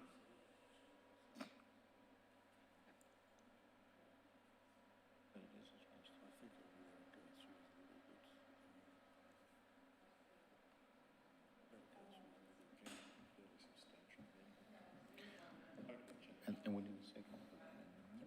So the advice is that Councillor Park's suggestion qualifies as an amendment, so I seek a seconder for that.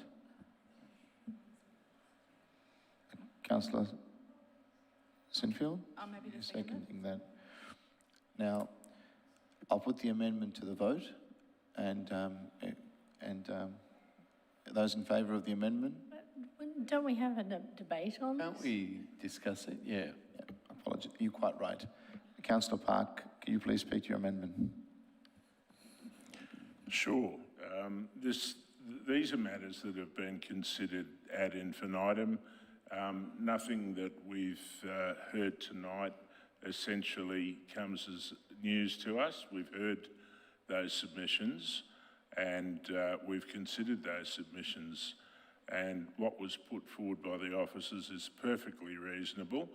We've heard from particularly from those with a vested interest and a particular approach to things. But I mean, just as residents who live next door to a school or a kindergarten or a busy road also endure noise, so too do people who choose to live next door to parks.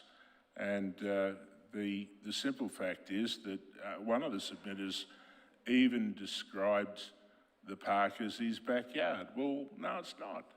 It's not his backyard. It's public space, very expensive public space, for which there's a high level of demand and which needs to be used to an appropriate level. And, you know, it's like buying a house next to the airport and being surprised that there's aircraft flying overhead. It is that simple. And so what we need to do is to ensure that the resources available to us are meeting the many demands. And of course, those demands are only going to grow with the state government insisting upon huge population growth in the city of Boroondara. That's coming. We need to be across that fact, and we need to be making sure that these public spaces fulfil the roles for everyone. They're just not there for decoration.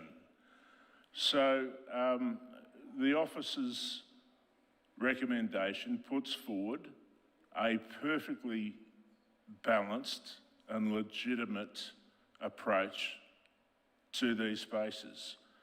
The amendment which I've included down the bottom at the urging of some other councillors is something that goes some way to strengthening that provision. But the reality is there's remedies available. And, you know, we hear about, people park on both sides of the streets. Well, that's common across the entire municipality. Oftentimes you struggle to get through a road, and that's actually something that the traffic engineers like. 5 minutes, not 3, 5 minutes. Continue, Councillor Park. So I'd urge councillors to support this motion. I urge the gallery to please, I understand it's emotional, but please keep it quiet and be respectful of those trying to make the right decision. I should have asked for whether there's any opposition to the motion, but I will, there's opposition to the motion. And then I'll go back to Councillor Sinfield, whether you want to speak now or reserve your right. I'll reserve, thank you. Thank you. Councillor Addis. I'm puzzled by the characterisation of vested interest when I think what I'm hearing is a legitimate interest. And also, I mean, yes, schools do have noise. I suspect nothing like this and not into the night. And schools typically don't constantly seek to increase their hours. You buy next to it with an expectation that generally remains somewhat stable, whereas this isn't the case here. And I could come at supporting Councillor Hollingsworth's motion, but I actually would have gone further and said no increase. So no, I won't support this motion. I'd probably reluctantly support Councillor Hollingsworth's motion because it seeks to put some limits on it. Thank you, Councillor Addis. Councillor Watson. Thank you, Chair. Most of what I've heard tonight from residents is very concerning, but most of it relates to very poor behaviour from our licensees. And I don't think that time is the critical function here.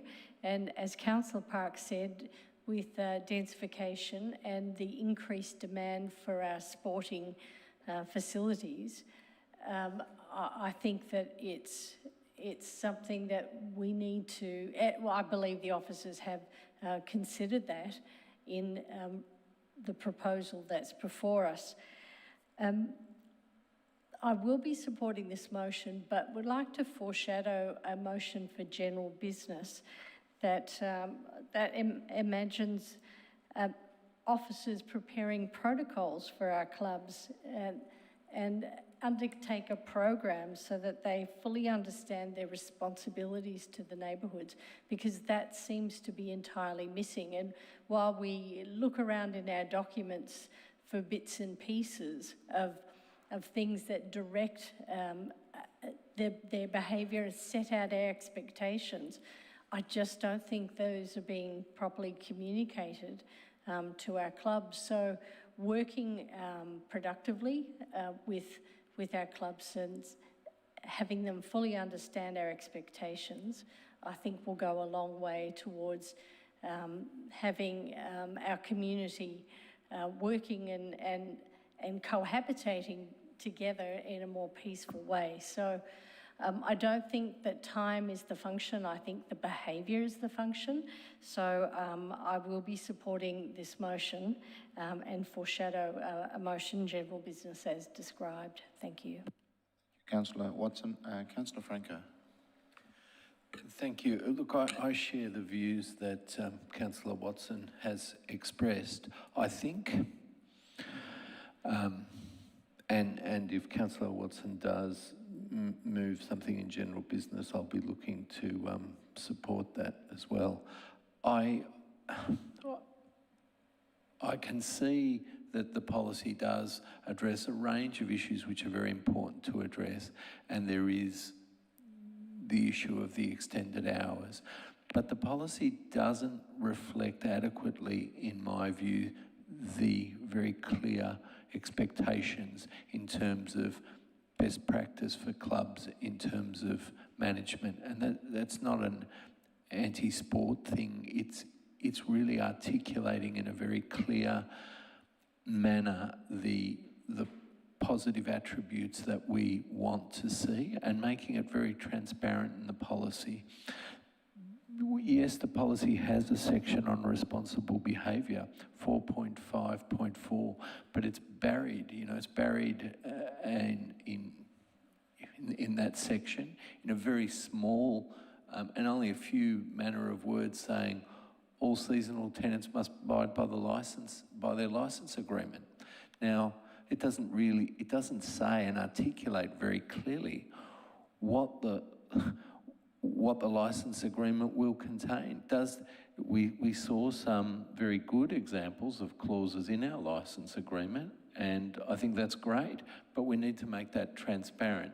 The final amendment here that I'd push for as well, that Councillor Park has included, goes some way, a small way, to making responsible behaviour its own section and having a clear statement, about the expectations of seasonal tenants. But I don't think it's actually strong enough in articulating that, that there are clauses in the licence agreement dealing with noise, dealing with waste, dealing with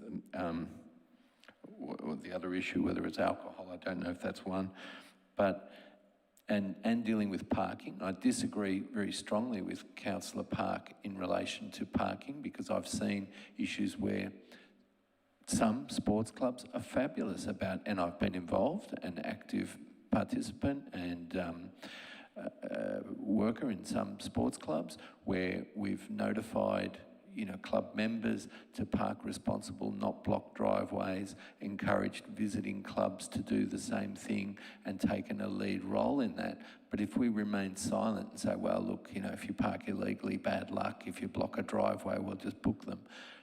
Some clubs are very responsible, and some clubs take an actual lead role in encouraging and modelling good behaviour, and some perhaps don't. And it's those that don't that need to get the message. So I think there's some way to making this policy more clear in terms of those entitlements.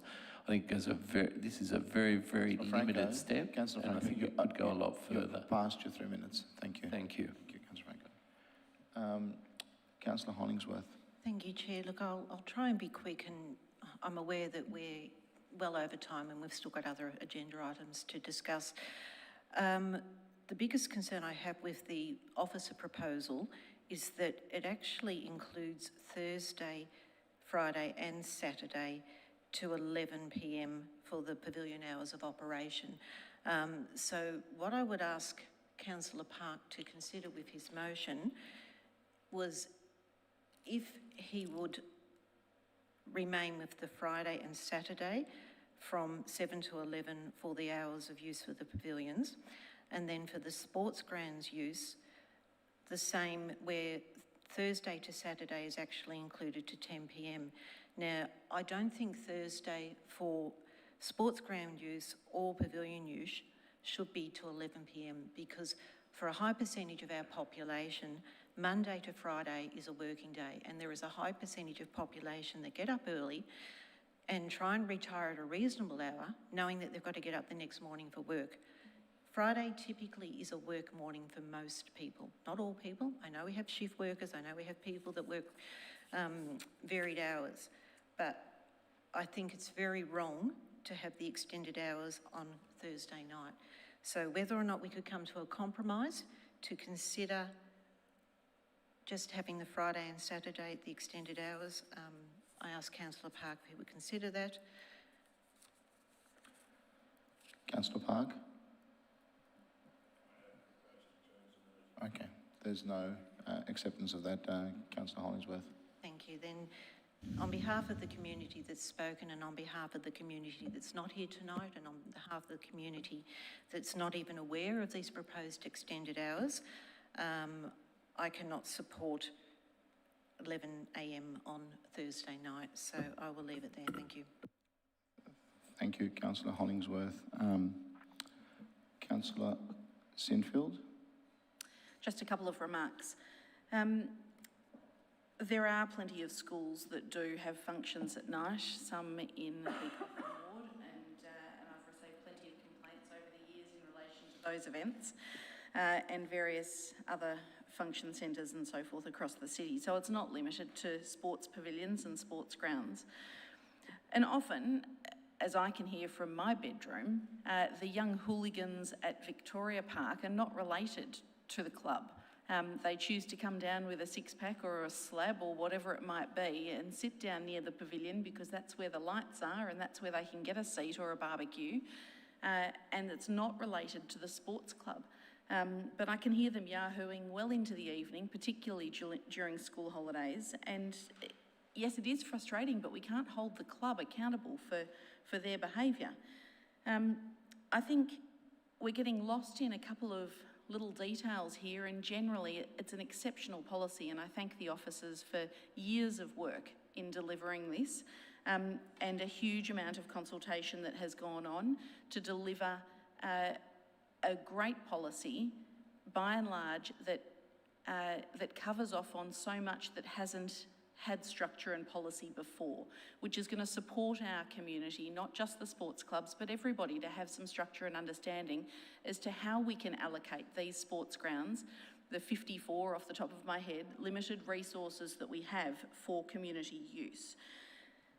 Responsible behaviour clause, I think, is worthwhile calling that out and making that a standalone clause rather than it getting caught up in further detail. So I think that's a good idea, and that can be expanded upon and grown over time as we see fit to add in some of those other clauses that are hidden in the licence agreement and put them in the policy so they're more visible. So I think that's a good idea. And I certainly agree with Councillor Watson's suggestion earlier that we could do more as far as perhaps signage in car parks to remind users when they're exiting to be courteous of the neighbours and so forth. So, Chair, I take the opportunity to remind you of Section 78 of our policy as far as the gallery's behaviour is concerned for the orderly running of the meeting. Thank you. Thank you, Councillor Sinfield. And I do make another comment about the gallery's behaviour. Thank you for your comments. Before I pass on to Councillor Park to round out the debate, I might say a few comments myself. Look, I think just starting from the way that this debate started, Councillor Park, of course, is right in saying that with more densification, there'll be more needs of those scarce resources. But I don't think we're there yet. I don't think we're there yet. And we can afford the time, given that we've heard and very impassioned presentations tonight, and I think we all know that those that are near the parks bear the disproportionate part of the bad behaviours. And if we keep it to, and this is where I agree with Councillor Addis, if we keep it to even stronger than what Councillor Hollingsworth recommended at this stage, I don't think anything will be lost to those clubs in terms of amenity. But there will be a chance for us to smoothly transition to the point where, as in the future densification requires it, for us to be able, not our council perhaps, a future council that is addressing that problem at that time when it becomes acute. So it's on that basis alone that I can't support that, the motion as it stands. I won't say any more. I'll pass it to Councillor Park to round out the debate. Thank you, Chair. You say we're not there yet, but actually this policy is to address the needs right here and now. So I'm not sure how we're not there yet. The Mayor suggests that there's a whole swag of people who aren't aware of this. I mean, that's gobsmacking given the extensive consultation that's gone on, and it's disappointing to hear a Mayor of the Council actually criticise essentially the work that's been done by the officers, because clearly there was very extensive consultation. I'll leave my comments there. Thank you, Councillor Park. Having exhausted the debate now, I'll put the motion. All those in favour? All those opposed? The motion has failed. I now seek... we go back to the substantive motion to, I think it was Councillor Hollingsworth that moved that motion. Thank you. Now, I'm not sure. I believe Councillor Bigger second, is that correct? Yeah, and it was seconded by... Yes, I'm happy to, well, I Councillor would like to Bigger see it again. had if I seconded, could. yeah. No, it's already been seconded. Yeah, It was. Councillor Bigger. It was. Seconded, yes. Yes, I'm happy to second that. Oh, you had seconded. You've already seconded, I thought, before. Yeah. Yeah. Can I suggest a minor amendment? This is where I was before. I know I'm probably not going to get a major... Yes, Councillor Franco, you can. Okay. Thank you. Thank you, Chair. Looking at the final paragraph that starts, seasonal tenants are encouraged to demonstrate respectful behaviour. Would Councillor Hollingsworth and her seconder, Councillor Bigger, be okay to strike out the words are encouraged so that, encouraged. Seasonal tenants are to demonstrate, not encouraged to demonstrate, just are to demonstrate. Good idea. I think encouraged is good because they can't guarantee. They can advocate, they can inform their members, they can inform visitors, but... the seasonal tenants are to demonstrate that. Look, not that we're encouraging them. Yeah. Look, I'm happy to leave it. It's just difficult to fully enforce, to put it on the executive committee to do that, but to encourage, I felt, gives them opportunity to promote the merits of appropriate behaviour with their club. Either way, I'm just trying to consider the impacts if encourage is taken. I'm happy to move an amendment if someone's prepared to second it. I'll second it. All right. To get rid of... Are you happy to take it on as yours, or do you want us... In your hands, Councillor Hollingsworth. I'm happy for Councillor Franco to take on the motion, that's fine. So I'll hand it over to Councillor Franco. Thank you. I move that amendment. I'm seeking a seconder. I'll second it. Okay, then. I'll put the amendment to the vote. All those in favour for the amendment? Oh, sorry. Apologies for that. Any opposition to the amendment? Councillor Franco, could you speak to your amendment? The policy, the key deficiency to me in the policy is the lack of articulation of the expectations of seasonal tenants. And this is a very, very couple of small steps, one to reorder to give it its own heading, but a couple of extra sentences on top of the existing sentences. It's not about us encouraging, the seasonal tenants are encouraged to demonstrate respectful behaviour. I think that's just too weak. They are to demonstrate respectful behaviour. All decent clubs, well-run clubs, will have that as an expectation and will be telling their members and participants. It's not that, hey, turn up, we encourage you to be a decent person, what about we expect you to do this, you know? And I just think that that's fairly simple, and it waters it down too much by leaving it, the word encouraged in there. That's all. Please put the motion. Happy? It's 11:30 at night. Yeah. So it's a put motion, okay. Do we have a seconder for the put motion? I'm happy to second, thank you. Thank you, Councillor Hollingsworth. Now put the motion to the vote for the amendment.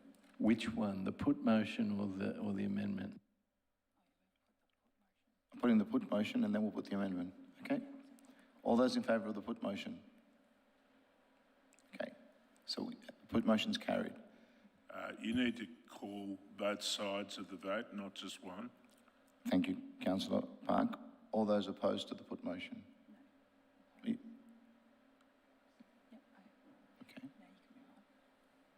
So the put motion is carried. Now we'll put the motion for the amendment. I call a division. Okay, all those in favour of the put motion?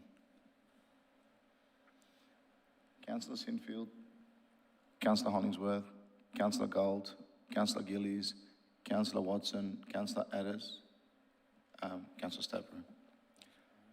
All those opposed? Councillor Park, Councillor Franco, and abstain? And Councillor Bigger abstaining. Thank you. Now that we've clarified that, now we put the motion for the amendment. I put the amendment as was presented. Those in favour? Those against? The amendment has been carried.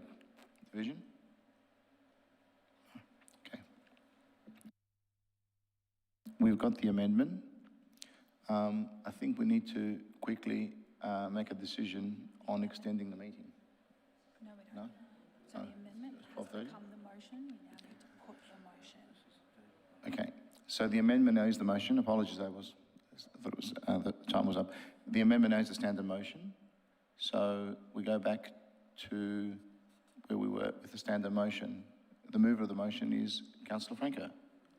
And you have spoken to your motion. No, Councillor Hollingsworth is the mover. No, You are the mover. So, sorry, you moved the amendment, so I was happy for you to then... You moved the amendment and the amendment was carried, and now the motion is the substantive motion. Oh, no, look, I'm not going to talk to it again. No, okay. I'll do everyone a favour. All good, thank you. All good.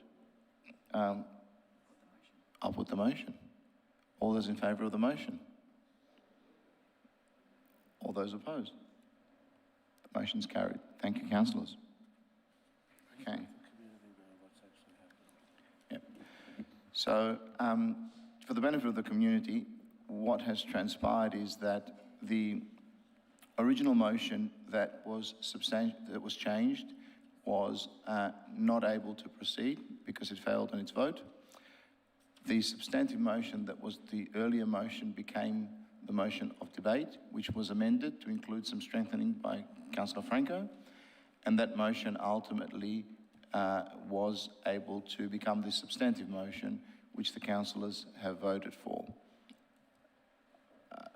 This is as clear as I can explain it at this stage, and I'm hoping that makes sense in the tape, so thank you very much. Thank you to the officers that did marvellous work for this particular piece of work, and I do appreciate those that came to present to us. We've got halfway to be able to come up with some measures that will appease everybody, and in the hope that we move forward with better outcomes with the strengthening of the motion as well. General business, Councillor Watson, you indicated that you had some general business. Yes, I do. And I've sent the motion to Kirsten, Ms. Ritchie.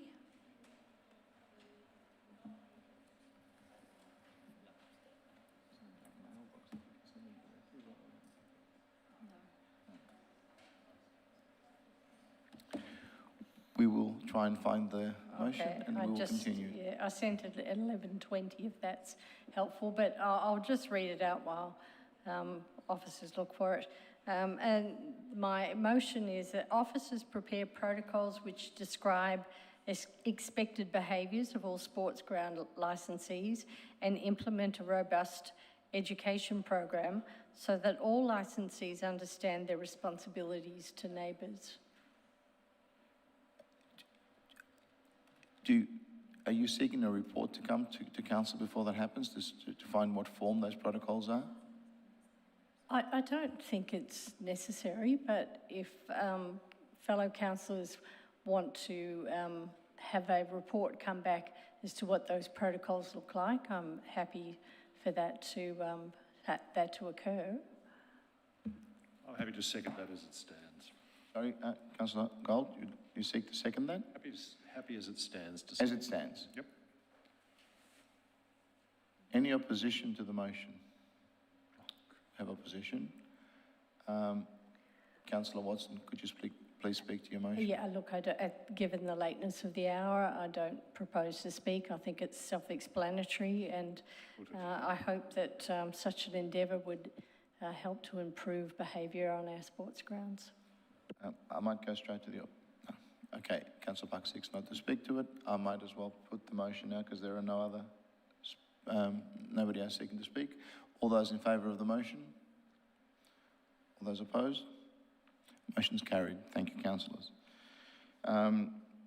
Finishing with general business, we move to urgent business. I understand that there are matters of urgent business that have arisen due to new legal advice that we received, and also regarding the Kew Recreation Centre, and also due to its sensitive nature and professional privilege. We may need to be to move into a confidential session in due course. I think Councillor Park has indicated that there is a motion that he wishes to put to us, and first we need to discuss this matter in a way to actually allow the motion to be put in front of us. Councillor Park? Yes, Chair, I've seek to have a matter of urgent business admitted. It relates to Kew Recreation Centre, and it's matters that have arisen since distribution of the agenda and cannot be conveniently deferred until the next meeting of council.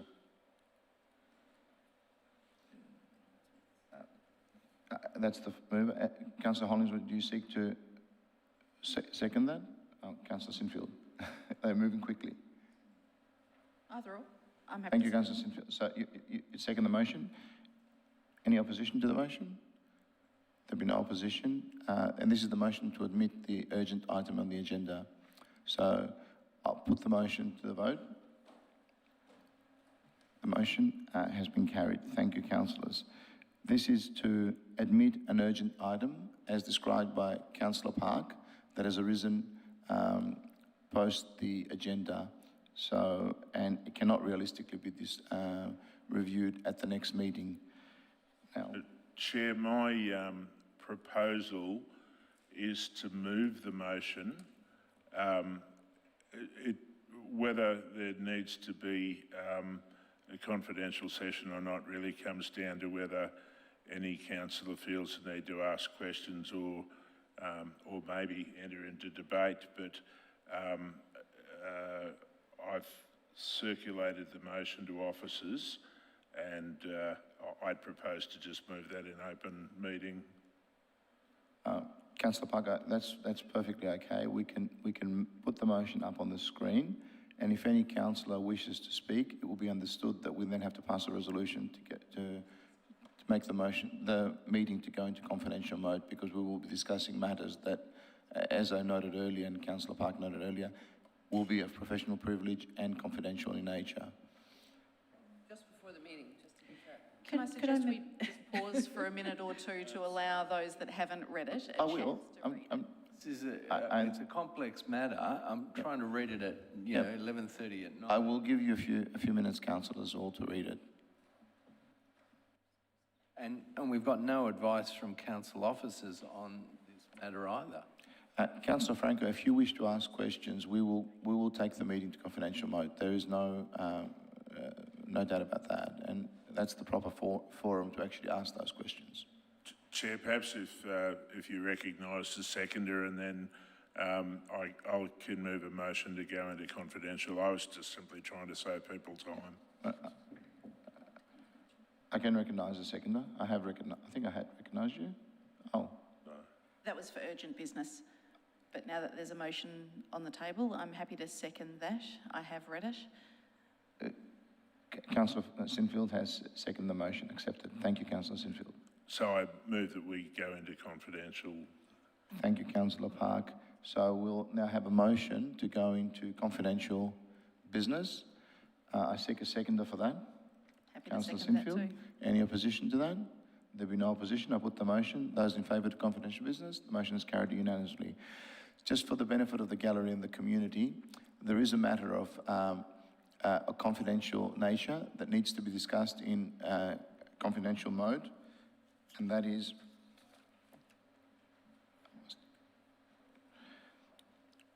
and due to the nature of this, the council meeting will be closed to the public in accordance with section 66(2)(a) and subsection 3(1) of the Local Government Act of 2020. Members of the community watching tonight's proceedings and watching the live stream, it will cease while the confidential business is being discussed, and we'll reopen the meeting to the public after the conclusion of the discussion. Thank you. Thank you. Chair, I'm happy for the motion to just be put. Thank you, Councillor Park, and welcome everybody online as well. Councillor Gold, you second that? Happy to, yep. Thank you, Councillor Gold. Any opposition? No opposition.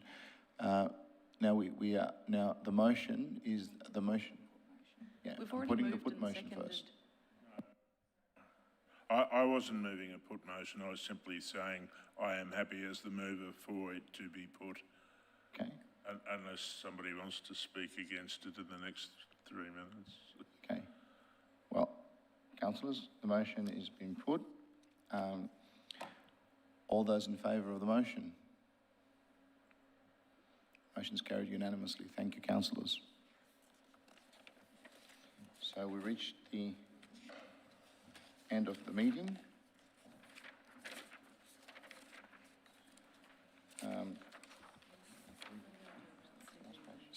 Before I close the meeting, I'd like to thank you all who have joined us this evening. Good evening. Meeting is closed at 12:14.